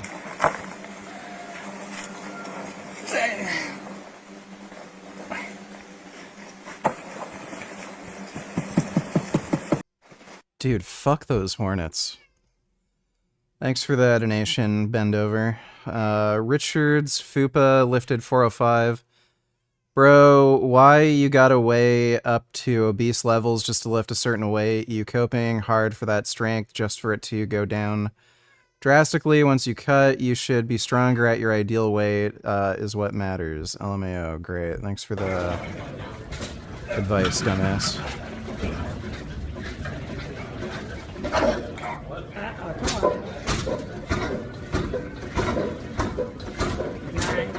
Uh-oh, he's back at it again. Got those loafers on. Yeah, he just did all that, y'all. This guy doesn't even work out in gym clothes. You don't have to call, I hear my dance like Usher. I just my baby dad. Okay. What's that for your stomach though, right? Yeah. Oh, you did the whole rack. Woo-wee. He did the whole rack for the. That guy does not work out well. Alan Wildsius donated $2. That sucks you weren't able to debate with Jack. Yeah, basically Chafee refused to do the debate at the last minute like a bitch. Was saying was like, you don't add in unhealthy food for the bulk, because really that unhealthy food is not going to be turned into muscle. You'll gain weight, which is like what your goal is, and a bit of size, because you know fat still counts as the size. But if your point is like body recomposition, you basically just want to build lean muscle, you'd be better gaining like 1 pound of muscle over the entire year, but you didn't gain any fat whilst being on the carnivore diet, than you gaining like 20 pounds, but like 15 pounds of it is fat and You're not going to build a significant amount of muscle mass without gaining some amount of body fat. The likelihood of you being able to, like, you know, quote unquote lean bulk and actually build a substantial amount of muscle mass is pretty low. half of that is visceral fat right above the stomach next to the organs, which is the unhealthy kind of fat. So the way that I do it now, I don't think about bulks and cuts or anything like that. I just stick to the and that's why you're skinny and weak. Carnivore diet, because I know of how powerful it is for me, and I just let my body decide what kind of season it's in. It's so natural. I mean, I am 10 years into this, so I'm not as like you know, it's not as significant for me to need to gain 10 pounds now. But the advice I would give to most people, especially businessmen who are busy, you don't want to be thinking about bulking and cutting. You don't want to be. It takes over my life when I do try 3,500 calories. Yeah. What I would do is, me and you were hanging out. You just have a fuck ton of meat every time I eat as well, and that's it. We don't think about bulking and cutting. If you just did that and you trained hard. If you do not track calories and make sure you're in a surplus and getting a right balance of macronutrients, you're just setting yourself up for failure. You would gain weight and you would get bigger and stronger in the gym. But what you'll notice is you won't get that massive weight gain from a bulk, you know, the 20, 50 pound a year, which you're not supposed to as a natural. You're going to gain, like after your first year, you're going to gain like 4 pounds of muscle, 5 pounds of muscle. He's also wrong about this. On average, if you're a natural lifter, you'd expect to gain about 15 to 20 pounds of muscle your first year lifting, 10 to 15 pounds your second, 5 to 10 your third, and then from there, somewhere in the range of like 1 to 5 pounds per year. In a year. So if your body weight only went up by 5 pounds, but it was lean muscle mass, you'd look insane at the end of the year. Or we can feed you full of Ben and Jerry's and all the other rubbish, and you'll be able to do the big bulk, but you'll have to cut at the end. Yeah, I guess so. I just feel like I would have to put on size there, because I could do that, what you said, and I could look amazing. But you could still just push me over because I'm too light, I'm too little. You would have to gain some weight to like just doing that and gaining 5 pounds over the course of a year when I'm as low weighing as I am now, it wouldn't do nothing. Would you? But for the weight gain, would you just want it to be fat then? No, obviously not. That's the thing. That's why at this point I just can't even be asked. I'm just going to the gym, and just training and just not thinking about anything else. Just going to the gym. That's I like the brain dead approach, bro. There's a bell curve of self improvement where it's like the brain dead guys who are like, oh, I don't know, I just go to the gym sometimes and I eat. And then there's the biggest jacked guys, like the gym Chad, and he's like, oh yeah, I don't know, just go to the gym and eat. And then here's us, like tracking weighing every gram of rice, got to make sure it's right. Okay, 3,497 calories, got to hit my 1 gram per protein, a pound of body weight. And these guys make the least progress because you're most likely to quit. So especially when you're busy and it's not your biggest thing in life, I just say, just go for the brain dead thing. Train as hard as possible when you do go to the gym. Go with the disciplined mindset. Like I could have missed the workout today and I didn't because I wanted to make sure I get it in. And I'll just eat as much meat as possible. And I have a intuition that when your body really feels capable of building the muscle, your appetite will just go up. So you're saying, it'd be so hard for you to eat the 3.5k calories you need to gain weight. There'll be seasons of your life where that in meat, you'll actually do just fine because you'll be Thanks for the membership, Hannah. Appreciate it. Ravenously hungry. That's the season where your body actually feels capable of making the muscle. When you're not in one of those seasons and you've got like a successful business to look after, you've got a relationship. Top G, only $2. Well, now we know why Hamza has made no gains since his videos 3 years ago. I was always wondering since he talks about the gym almost every video. Yeah. He eats like shit, doesn't track his calories, doesn't eat a balanced macronutrient profile, and he's not willing to gain weight in order to build muscle. So yeah, he's just gonna forever be small. Thanks for the donation, Top G. I'd just be just training hard and still keeping your diet clean, because I worry for skinny guys because it's way harder for you guys compared to guys who are overweight. Overweight's easy, you're strong as fuck already, and all you got to do is just train hard. Being overweight does not make you strong. Have you ever seen anybody on The Biggest Loser lift any impressive weights? No. Being fat does not make you strong. Hard, and when you slim down, you'll look really jacked and aesthetic. For the skinnier guys, it's like you're pushed so much to just dirty bulk because you think it was weight gain that you wanted. Goddamn, I love it when I see a man sucking dick. I ain't gay. But shit, that don't turn you on. I ain't no Frank Tufano and would never suck a dick. But shit, seeing another dude suck a big fat dick make me salivate, Nika. Yeah, I don't have that. But thanks for the donation. Tortle is Sager. Remember those Tennessee GOP lawmakers passing a bill through banning vaccine lettuce? Well, check out bill that's going to the Gov Bill Lee's desk, FYI. I didn't vote for those clowns, BTW. Let me take a look. Meat only? What a dumbass. Low-carb diets are not anabolic, so you miss out on a lot of muscles if you don't spike your insulin. Well, it's not just insulin. Carbohydrates are nitrogen sparing. So if you don't eat any carbohydrates, your nitrogen needs will go up pretty substantially. And that means you're not going to be able to build as much muscle. On top of that, again, if you're not eating carbohydrates, you're not going to be able to train for as long and as consistently. So your overall work volume will go down, and that's also going to prevent you from building muscle. Thanks for the donation, though, Harry Ass Greek. Tennessee lawmakers give final approval to chemtrails bill. Tennessee legislation banning the intentional release of chemicals into the air is headed to the government Bill Lee's desk to be signed into law. Oh my God.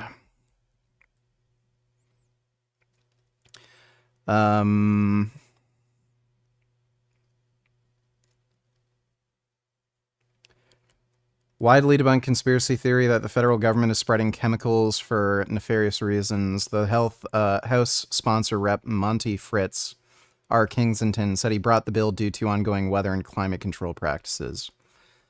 Sure. Dude, Republicans are actually fucking insane. Genuinely deranged. They should not be a political party anymore. How much to spit in your hand on stream? How about if you give me $50, I'll do it. When actually you just wanted muscle mass and strength, which the Ben and Jerry's you have before a workout, you're not going to be stronger because of that. It's just pure fat. Yeah, I try to avoid stuff like that. But like I say, yeah, right now I'm not thinking about it. The guys I train with know what they're doing. So that puts me through my paces when I'm actually training. And then when I go home, I just do whatever and just don't think about it. But it's not good. I need to pattern up for sure. But we'll get there one step at a time. From a podcast 10 months ago of him saying it's been going on for ages. Prim, but prim. no, you are going with your mate now. Prim, prim. What's all this meowing? Come here, little meow meow. What's all this meowing? Look at this big son of a bitch. See this? This is a vegan cat. He doesn't eat any meat, no eggs, no milk, nothing like that. He only eats plants, and look how big and strong he is. Look at this big, strong kitty. He's vegan, and he is a sweet kitty, and he is so big and strong. Look at him. Mwah. Oh, I love this kitty so much. You're such a good boy, Prim Prim. You're such a good boy. You're really good at meowing. So fair play. Yeah. Finally, what does strike it big mean to you? Shit podcast. No. All right, I'm gonna do a response to this video probably tomorrow. Should be pretty easy to bang out. What you doing, little Prim Prim? What you doing? So when we look at the fossil record before the agricultural revolution, we actually see very wide jaws with straight teeth. All of their wisdom teeth are in, and comfortably so. Their jaws are big and straight and wide and pronounced. They're not these short, truncated, crowded jaws with crowded teeth. Now we look at height in the fossil. Is this an example of a not so good jaw? Because teeth are very clearly impacted. I don't know. I don't even know if this is true, by the way. I haven't delved into the data of pre-agricultural societies and seen if they did have fewer dental deformities. Fossil record. Actually, people. Let me just quickly Google that. Did pre-agricultural humans have fewer dental deformities?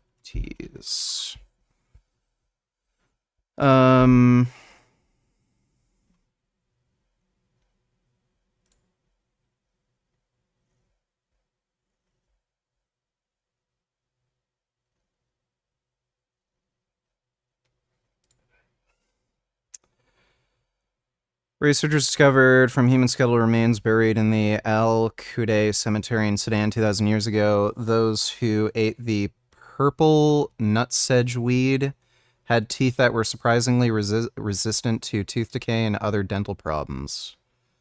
So they're eating plants. Okay. Analysis of the hard and plaque samples of the skeleton showed that those people probably ingested the weed as food or medicine despite its bitter taste. Other research studies have shown that the purple nutsedge has inherent antibacterial properties preventing harmful bacteria from flourishing. Okay. So they were eating plants.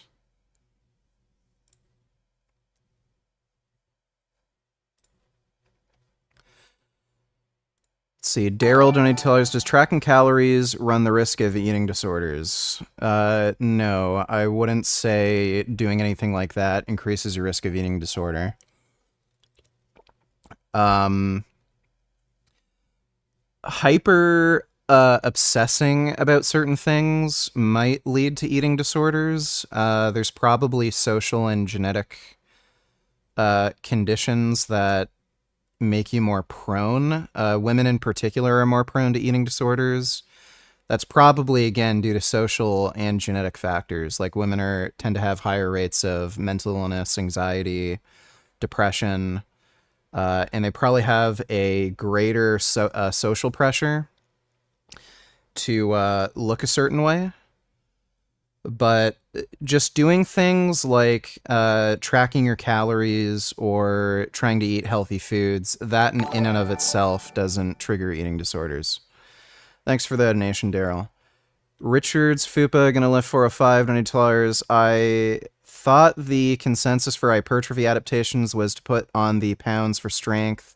It wasn't as needed and still gained those adaptations. So why do you like being a bloat lord and shaming better physiques to feel better? So you gave me a broken link. I don't know what that was supposed to be about. But yeah, gaining body fat is going to allow you to build a lot more muscle.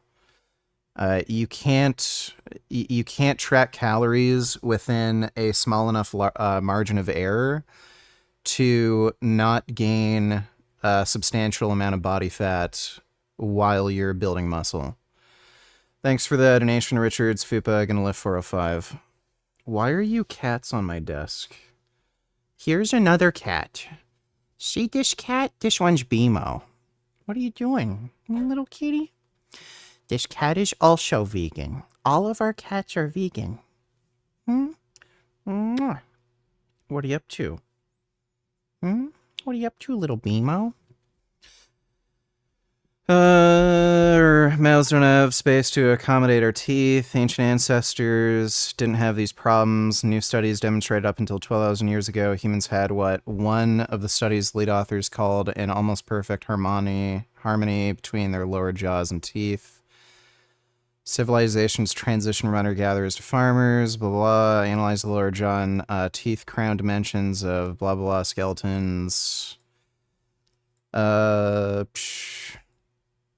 Changes likely came from diet. Hunter-gatherers needed big, strong jaws to chew the uncooked vegetables and meat, often made up their menus. Early farmers, on the other hand, had softer diet, consuming cooked foods like beans, cereals, blah, blah, blah. I don't buy this explanation. It doesn't really make any sense. So there's no other bone in your body that will actually change its shape and grow larger or wider just due to you putting pressure across it. So I don't really buy this whole this explanation. And I mean, there's plenty of people with perfectly aligned teeth. Like, I've been to the dentist a few times. Every time I go to the dentist, they ask me if I've ever had braces because my teeth are perfectly aligned. I don't have any teeth that are misaligned or crooked or impacted. I always get asked that when I go to the dentist. Was I eating very tough food when I was a kid? Not really. I ate a lot of fruits and vegetables. I also ate, like, meat as a kid. Like, normal foods. I don't think there was anything special in my diet that made my jaw bigger so that my teeth would align properly. Calculate your body mass index. Height, 6 foot, 3 inches. 270, compute BMI 33.7, and that would put me in the obese category. Well, I'm not actually obese. I just lift weights, so the BMI calculation doesn't really make sense. A better calculation for obesity for people who lift weights would be a waist circumference measurement. And I think for men, if you're like over 36, waist circumference, obesity. A man whose waist circumference is more than 40 inches, a non-pregnant woman whose waist circumference is more than 35 inches. I think my waist right now is 36, so I'm well below the obese category. Thanks for the donation, dumbass. People in prehistoric era were actually taller and they had larger brain sizes. So the average brain size of Homo sapiens was 11% larger before the agricultural revolution than it is now. Neanderthal brains were actually larger than that, going back like 50. There's a few theories as to why ancient people's brains were larger. They actually think it had something to do with propensity to commit violence.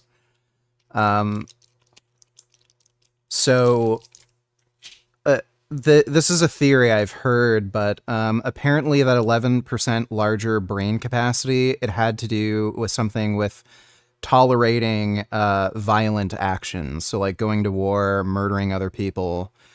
I don't think it actually had anything to do with greater cognitive capability. Like, when you're talking about ancient people, you're talking about people who had, practiced genital mutilation, who would commit, like, human sacrifice because they thought it would make the gods happy so that, like, it would rain so that there'd be a good harvest. Those don't sound like people who have, 11% smarter brains. 50,000 years. There are areas where people were known to have been hunting mammoths, and we can date these and say, like, okay, well, these guys were mammoth hunters, and we can see this. So he's mentioning average height 6'2 to 6'4. Height is extremely genetically predetermined. So if you're finding skeletons with an average height of 6'2, 6'4, that's because they were just from a genetic lineage of people who were taller. That's really it. If you look at average human height over time, it looks like we've maxed out our genetic height potential. We're getting in enough nutrition where people seem to have gotten as tall as they're ever going to be without like any major genetic changes. So again, if you dig up human remains from like China or Japan that are like 2,000 years old, you're going to find people who are like 5'2", 5'4". It's mostly a genetic thing, not a diet thing. This by other metrics as well to show that that's what they were eating. And they found that some of these populations were on average 6'2" or even 6'4", and that's on average. The average height of I don't even know if that's true. That sounds extremely dubious. That's a very tall average height. An adult male in America is 5'8". And in China, Mongolia, and elsewhere, it's like 5'6", somewhere it's 5'4". That's. Yeah, Hamza is acting like you have to get fat during a bulk. You can bulk and cut between 10% and 17% body fat. Nobody will ever accuse you of being fat. And if you got muscle, the fat doesn't look so bad. Yeah. There's not this... It's not like there's two options where you can either be like shredded all year round and then be like super fat and like get gigantic from dirty bulking. Like there's a middle ground where you can put on some body fat where you look a bit softer and maybe you lose your abs, but then like it's easy to diet. Thanks for the donation, Bloat Lord. Very, very short. And that's the average. So, half the population would be below that as well. Not so in the areas that had an abundance of meat to eat, like these big mastodon hunters, and on average about 6'2" or more, where they just eat meat. On average, these guys are 6'2", 6'3", 6'4". They're that height because of their genetics. The average height of a population denotes the average health of a population. So he mentioned Africans that had an average height of like 6'2", 6'4". Yeah, why do you think they're that height? It's because they live in fucking Africa where it's hot as shit, and having a taller, slimmer body helps to dissipate heat better. While you may have, geographical Mao Zedong and the other communists. Brain size. And we look at brain size as well. Okay, so this is a chart of our brains growing, going back 10 million years, and it's slowly creeping up, slowly creeping up, slowly creeping up, and then you see it around 2.5 million years, all of a sudden this spike up. And that's because during that slow rise, we're eating more meat and more fat, and we were growing our brain because we're figuring out, how to get better quality food. We're starting to figure out tools. And all of a sudden, when we're basically forced to go full carnivore because we don't have any other options with the ice ages, our brain development skyrockets, and it has this exponential growth right up until the end there. Yeah, so selective pressures are what cause evolutionary adaptations, not you just eating a certain food. So the idea that meat is some sort of like adaptive pressure, how? Like, yeah, learning how to hunt, learning how to make tools, like those are selective pressures, but meat eating itself, that's not a selective pressure. Right there at the end, it all of a sudden has a sharp decline downwards. Okay, you cannot argue that that's not a sharp decline downward. You're seeing a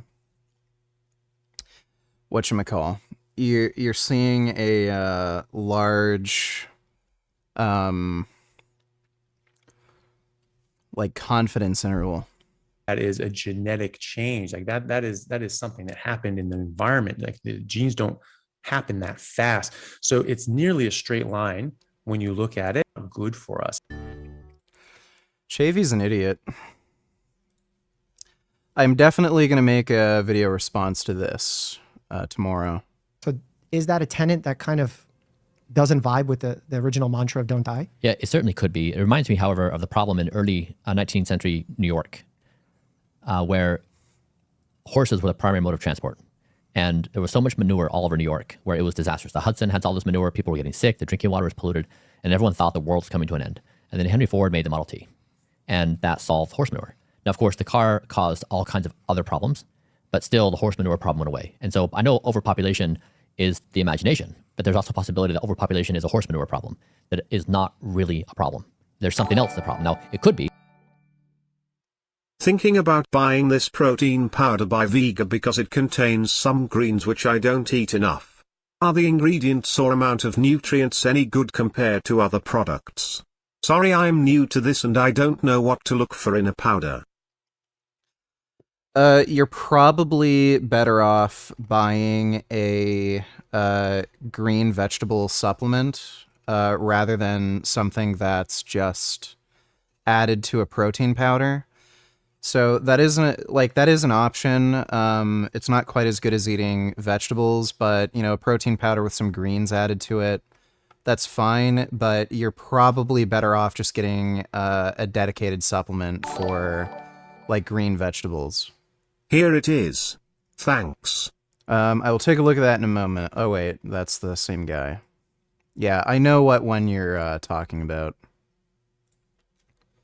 Oh my god, fucking stupid shit. Yeah, I've seen this. Protein and greens. Because, like, in all likelihood, you're going to be getting much more of the actual vegetable content if you ate a dedicated, like, you know, green vegetable supplement than if you just had the protein powder blend. But, you know, this isn't a bad option.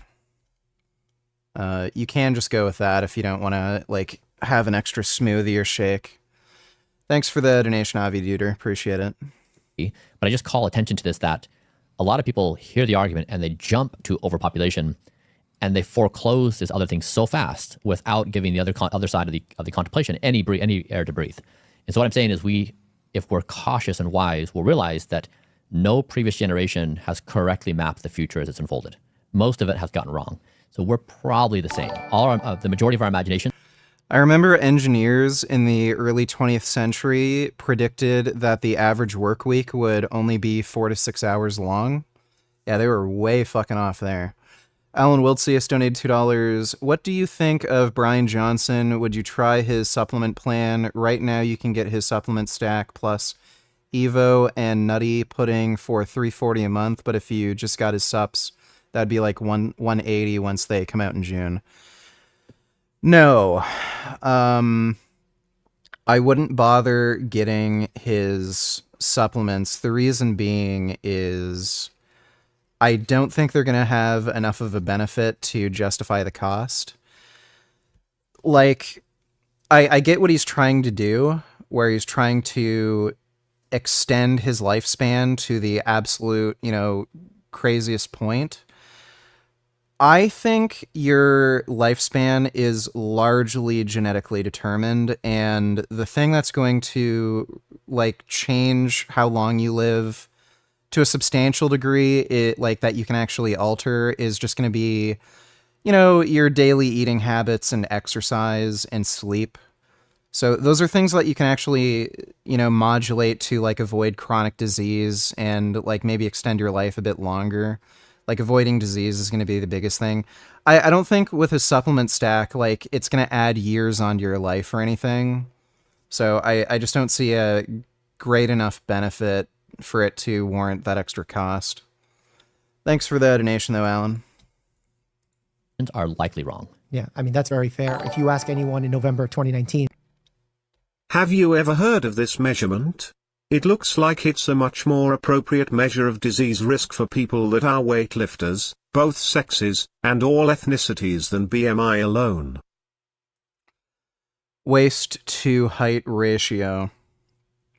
Person's waist to height ratio, occasionally written WTHR, blah, blah, blah, defined. More than 25 years ago, waist height ratio was first suggested as a simple health risk assessment tool because it's a proxy for harmful central adiposity. And a boundary value of 0.5 was proposed to indicate increased risk. A waist height ratio over 0.5 is critical and signifies an increased risk. So how tall would I be in inches? 6 feet, that would be times 12 plus 3. So I'm 75 inches in height. And then 36 divide 75. I'm at 0.48. So seems like I'm okay. Yeah, I don't like... Most people, regardless of their height, are going to have relatively the same waist measurement, but, you know, it's probably a better marker of central adiposity than BMI, especially for weightlifters. Thanks for the donation, Ben. Do you eat vegetables or just pure meat? What's the thinking behind that? What's the downside of eating vegetables? So a bunch of guys on the carnivore actually say that vegetables aren't healthy either. Once you get into prime health, we're talking, okay, there's whole food. Oh, wait, we already watched that. Yeah. What they envision the next few years would be like, everyone's guess would be wrong. That's right. Mike Donatillers, if someone has a higher body fat, like close to 20%, would a really aggressive calorie deficit like 1,800 a day have less effect in muscle strength loss versus someone who's leaner? Yes. So you can lose weight much more rapidly if you have more excess body fat. So you can plan out diets with a more aggressive weight cut at the beginning and then slowly taper the caloric deficit down. So say if you had to lose 50 pounds of body fat, that first 25 pounds, you can have a very aggressive deficit where, say, you're losing 3, 4, 5 pounds per week, and it won't really impact your ability to build muscle or strength. And then once you get down to that last 25 pounds, again, a more reasonable deficit where you're maybe losing 1 to 3 pounds per week, you'd want to just up the calories a bit and, go on a slower weight cut, just so that you can avoid losing muscle mass and strength. Thanks for the donation, Mike. So that's true. When you say people foreclose on the notion of, overpopulation perhaps being a good thing, or living forever could be a good thing, who are those people that you're referencing? Oh, so if you even say the idea of living forever, it breaks the human brain. You can't say those words. Like, no one can comprehend it. So it just provokes this knee-jerk reaction, which just squashes it. So I like to talk about living tomorrow, because living tomorrow and living forever, they're identical. In my current state as a 46-year-old, I, in my mind, assume I'm going to live forever. Like, death does not seem real to me because I'm not yet in that state. Now, when it does creep up, that's a different reality, but I don't live life with the expectation that's going to end anytime soon. I think I have all the time in the world. It's like this trick our minds play on us. Mm-hmm. And so I don't think that at all. I am very aware of the ever-present danger of dying, and it just doesn't bother me. I could get hit by a car tomorrow when I'm on my motorcycle and die. Could have a heart attack at some point or an aneurysm. Who knows? It just doesn't bother me, though. I really focus on don't die and don't die for tomorrow, because that's what we understand, that's what we care about, and that's how we build habits for this moment. So you focus your mindfulness towards the don't die mentality. And you're saying that you can plan for it once you get to that state. But in reality, most people don't plan their deaths. I mean, there are obviously unique exceptions, but most people, something happens and they're no longer living. So how can we guarantee tomorrow? And that's why I feel like it's hard for folks to comprehend, because it doesn't seem feasible right now, the same way that, the airplanes were not feasible back then. So exactly. the reason why it's puzzling to me as a physician is because I see how flawed science is currently, and how a lot of data confuses us at times. Like prime example of false flags on tests that then require follow-up, or interventions that are problematic. Like I've read about you receiving colonoscopies earlier than the traditional recommended screening period of age 45. I didn't. You didn't? I didn't know. Oh, okay. I did a pill cam. Oh, you did an endoscopy, colonoscopy. Yeah. Okay. Yeah.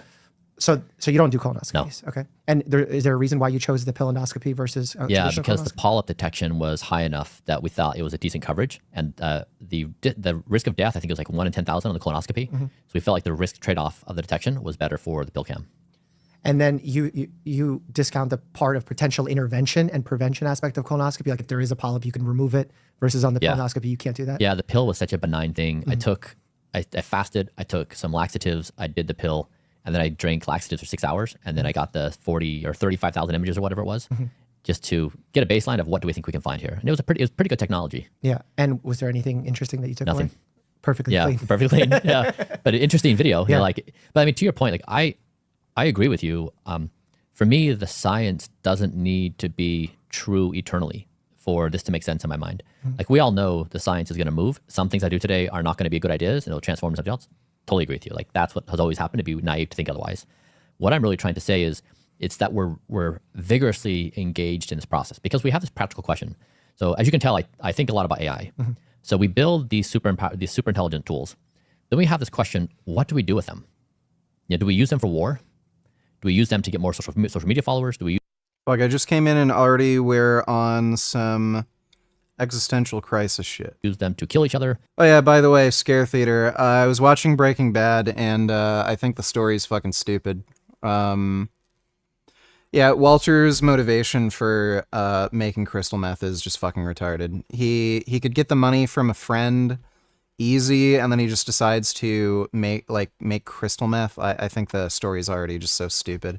I think I'm like 4 or 5 episodes in. What do we do? And so we're bringing AI into all the games we humans play. That's potentially the most dangerous thing we can do as a species. And so the question is, if we don't bring it into our existing games, what would be the new game that replaces that game? And so what I'm betting on is as AI progresses, it's going to create existential crisis for us as a species continually. And it will create questions like, what do we do for a living? Do we still work? Do we have identities? Does it create videos better than any movie maker? Does it replaces us in many ways? Does it do government? Like do we elect leaders anymore? Like we have to basically revisit every facet of society because this new thing is here. Now that's pretty traumatic for us as a species. That's a lot of change. Like we look at a little virus, like it shuts society down. And now we have a new form of intelligence coming on the scene that's going to shake every pillar of our existence. So what I'm trying to say is the process I'm going through is just simply a process of trying not to die. We're doing our very best with the science we have today. We're making mistakes, we're improving, like we're open to all this stuff, but it's just the process. And it really is meant to say, what do you do when you have really powerful technology? You apply it to improve the condition of all humans. Yeah, like the idea of the notion that you point out of folks, the things we do in science today will evolve, and we'll look back 100 years from now and say, oh my God, I can't believe we used to do colonoscopies. Yeah. We can just with this thing see internally without even going inside the body, right? There's going to be plenty of that. Yeah. Well, those things will come up and will be tested on a wide population. When you're using yourself as the benchmark for tests, especially when you're very excited about the technology and the testing, do you see how bias can impact the outcomes of those results? F-Donators, can you react to this later? Let me see. Hey everyone, so a little while back I made Muslim creationist Sabor. Maybe it's really fucking long, but maybe. Thanks for that, Nation F. Sure. So how do you safeguard against that? Or you don't? Yeah, so we do our best. Yeah, but this is, I think of myself more like Magellan or Ernest Shackleton or Lewis and Clark or any other explorer before me. I'm trying to demonstrate something that has never been done before, which is a bravery to try. Endeavor for the general public, because for you, who am I to say what's right for you? That's completely your world, right? You have bodily autonomy. But the question is, what should the general public be taking away from your journey? Yeah, I mean, let's imagine we pose a question, someone sees someone else gets wealthy through this thing called capitalism, and they want to start doing it too, and they start doing it at the cost of all other things. Is capitalism a good thing? Is capitalism a good thing for whom? In what condition? I mean, like I would ask all those same scenarios. Yeah, I mean, it's like any pursuit for humans. They lock in on a given game they want to play, whether it's their own wellness or whether it's trying to make money or whether it's trying to get social media followers. I mean, there are these pathways any human can take for any system they want. I think you're missing the point with that, though. Let's see. If you're talking about the part I think you're talking about, He says he does it for his family, but there's a deeper reason he's doing it. It's not about the money, it's his pride. Okay, bro, like, people have given me that fucking excuse before. He's already had a horrific experience where he had to kill 2 people. He could barely bring himself to murder the one guy, which I thought was bizarre. Like, that was another bad case of writing. So he meets this fucking crazy whack job murdering drug dealer who almost killed him. And for no real good reason, too. He just freaked out and started fucking, was about to blow his brains out. And then he's wondering if he should kill the drug dealer who's locked in his basement, who he's forcing to shit in a bucket. And he's like, you know, you're a pretty good guy. I think I can let you go and you wouldn't harm me. Like, what? And then the thing that makes him change his mind is he realizes the guy has, like, a shard of, like, glass plate that he's hiding, that he's gonna, like, stab him with. That was fucking stupid, okay? This guy is supposed to be like this really smart chemist, really bright guy, and he doesn't realize, the murdering drug dealer that I've locked in the basement, that I forced to shit in a bucket, that I almost killed already, is he gonna kill me or not? I don't know. Like, that was fucking stupid. Like, you could be a fucking retarded, like, Down syndrome toddler, and you could figure that out. And then, like, after all this shit, having to clean up a fucking corpse, dissolve dead bodies, almost getting caught by the fucking police, almost dying, he's willing to fucking go back to selling meth when he could get the money for free? Like, are you like, what the fuck? Like, that is so retarded. They did not give a strong enough motivation for Walter to go back to selling crystal meth. Like, his pride? Are you fucking kidding me? After we just saw how hard it was for him to fucking kill a fucking scumbag who tried to murder him, he's gonna go back to selling meth because, my pride, I'm not as much of a man if I just take money. It makes no sense. And, like, yeah, whatever. Like, I can't take the series seriously already. In those pathways. Mike donated $2. Let me see. And by the way, like, you're talking about his pride. The guy was going through the shame of working at a car wash where he was getting made fun of, ridiculed. His students would go there, make fun of him for being a broke ass. His boss was treating him like shit. He's willing to put up with that. The shame of being a broke-ass motherfucker who has to wash other people's cars, get on his hands and knees, and scrub his the kids at his high school's fucking, like, their fucking cars and get made fun of. He's willing to put his pride aside for that. But, free money? Fuck you. Like, the writers of that show are just, like, they're the ones on fucking crystal meth.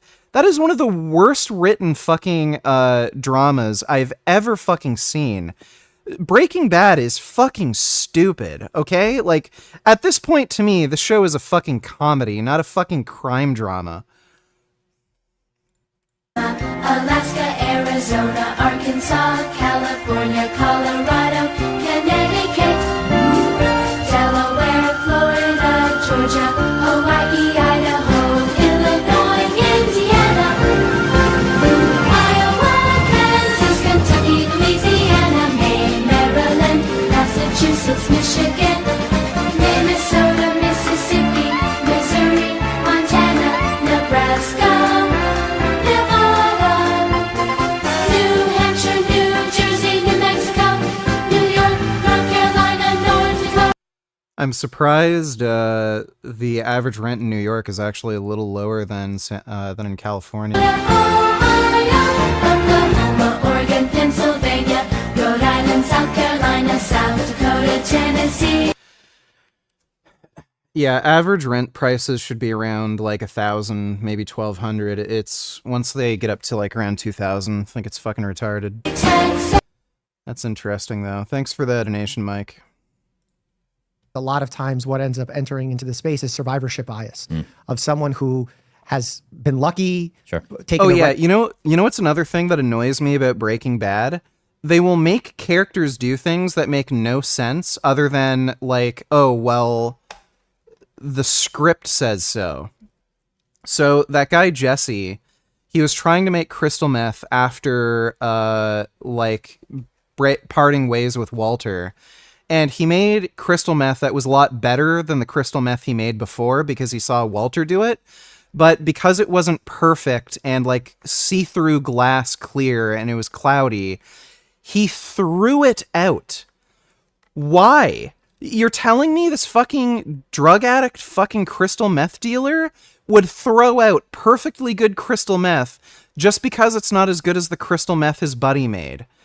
And then he had this like autistic fucking meltdown where he like drove off and like he fought with his friend, left him out in the fucking middle of the desert because the crystal meth wasn't perfect. Like that was stupid too. Like there's so much shit in the script writing that's terrible. Right path at the right time, et cetera, and then people try and follow that route one-to-one, and oftentimes it doesn't happen because N of one, as you precisely put it. So I'm just trying to find what can I take away from your journey to bring to my viewers, to my patients, that's going to actually make an impact that is valuable to them in the long run, besides the philosophical thought experiment of what if we don't die? Because I think that is a valuable thought experiment. I think there's so much value into thinking beyond death. And I think you said that a lot of the cultures in the past, they live very differently and they evolve very differently. And that's true to some degree, but there are some unique through lines, like the thoughts, what happens after death, the fact that almost every culture had some sort of substance that allowed them to escape reality, whether it was alcohol, opium. There is these human flaws in us, and that's always been largely celebrated. But now we're taking the other approach and celebrating potentially getting rid of human flaws, right? Is that the correct way to think about it? Yeah. I mean, what I suggest for your patients is that I'm making the observation that we humans have largely seen ourselves as martyrs for certain causes. So people take better care of their pets than they do themselves, better care of their kids than they do themselves. They take better care of their professional advance, their wealth accumulation. So people prioritize a very long list of things higher than their personal wellness because they think they're achieving this immortality of legacy and contribution to these other vectors. And what I'm saying is the age of martyrdom may be coming to an end where it may make sense to put your mask on first. That means going to bed on time. It means exercising. It means trying not to engage in bad vices.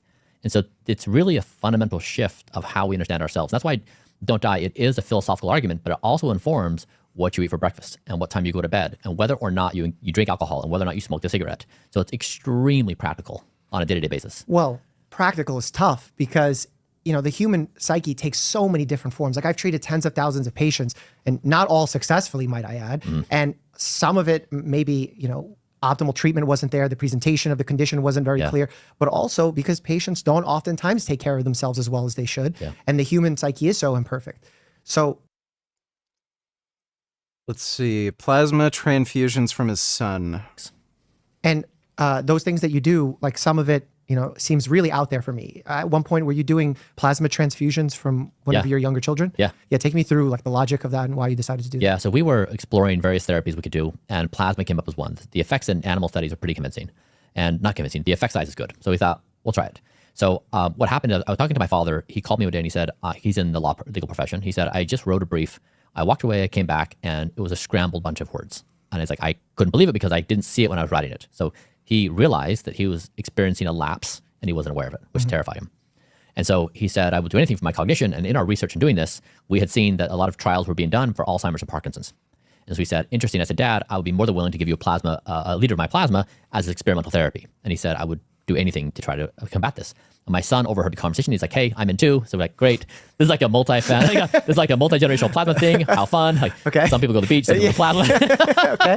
Very interesting. So we went there, and it was actually really fun because my father was mostly missing from my childhood because he was engaged in hard drug use.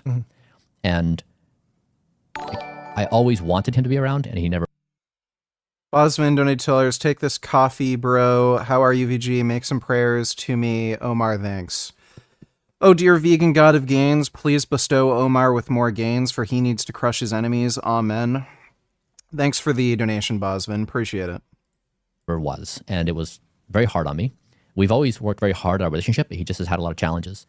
And then my son, I was married and I had 3 kids. I got a divorce, and my 3 children were split between dad, who had left the religion, and mom, who had been in the religion.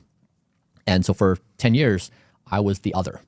I couldn't be trusted because they were part of this religious group that said, this is how we understand reality. Dad is not part of that, therefore we can't trust him. And so weirdly, I was without father. And now I was this super engaged father trying to raise my children. And they were like, thanks, Dad, but we got this. And it was this form of torture. And I had one of my 3 Faravan Mano as Doneshgar Ikraj Kardand, Vartamami Madek. Dainch Jui Mano Zait Kardand, Varnafar as Hamshajidi Hayman. Hamfoliat Siasi Makardim, Barat Shagarda Vatan Forosh Shodid. As Kudak Darkana Vardii Bozorg Shadam Kamas Harbin Abudand. I do not speak Spanish, but thanks for the donation, Mandalam. Children come decide to live with me, and he and I become best friends. And so it was this moment where, yes, it was about plasma because we thought it was safe, but it was also about my dad, myself, and my son, and the 3 of us getting together. And so I know from the outside looking in, it seemed crazy, it's eccentric, it's everything that triggers people in so many ways. It was also one of the most special moments of my entire life.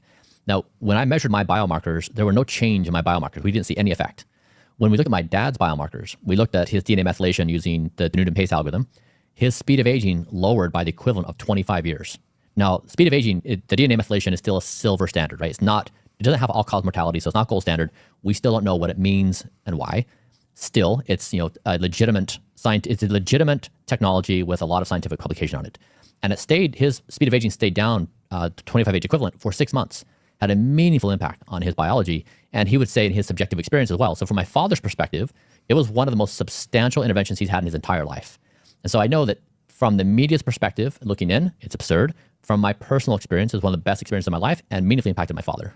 Yeah, that's awesome that it brought you guys closer together as a family. And I think the reality of all of these things is everyone has their own risk tolerance. Yeah.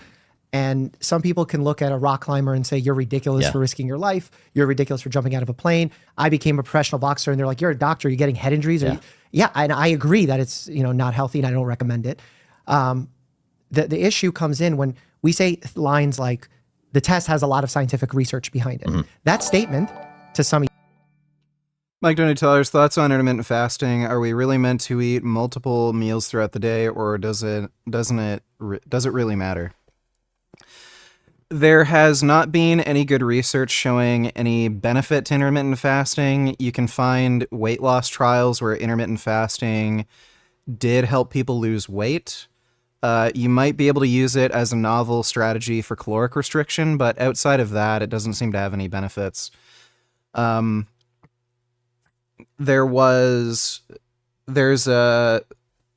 not actually published yet. American Heart Association fasting study. The American Heart Association is about to publish a study on time-restricted eating and increased risk of cardiovascular disease or cardiovascular death. They actually found that people who were doing time-restricted eating within 8 hours, they had a massive increased risk of cardiovascular disease mortality. So I think it was something like 60-something% higher. Again, it's not published yet. And 91% higher risk of cardiovascular death for those who restricted their eating window across fewer than 8-hour time spans. So we have to wait to see how they can what the methodology was and why time restricted eating was associated with a almost doubling your chances of cardiovascular death. But kind of shows that time-restricted eating in and of itself doesn't seem to have any health benefits. I don't know why they had that finding. That surprised me. 3 videos for you, from me, Mark Sisson. Please reaction, you will like them. Okay, I'll react in just a minute. Thanks for the donation, dude. So I don't know why they had that finding. There's nothing that comes to mind for me why time-restricted eating would increase cardiovascular disease death. So there's probably some sort of confounding variable where the people who were doing time-restricted feeding were just eating really shit. But again, it just shows time-restricted eating doesn't really seem to have any benefits. Thanks for the donation, though, Mike. I quit sugar, carbohydrates, and caffeine cold turkey for 30 days straight, and not for the reason that you probably think. You see, most of my life I've had a crippling addiction to sugary sweets, and that has caused my candida, psoriasis, and eczema. Sugar was the one thing that I just wanted to remove from my life because it was affecting my intestinal walls that are leaking, and the only way they survive is in an acidic environment. And what creates an acidic environment? Sugar. Sugar. So this is not true. Parasites don't only live in an acidic environment. Your body has a pH and it's regulated. So you can't just increase your body's pH by eating sugar or doing anything. Your body has compensatory mechanisms to regulate its pH balance. So this is misinformation right off the bat. Developing countries have to worry about parasites. And I sat there and Yeah, Western countries don't really worry about parasites because of things like cleanliness. Also, certain parasites prefer certain environments that are like very warm, for instance. So if you live in a colder climate where, you know, that's winter half the year, again, you're less likely to be exposed to parasites. I went, are you serious? You must be bullshitting me. There is no way that when I was in my degenerate drunk days and I used to go out and stay out till 3 a.m. drinking vodka sodas all night, there is no way that going to the kebab store at 3 a.m. that the worker that served me my little poutine dish that I used to get didn't have some sort of parasite in the food. There is a thing called toxoplasmosis, and it is a parasite that a lot of cats have. A lot of household cats carry this one worm within them. And I was doing a bit of research, and there was a Swedish study on toxoplasmosis and the influence and behavior through that. Okay, whatever. This basically resulted in from these certain food groups. All of these foods I actually learned. What were the things that I realized from how much... Yeah, this guy talks too slow and I don't fucking care. Let me see. There this are next two video. paths you can take. The modern music consumer that goes to festivals and clubs who idolizes these rappers and artists like they're gods. Or the classical music Do I have to watch these? Dodo donate $2. Time restrictive eating improves sleep massively. If you eat close to bedtime, then your sleep is very bad. That's not necessarily true. It's highly individual. There's some like mechanisms that we know why eating can interfere with sleep. Some of that has to do with protein metabolism. Some of it has to do with your circadian rhythm, and eating can alter your circadian rhythm. But it's very individual. Some people sleep better if they eat before bed. Some people sleep worse, which increases your risk of heart disease and other morbidities. So let's not jump the gun. Wait for the study to be published. Can you review it on video? Well, yeah, I'm going to wait for the study to be published. I'm not saying I know why there's a reason why these people have higher rates of heart disease. Like, my guess is that time-restricted feeding just comes with other associated, you know, bad health choices, like eating more red meat or something. So, we'll see. Okay, I had to change the batteries. It is getting darker now. Let's see if I can make it. Then there was this another story, which I can definitely remember, which made me feel very bad about myself. When I was in Lima, and I entered the toilet, and there was this guy, and he was gay, and he tried to kiss me. And I kind of pushed him away, saying, "What are you doing? You know, I'm not gay. Don't kiss me." But he tried to kiss me again. Maybe he tried to touch my balls or something. And I pushed him again, saying, "Please don't do this, you know, I'm not gay. What are you doing?" I felt so bad in me that I could not like go and fucking like make him fly to the freaking wall.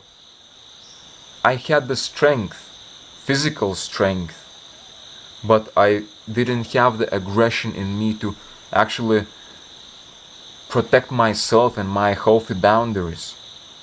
And it makes me remember this story with the gay, and another story with another gay trying to... What the fuck?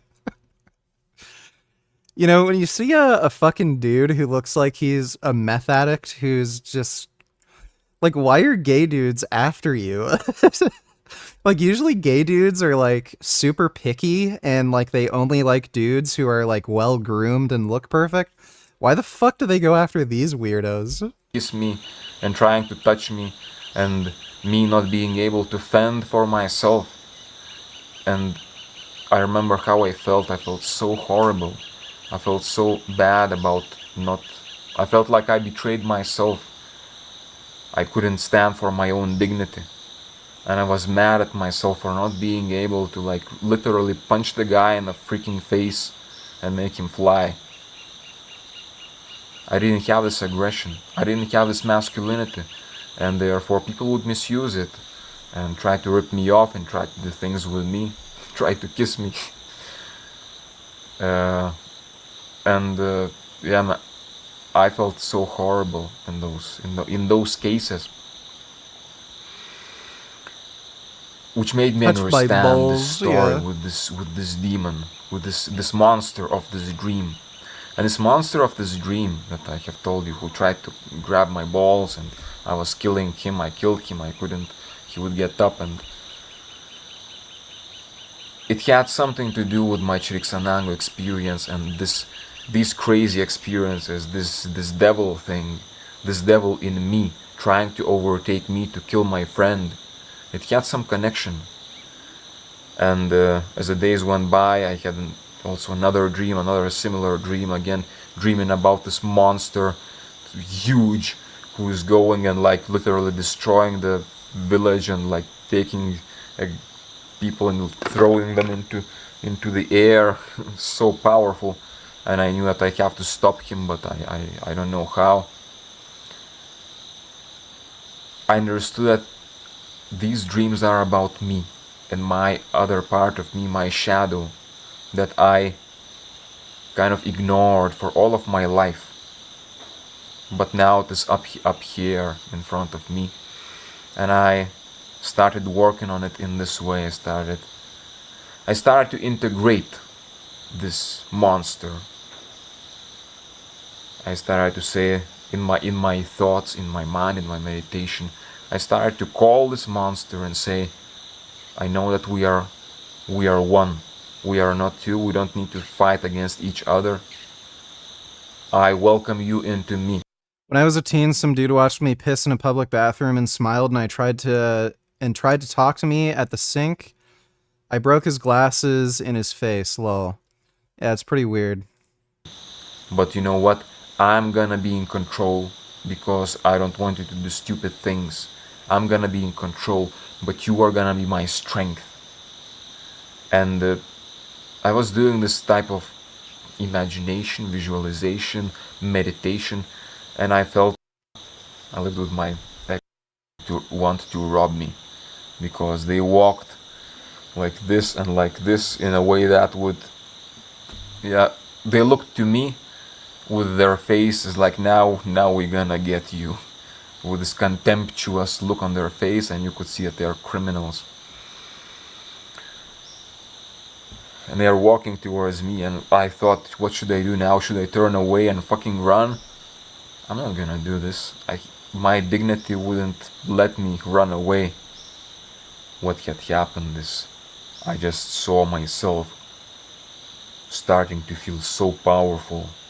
It's like, these motherfuckers want to rob me? Let's see now. And I started walking to them, actually faster. And I started walking to them, and I could feel this monster in me. I'm going to fucking destroy those motherfuckers now. The expressions on their faces. He was... Alright, well, I guess he can scare away the gays now. Aficionado that utilizes specific frequencies. Just feel in your body which one feels and resonates the most with you, which one feels better. Harmful frequencies of modern music. Wait, what are the differences? Experiments on humans, and I've been driving in my car. The lyrics, when you actually listen to what the lyrics are saying, you realize that it is extremely negative, and it's like this. Okay, this I can't watch this. Years well sounds like it has validity to what we're doing. And we have to be really careful on how messages land to the general public, where the validity of the weight of evidence is unclear. Yeah. And I don't want folks thinking that that is the answer to their longevity, or that this is mandatory and they can skip out on certain health habits, or they can't be healthy unless they have plasma of someone younger. So my goal of educating on science is really just getting people to think about the scientific process of what evidence means. Am I gonna watch Better Call Saul? Maybe. I'll watch Breaking Bad first, though. Because you're a brilliant person in terms of your knowledge, right? You can think much deeper than the average person. You way smarter than I am in your knowledge of understanding evidence levels even. And I think about the general public not having the depth of understanding of what a DNA methylation test is, and hearing it and sounding like sci-fi and them craving it as if that's the answer. I'm like, man, I wish they would just listen to your 5 power laws, because that's what I want them to listen to. Yeah. And that's where probably the biggest criticism would occur. Valuable. Is there anything that you've done in this journey that has ended up harming your health? I'd say the worst outcome was using human growth hormone. We were repeating a study that was done for thymus rejuvenation, so the gland responsible for the immune system. So we did 100 days of human growth hormone, 0.6, 1.8 IU was the dose, and we successfully changed my thymus fat fraction by 7 years equivalent. So according to 3 MRIs, we regenerated my thymus by 7 years. That was positive, but it came at a pretty extreme cost. I had intracranial pressure increase. I had my blood glucose were messed up. It was pretty disastrous for my body. And so I don't think we would do HGH again. I think we'd probably take a different approach, maybe look at some peptides or something. But we were trying to go after, only one group had tried to do thymus rejuvenation. It's a really hard one to get at. And we wanted to take a stab at doing something hard. And why was the thymus the primary organ you were focusing on with human growth hormone? Because, well, I guess we've been trying to rejuvenate all my organs. So we take each one, the heart and liver, lungs, and then we say, how do we do that? And then what therapies are available? And the thymus just has such a huge yield because it's the immune system. Very few things have such a power law in the body. So we wanted to put our targets on that. And we found there was a therapy that had been through a study. So we had some data on some number of participants. And when you undergo one of these trials, you take a lot of measurements in order to see how one therapy impacts the others. Because you're doing many therapies at once, is there ever Why do I have jizz on my keyboard? Were you watching hentai? a fear that they're clouding the judgment of what's actually happening when you're trying to perform a measurement? Yeah, we've borrowed from pharma. So pharma has the same problem when you introduce a drug into the body. They have a statistical process where you go through a questionnaire and you try to isolate and then use probabilities to determine whether a given therapy has a given effect. So we've tried to use stats too, but it doesn't create a crystal ball. You're still dealing with probabilities and you're still dealing with potential confounds.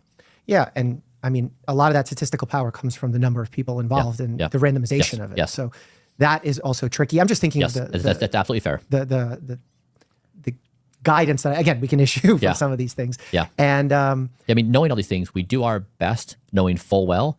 We just, because it's N of 1, we're limited, but we do generally try to be intellectually honest. That's great. I have a theory about like fitness trackers, and it's going to be widely different than your viewpoint. So I'd love for you to critique me on my viewpoint and what you think, but give me a genuine like reaction to what I'm saying. When folks come in and they say, should I monitor my sleep score? Should I monitor my fitness tracker? Should I do these things? My usual answer is no. And I'll explain to you why, and you tell me if you think you agree, disagree, and why. My thought is when you have a sleep tracker on, a fitness tracker on, it potentially makes it more difficult for you to understand and listen to your own body. And one of the most important things when I see a patient, let's say they come in for the symptom of pain, knowing, is that symptom of pain urgent? Is it scary? Is it an ache from a hard workout that they can push through? That sort of knowledge comes from trial and error without outside measurement. It comes from intuition of your own body's functioning. So for example, when someone sleeps well, but then we tell them as scientists, hey, you actually got a bad night's sleep, we lie to them. They perform worse on tasks because we've led them to believe that off of their device, even though we were tricking them. And then people will say, but Dr. Mike, when I have a drink of alcohol, my sleep score goes down. That incentivizes me to not. And I think that's wonderful. But the question I would ask them is, if you had the glass of alcohol and you didn't sleep well and you wake up and you feel like shit, did you need the watch to tell you that? So it's like, I could see the instances where it helps. It would have helped anyway and you would have known. I could also see the instance where it tells you something that could potentially even be harmful because it leads you to believe something negative about your body. And because there's so many confounding variables happening in life at the same time, it creates a notion of control that I believe we don't have, and we don't have yet. What do you think about my stance? Yeah, this year, I achieved 8 months of a perfect sleep score using my wearable. I don't think anyone in the world has ever done that before. And it was my personal experiment to see, could I achieve high quality sleep every single night? And to do that, I needed to create quite a few intuitions. I needed to understand what happens when I eat pasta at 5 p.m. What happens when I watch a movie, on a big screen an hour before? What happens? And like hundreds of questions. I basically was trying to build intuitions. What happens when? And when I go to bed, can I deduce my heart rate? And my resting heart rate is my biggest predictor of my night sleep. And so I would say I would never have been successful at doing the 8 months of perfect sleep had I not had a wearable. I just would not have known how to connect these variables. And because I was doing this in a systematic way, I could isolate these effects more. I could isolate a given day, a certain dietary thing, or whatever the case may be. And so, yeah, I think that for me, it was the only way for me to figure out sleep. Do you think 8 months of perfect sleep is necessary for a healthy lifestyle? Like if you had every 7th day, you had a shitty night's sleep, do you think that would derail your ability to live a healthy lifestyle? So I don't know about that. I was doing it because I come from the entrepreneurial community, and that culture is very much grind culture. As you're a martyr. I mean, I'm sure as a doctor, they abuse us all the time with their 24, 36-hour shifts. Exactly. So you come from a culture where people will tell stories about your bravery and courage if you stay up for multiple nights working on a project, or if you're so tough you don't need sleep, or you only need 2 hours of sleep. And so there's all this lore and mythology and status that comes along with not prioritizing sleep. And so I was trying to change that zeitgeist to say, I'm from this tribe, and I'm going to show you that I can be equally as productive in life and do so on high quality sleep, and even improve my productivity. So I was trying to prove something to my community that it really is important to prioritize your sleep. That if you think about it so you take a leader of a company, let's say it's 100 employees or 500. Oh, I mean, we're talking about extremes of situations, giving someone unlimited runway or giving them extremely limited runway where they have none. Neither of those are going to be ideal, just on the way that the human body works through homeostasis. If it's trying to keep a balance. And there's frequently a statement in healthcare that I've referenced where the enemy of good in medicine is perfect. And I've seen that time and time again, either from a procedural standpoint where we're suturing and we're trying to Don't watch Better Call Saul. It's boring as hell for the first 4 seasons. Okay.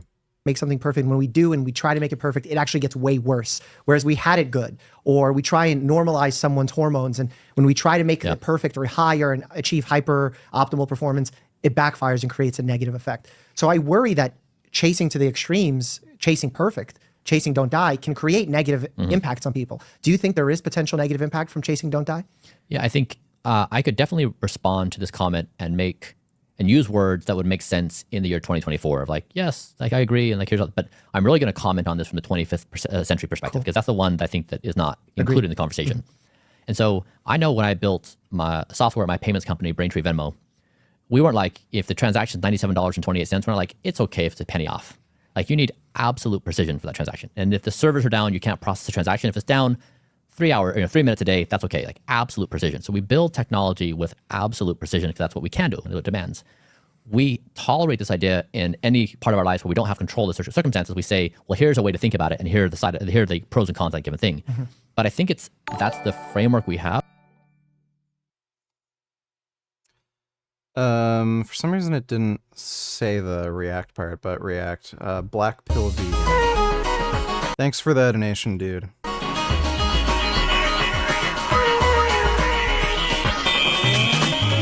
Do matter. I'm okay, because I think I'm about a 7 or 8 out of 10 in looks anyway. There has to be a reason, unrelated to my looks, why I can't date the women to whom I'm heavily attracted. At worst, I'm a 6.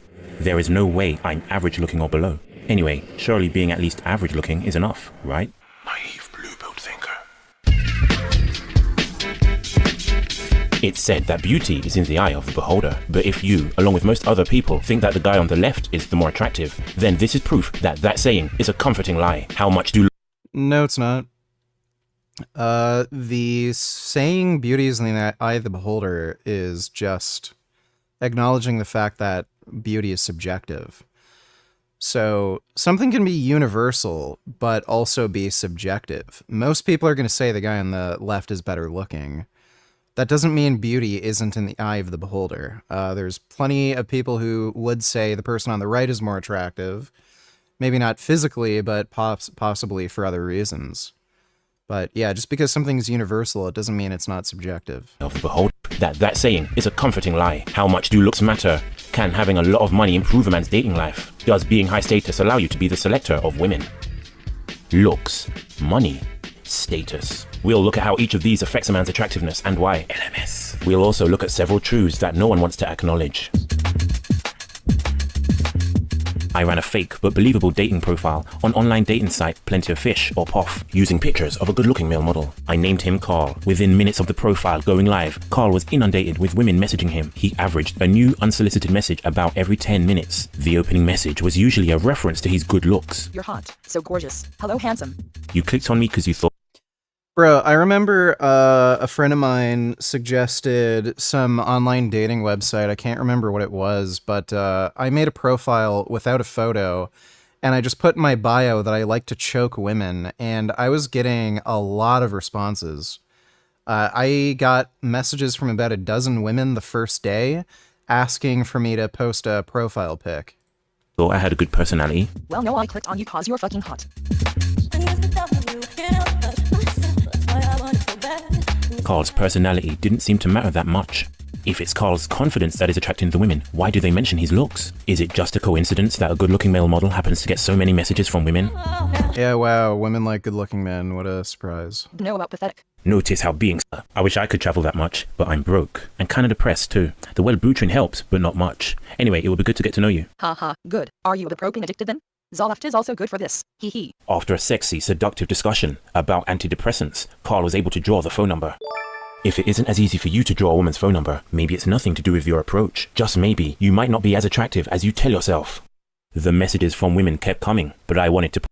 I swear we've reacted to this before. I think we have. Push the boundaries even further. How much could Carl get away with if he had various unattractive personality traits, appeared lacking in confidence, displayed zero game, and even came across with very little social awareness? Are women that influenced by looks? The results were eye-opening. Carl spoke to LJ. Shit pictures, I mean just really awful. Nice. I'd love to see some not taken from above at an angle. Why bother messaging if you're not interested, prick? And while we're on the topic, I'd love to see some not pulling that ridiculous facial expression. Who said I wasn't interested? So you insult girls when you're interested in them? A few good-looking moments later. Haha, just promise you won't be a prick when I meet you, huh? Carl spoke to Hyper, a woman with an East Asian heritage. I wanted to open this interaction. Yeah, no shit. Like, the guy's good looking. Hair, body. Thing here. This isn't, you know. People wouldn't sit around him. People sitting on this experiment was done in New York, having people on a subway train, and they had, you know, like a big scar or something. People would not sit by them. We migrate towards attractive people. Now, what does that mean? Well, there is culturally attractive, you know, some of these folks here, and they're popular because they're attractiveness mean though, because there is a cultural norm that you have a face that is symmetrical, that both sides are essentially the same, high cheekbones, small nose in proportion to your face, you have an attractive mouth, and there's a slight variation between men and women. And here's what's interesting: when you do surveys of women and you men and women, men are right up front in placing attractiveness in their top 3. Women place it lower on their scale, 5, 6, 7, 8. But in fact, when you evaluate women's behavior, it's no different than men. So women say attractiveness doesn't matter, but in fact, when you evaluate their behavior, it does. Frank O'Connor's last statement is an example of red pill truth. Red pill thinking is embracing the sometimes painful truth. A model offering sex in dark turns out to be balding 68-year-old. A Frenchman masquerading as a 37-year-old male model offering women 50 Shades of Grey type sex dates in the dark is facing rape charges after they belatedly discovered he was a short, fat and balding 68-year-old. All wrinkly, she is cited as saying, "He didn't correspond at all to the photo. I felt total disgust." A second alleged victim known only as Layla had a similar experience. Vertically narrow, hunter eyes. Eye spacing, about an eye's breadth, assuming other traits are also above average. Horizontal, lower eyelids. Neutral or positive canthal tilt. Notice how the outer corner of the eyes of the man on the left are tilted downwards or sag. They have a droopy look. Full compact mid, healthy bite. Upper and lower teeth meet, high hyoid. No under chin fat. I love the examples of like this is not how a normal person looks, dude. Masculine brow ridge. Large skull. Hair. Squarish hairline. Thick healthy hair on crown. Little these women have in albinism, you can tell which is Asian, black or white based on their facial features. Some people will simply not be attracted to certain features that typically carry more bulbous, thicker skin noses, in some black and some east. Another wrinkle-free, pockmark-free, small pore percent. This could these Okay, well, not surprising there. Because that's the possibility of the technology. We humans we're not built to be perfect. We're kind of messy creatures. Now that may not be true for the future. We may be able to build ourselves with precision that is unimaginable to us right now. So right now, that I would say, yep, reasonable opinion, totally agree. Also, we're going into this new future, and so I'm building myself. I want to be the example of what we can build. And so I go to these lengths to say, yes, you can achieve perfection, and it's great. And so we'll have all this help from all these tools of biological engineering, molecular engineering, artificial intelligence, like they're going to converge on us. So we're becoming a new species, and new possibilities are there. And I'm trying to bridge to this new reality. So you're thinking about it from like a philosophical standpoint of the future. It's so interesting that throughout this conversation, we're talking about, answering questions from the future, right, of the 25th century. But at the same time, you're very wise in predicting that we don't have the power to predict. We suck at predicting. Yeah. So how can you be answering me from the 25th century if we're so bad at predicting? I look at the systems that can be predicted. So if, for example, if you say intelligence is currently increasing, that is like, and you say a general trend, like whether you think it's an exponential increase or a linear increase or some other curve. Dodo, $92, let me see. Religion has been around for thousands of years, and it long predates science. And in spite of the effort of modern ardent atheists, religion persists. So do you have any sense of what religion will be in the future of civilization? Religion was an early attempt to answer the questions we all ask. Why are we here? Where did we come from? Nowadays, science provides better and more consistent answers, but people will always cling to religion because it gives comfort, and they do not trust or understand science. Religion is... Yep, based. If you believe you're in the center of the universe, and you watch Mercury move against the background stars, and then slow down, stop, and then start moving in the opposite direction, you're going to come up with a word for that, because that's weird behavior. You're in the center, and somehow it is not continuing its path around you. So you come up with the word retrograde. It's a word to describe what you see.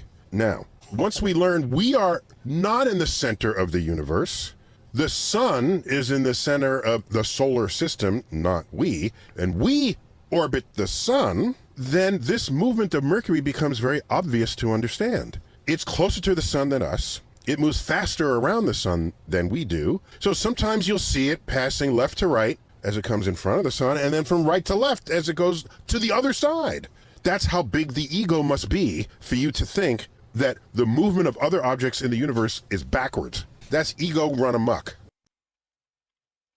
Based. You're standing there, okay, and you're looking due south. You take your hand and draw a line from due south, okay, directly overhead to due north. You do that, okay? Okay.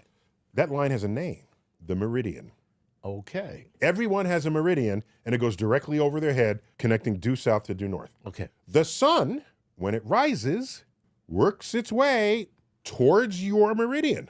It's coming from the east, right? And it'll cross your meridian, right? Go to the other side of your meridian, and then set. Okay. Do you know what AM stands for? AM, after midnight. Anti-meridian. Anti-meridian. Before the meridian. Right. And so then PM must be post. Post-meridian. It's where we get AM and PM from. I thought AM was after midnight. Then when I thought, then what would PM be? You look at the scenes from Walking Dead, and they enter this deserted town, as so many towns are when zombies take over, and the autumn leaves are evenly spread in the streets and the sidewalks. And I'm thinking, some set designer did that, thinking that this is what leaves do in the breeze. But that's not what they do. They collect, they circulate. They're like eddies in the air currents that'll collect them in one place and not the other. So we think if something's random, that it's evenly spread. But in fact, there are many more collected elements in something that's random than we typically think. How much time do you spend looking at random leaves on television shows to recognize that it's a fake pattern, not created by the wind? The equations of space-time, as you follow them across the event horizon toward the singularity, allow an entire new universe to open up in front of it. So as you fall into a black hole, your time ticks slower and slower. And so you do this, and time changes for you. So as time changes for you, you will see the entire future history of the universe unfold before your very eyes as the new space-time opens in front of you. The equation... Fascinating. Hard to comprehend. Thanks for the donation, Dodo. It's generally increasing. So more intelligence in the world. We're getting better at harvesting energy from the sun, from all sources. So that's improving. We're getting better at storing energy in batteries. So you can take these macro trends and say, what's happening at a civilization scale, and then map towards humans. We're getting better at augmenting humans. So in my car is going to drive itself, or it's going to give me little vibrations that I'm on the side of the lane. Or like all these things. So you look at the apparatus, those are the things I model out with accuracy and to say, if we're on this general trend line, I can follow those. But as to the specifics, like, I don't know. So that's how I try to map my personal life is system. Reduce rates of heart attack and stroke. The idea that it's going to work for the person sitting in front of me that I'm actually treating this with, even though I have good research to say that it is, it's not going to work 99% of people that I'm giving the medicine to, and yet it's still valuable. And that's coming after trials that have failed 99.99% of the time with biomechanical mechanisms that rationally made sense or were proven right in animal models or petri dishes or lab models. And I'm like, oh man, there was so much failure leading up to this point. And yet I still have such a lack of control of my patient's well-being. I struggle to know how I can compare someone's health to the spreadsheet, which is counting digital dollars or physical dollars. That's where it's hard for me to wrap my head around. Yeah, I mean, I'm sympathetic to what you said. I mean, there are some things that the power laws of evidence, like, is smoking going to shorten lifespan, increase the probability of cancer? Pretty reasonable. Is exercise helpful to increase lifespan? Pretty reasonable based on the data. So I think if you score the data and you try to isolate those, you can step away from a total chaotic world into more predictability. But the things I'm talking about for predictability is not whether a virus is going to show up, not the lethality of it. Like, those things are out of control. I'm trying to say, what is the total compute power on planet Earth? What is our ability to engineer biology to perform the functions that we design it for? I'm trying to say system laws as a species, because within humans and human systems, we have the element of chaos that is just very hard. There's a lot of chaos. And, I think what your message, I hope resonates with my audience, is that you've spent a lot of time researching and measuring things. Yeah, Joe Rogan knows who I am. He actually responded to a video I made, and he said he stopped watching after I claimed cholesterol is responsible for heart disease. So he is a fucking idiot, as you'd imagine. And still, the pillars and the power levels that you find most valuable are the things that are the most simple and available to everybody. And I hope that's what folks take away from this message of putting on sunblock and protecting themselves from excess sun exposure, UV exposure, not drinking, not having bad habits, or limiting those habits, making progress along the way. So I think that message is so invaluable. And the fact that you've developed a passion for it is truly admirable. It's like really cool to see someone who's genuinely passionate about it and also recognizes the weaknesses of it. And at the same time, there's some critiques, I have as a skeptic of looking at it whole picture and saying, I love that you're thinking about it from the 25th century, but are we going to get to the 25th century? Are humans a thing in the 25th century? Dodo Tellers, you haven't been commenting much on what Brian is saying, so what do you think so far also? A couple of things about space. Well, I don't disagree with him. It's not like the most interesting interview, so, Here's Earth. What we call space, I'm an astrophysicist, so I get to say this. If here's Earth, if this were the actual size of Earth, do you know where Mars would be? It would be a mile away. You know where the moon would be? It would be in the next room 30 feet away. Do you know where the orbiting International Space Station is and where the Hubble telescope is? It's 1 centimeter above Earth's surface. That's what everybody is calling space. A couple of things. Scale of space is pretty crazy. The Earth is flat. This is a deep failure of our educational system. Here's how they explain day and night and whatnot. So you got the flat Earth. The sun is over this plate that is the Earth, and it rotates or revolves around a center axis. And that way you get day and night The sun is only 4,000 miles away on this plate. It's 860,000 miles across. Now you're just splitting hairs. No, I'm sorry. Yeah, Now you're just splitting. Okay, so now here's the thing. Science is a way of understanding. Right. You can't just pull stuff out of your ass and claim that it's science. We live in a free country. I will never want to legislate what people think. You can think the craziest thoughts you want. They do. You should just never be responsible for creating legislation that affect the rest of society. So go ahead, think that. But if you try to then influence others, you're actually being irresponsible and you are destabilizing the. We make discoveries and the military looks over the picket fence and say, hey, we want some of that. And then they do things of much higher budget that we couldn't otherwise afford. Project Keyhole was an idea to put telescopes in orbit that look down. Masterminded telescope, beautiful telescope. We said, hey, after that got declassified, we want one of those.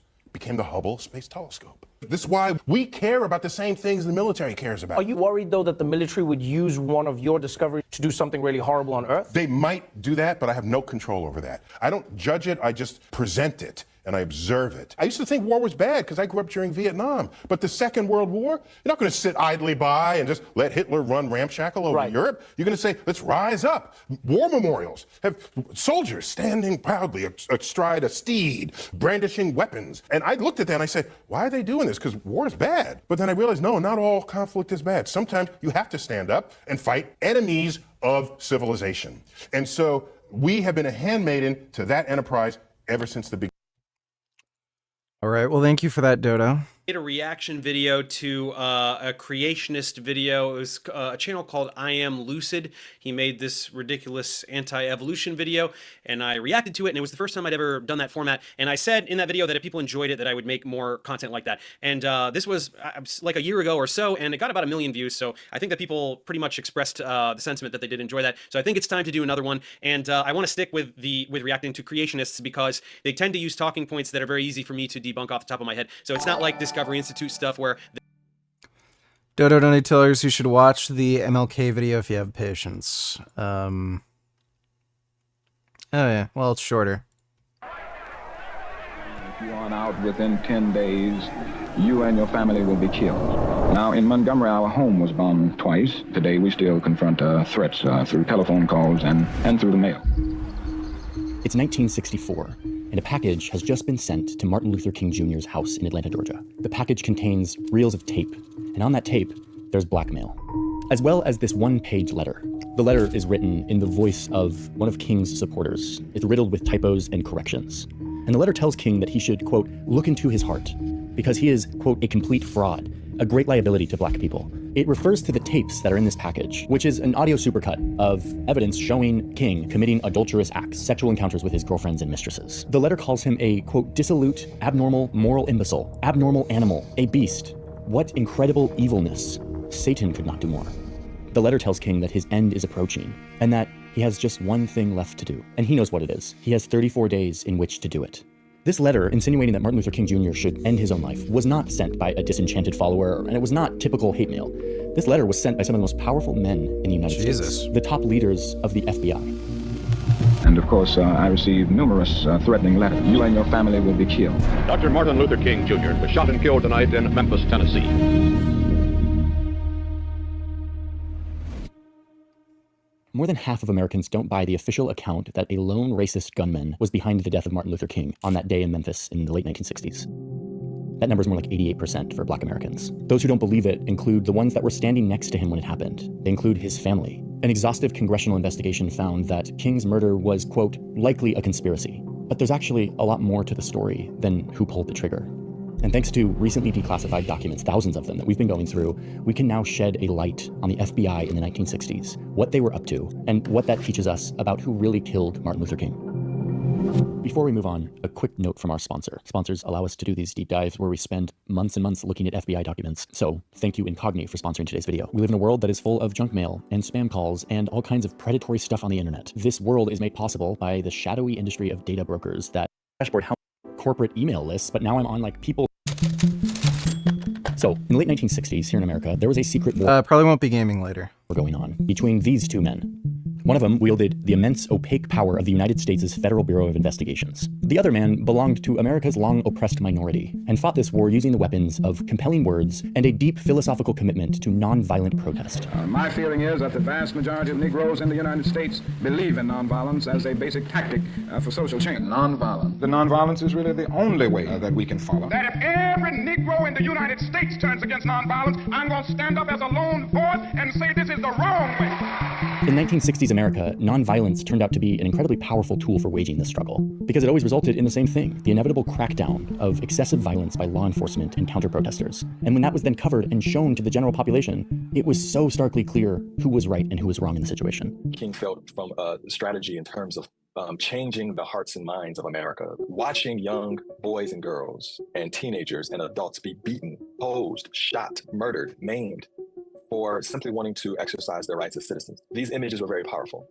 You've got to keep the white and the black separate. A visual spectacle that represented what Black Americans knew all too well was how they were treated by the American system. Now it was just public.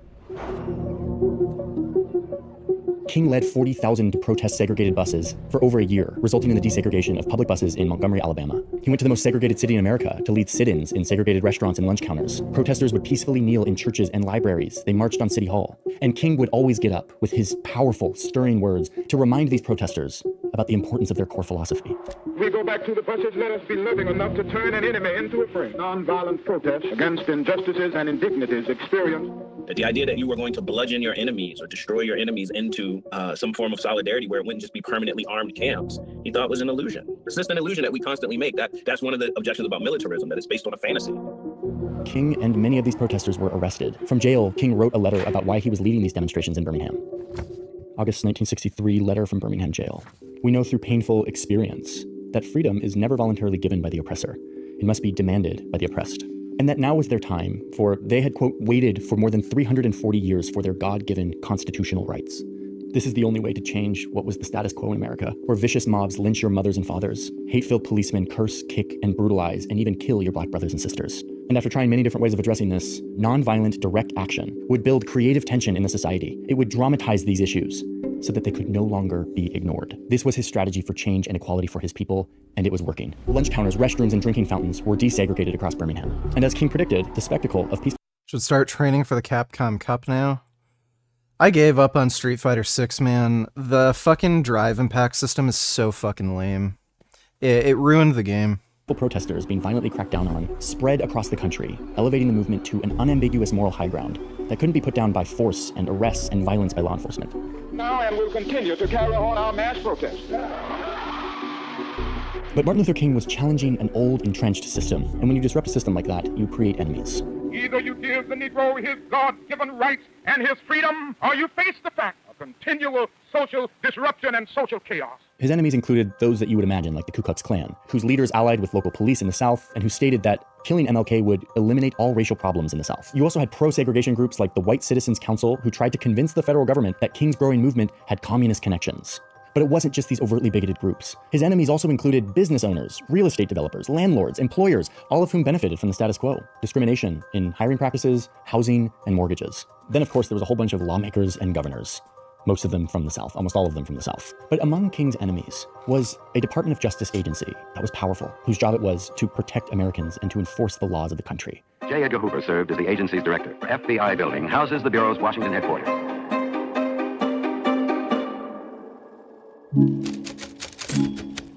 So remember, it's the 1960s, the Cold War. There's an obsession with finding communist sympathizers, anyone who is sympathetic to our big enemy, the Soviet Union. And the director of the FBI at the time was named J. Edgar Hoover. He would be the director of the FBI for like decades. So as King's movement grew, Hoover became suspicious that the movement wasn't a grassroots rising up for equality and racial justice, but rather a communist plot to sow division in American society. So it's 1963, Martin Luther King and his followers are planning this massive march in Washington, D.C. And Hoover tasks his head of domestic intelligence, William Sullivan, to go out and investigate how much influence the Communist Party has over this movement. And 5 days before the March on Washington, Sullivan delivers this report.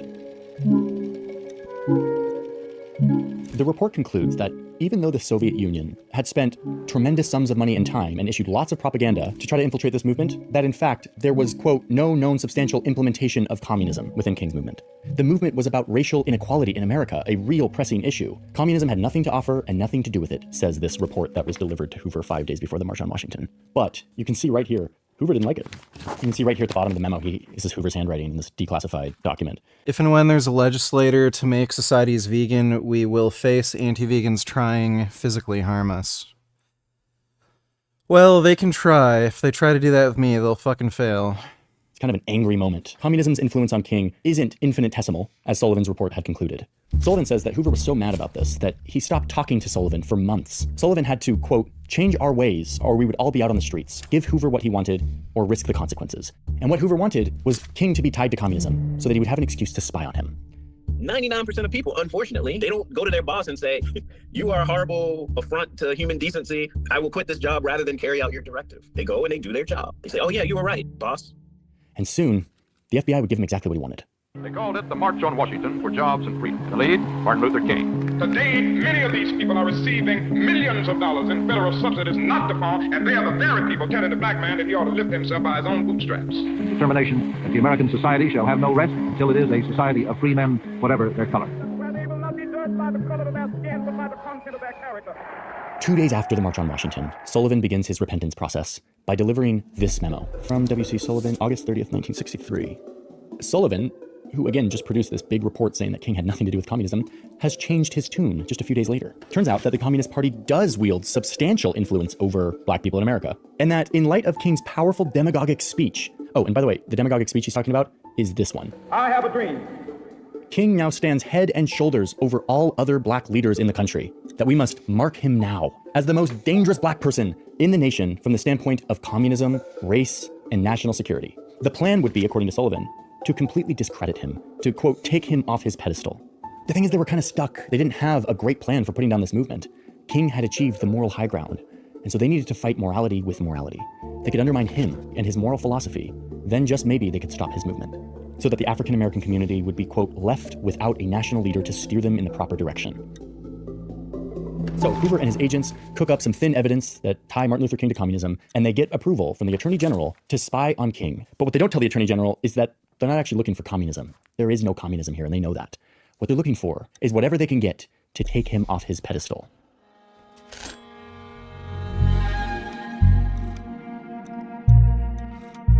Okay, what we're looking at here is a list of every wiretap and bug that was put on Martin Luther King. Side note, whenever I see these big blocks of redacted text, I just have to know, like, what could have been so juicy that they had to black it out? Like, we're already looking at, like, the sins of the FBI, and there was something even more secret that we just will never see. Too bad. We're looking at wiretaps, which is basically the ability to listen in on phone conversations at a variety of locations. There's his home in Georgia, and then there's a couple hotels in California. There's a home in New York City, and then there's a bunch of microphones. Microphone, or bug, is just when the FBI trespasses into someone's space and puts a microphone that then records everything that happens in that space. So you see them doing this at the Willard Hotel here in Washington, D.C., hotels in California and Hawaii, hotels in New York City. So the main tactic here was to follow MLK as he traveled around the country and to bug and tap his hotel and telephone and spy on everything he said, every person he talked to. Here in the middle of all of these memos, you have this handwritten note to the director saying, obviously these are particularly delicate surveillances. We should be very cautious in terms of non-FBI people who may from time to time necessarily be involved in some aspect of installation. Like, we gotta really keep this under wraps because it is totally not okay what we're doing. In short, what they created was, quote, the most complete surveillance imaginable. Unsurprisingly, even after all of this spying, they didn't find communism. There was no communism here. What they did find is exactly what they needed to, quote, take him off his pedestal. They found sex tapes. These FBI documents that were declassified a few years ago contain the summaries of what the FBI agents say that they heard on these tapes. We don't have the actual tapes yet. And they paint a picture of Dr. King as a womanizer with girlfriends and prostitutes in Las Vegas, New York, Washington, D.C. These memos say that King would get excessively drunk and sleep with women while using, quote, the vilest language imaginable, excessive consumption of alcohol, which served only as a backdrop to the acts of degeneracy and depravity, many of which committed in a communal atmosphere. I mean, it's a lot of graphic descriptions, some of which don't shine a good light on Dr. King. Running naked, drunk white prostitutes up and down the halls of a hotel in Las Vegas. They saw his alleged infidelity as exactly the kind of deviance that would allow them to stigmatize the broader Black community, to undermine King's leadership, put his life in turmoil, make him unable to do this job, and to diminish his standing among the broader public. This surveillance, which again was supposed to be about communism connections, was used to gather a whole swath of ammunition for this war, where Hoover and Sullivan were trying to knock King off of his moral pedestal, to undermine the morality that made King's movement so powerful and unstoppable. But wait, really quick, we can't really move on before we talk about how to think about this evidence. And we struggle with this a lot. We talk to a lot of different people with different views on how they interpret this. And here's my take. Okay, these documents, in most stories that I do, would be rock solid. This is FBI intelligence, declassified, and usually these analysts are reporting dispassionate, objective evidence that we can use. The problem here is that I know too much about the context surrounding how this intelligence was gathered and the motive for doing so. Future investigations would clearly state that the FBI was riddled with racism, and that it was a bunch of white agents all jockeying for the approval of their leader, J. Edgar Hoover, a man who we know now, in black and white we have seen, was willing to ignore analysis and intelligence that contradicted his own personal views. And he was willing to drag the entire Bureau along with his theories. Disagreeing with him meant being out on the streets. The agency would produce what he wanted to hear, or there would be consequences. So when I read these reports from agents who go out with the mandate to collect evidence that will knock Martin Luther King off of his pedestal, I have kind of a hard time trusting how they interpret it, especially when I'm not looking at the primary source. I'm looking at agents' interpretation of audio recordings. These aren't transcripts. These are summaries. They're not visual, they're audio. And to me, they're tainted with deep racist bias. As someone who seeks truth and looks for evidence, that's a problem. Now, in 2027, all of the tapes will be released. And at that point, we will have the opportunity to listen to those tapes and assess whether or not they change in any way our legacy and our view of Martin Luther King as an individual. But for now, this is not conclusive evidence for me of anything other than the abuse of power at the FBI.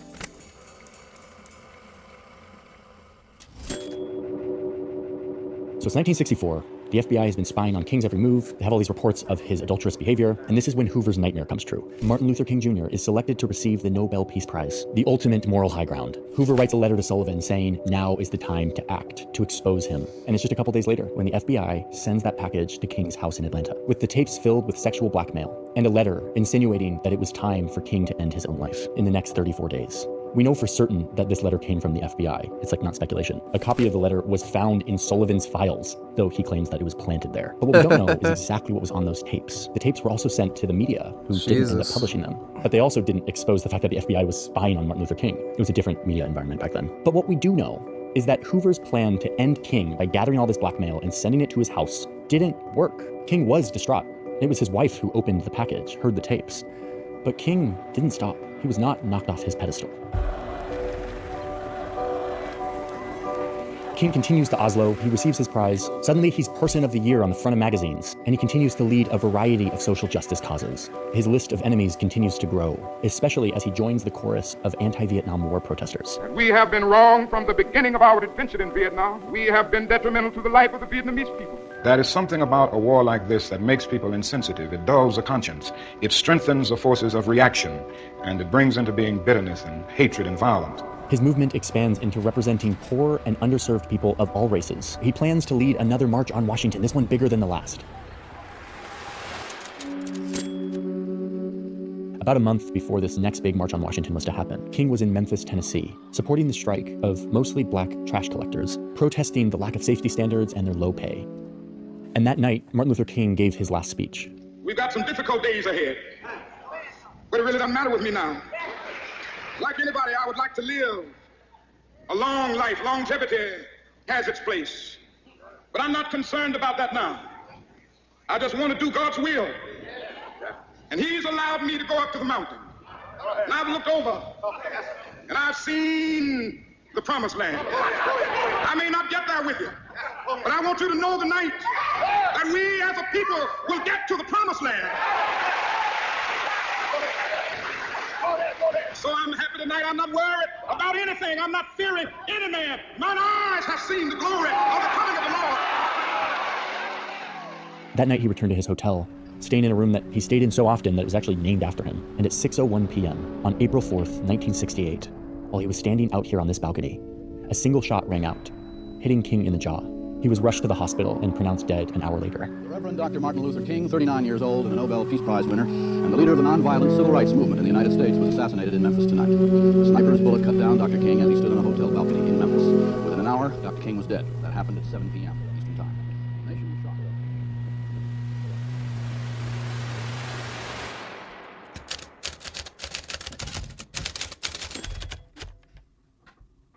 The FBI launched an investigation, which led them to this man, James Earl Ray, a 40-year-old fugitive who had escaped from a Missouri prison in a bread truck a year earlier. Ray had rented a room across the street from King's Motel earlier that day. Ray allegedly aimed and shot his rifle from this bathroom window. Shortly after the shooting, Ray fled to Canada, then England, then Portugal, and back to England. His end goal was a country in southern Africa called Rhodesia, which is modern-day Zimbabwe. But he was apprehended at the airport in England and sent back to the United States, where he was arrested. He said that Ray was carrying 2 Canadian passports and a fully loaded pistol when he landed at London from Lisbon. He immediately pleaded guilty, presumably to avoid the risk of the electric chair. And then he was sentenced to 99 years in prison. 3 days later, Ray went back on it, saying that actually, no, he didn't kill MLK, claiming that he was set up, that he was a part of a larger conspiracy to kill King.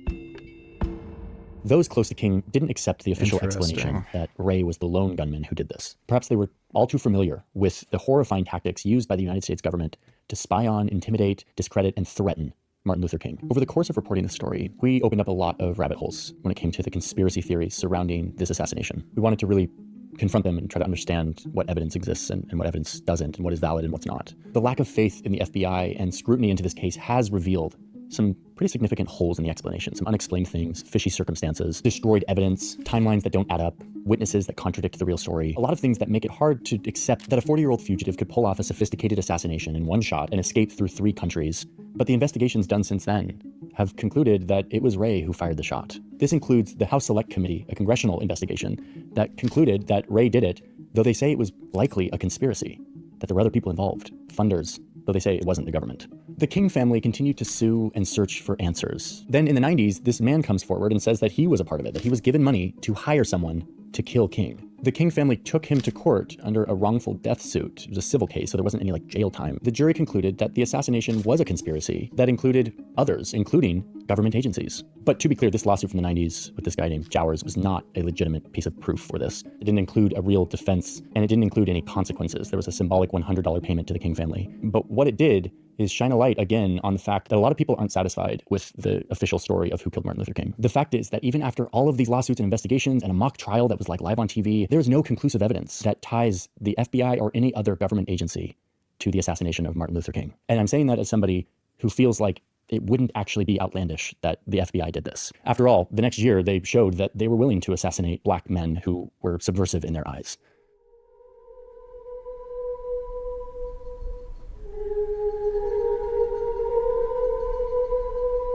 We know that there were threats on King's life that they did not share with him. We know that they didn't insist on protecting him the way that it is their obligation to do so. One of the only reasons to have an organization like that is to protect people who are probably opportunistic. It wouldn't surprise me if the FBI knew of the attempt on his life and they just didn't do anything to intervene. subject to secretive threats and conspiratorial action. They didn't do that. After looking into all of this, really grappling with it, understanding the reality of the FBI at this time, I think the real reason why people think that the government killed Martin Luther King is because, in a sense, they did. What I've shown you today, all of these FBI transcripts and evidence from the 60s, is rock-solid proof of one thing. J. Edgar Hoover and his bureau of powerful, unelected men wore their badges of justice and then used their power to threaten the life of Martin Luther King. They did so the moment they saw a black man getting too powerful and threatening the power that they relied on to keep themselves on top, and they couldn't stand it. Hoover and his FBI used the sacred levers of justice given to him by the American people to carry out a personal racist vendetta against King and his movement, a movement that used morality and words and ideas and nonviolence to try to level the playing field for the oppressed class in this country. But to Hoover, all he could see in this was a black man that was threatening his power. I would say that the FBI certainly did, help to set the atmosphere around King, that he was someone who was dangerous and who was trying to destroy the country, to help solidify the way public opinion began to turn against him. Not only did that congressional report find that racism was rife at the FBI, but they also note that the FBI's campaign against Martin Luther King didn't end after he died. When Congress was discussing whether or not to make MLK's birthday a national holiday, the FBI sent people over to lobby the Congress to vote against it. And luckily, they failed. Today, here in our nation's capital, between Thomas Jefferson, Theodore Roosevelt, and Abraham Lincoln, King has been resurrected in granite, 30 feet tall, a stone of hope that is breaking through a mountain of despair. And yet, right down the road, not too far away, is the headquarters of the FBI, a building named after J. Edgar Hoover, commemorating Jesus. man who professionalized the Bureau during the Cold War, who fought against organized crime, but who was also the architect of racist corruption and governmental overreach, not just against King, but also against many American people. He implemented widespread domestic spying, including on politicians and presidents. He had dirt on them, the power to blackmail, the power to control. He hijacked the most powerful tools of justice to attack the movement that changed the world. And yet, here his building sits. It's perhaps the perfect symbol of how comfortable we are with maintaining old, broken systems that keep certain people powerful. How we let those structures remain in our capital, in our streets, in our politics, in our memories, and in our minds. Yeah, it was a good video. The FBI might have had something to do with it. Alright, I think we'll end things here. Tomorrow we might react to some of this. Probably not the entire video because it's super long. But hope you all had fun. Big thanks to everybody who donated on Streamlabs. Really appreciate it. Should be on tomorrow around the usual time, and I should be on earlier too. I'm not training or anything, so I should be able to be on at 8. So hopefully I'll be able to make it. Thanks again, everybody, and sweet dreams.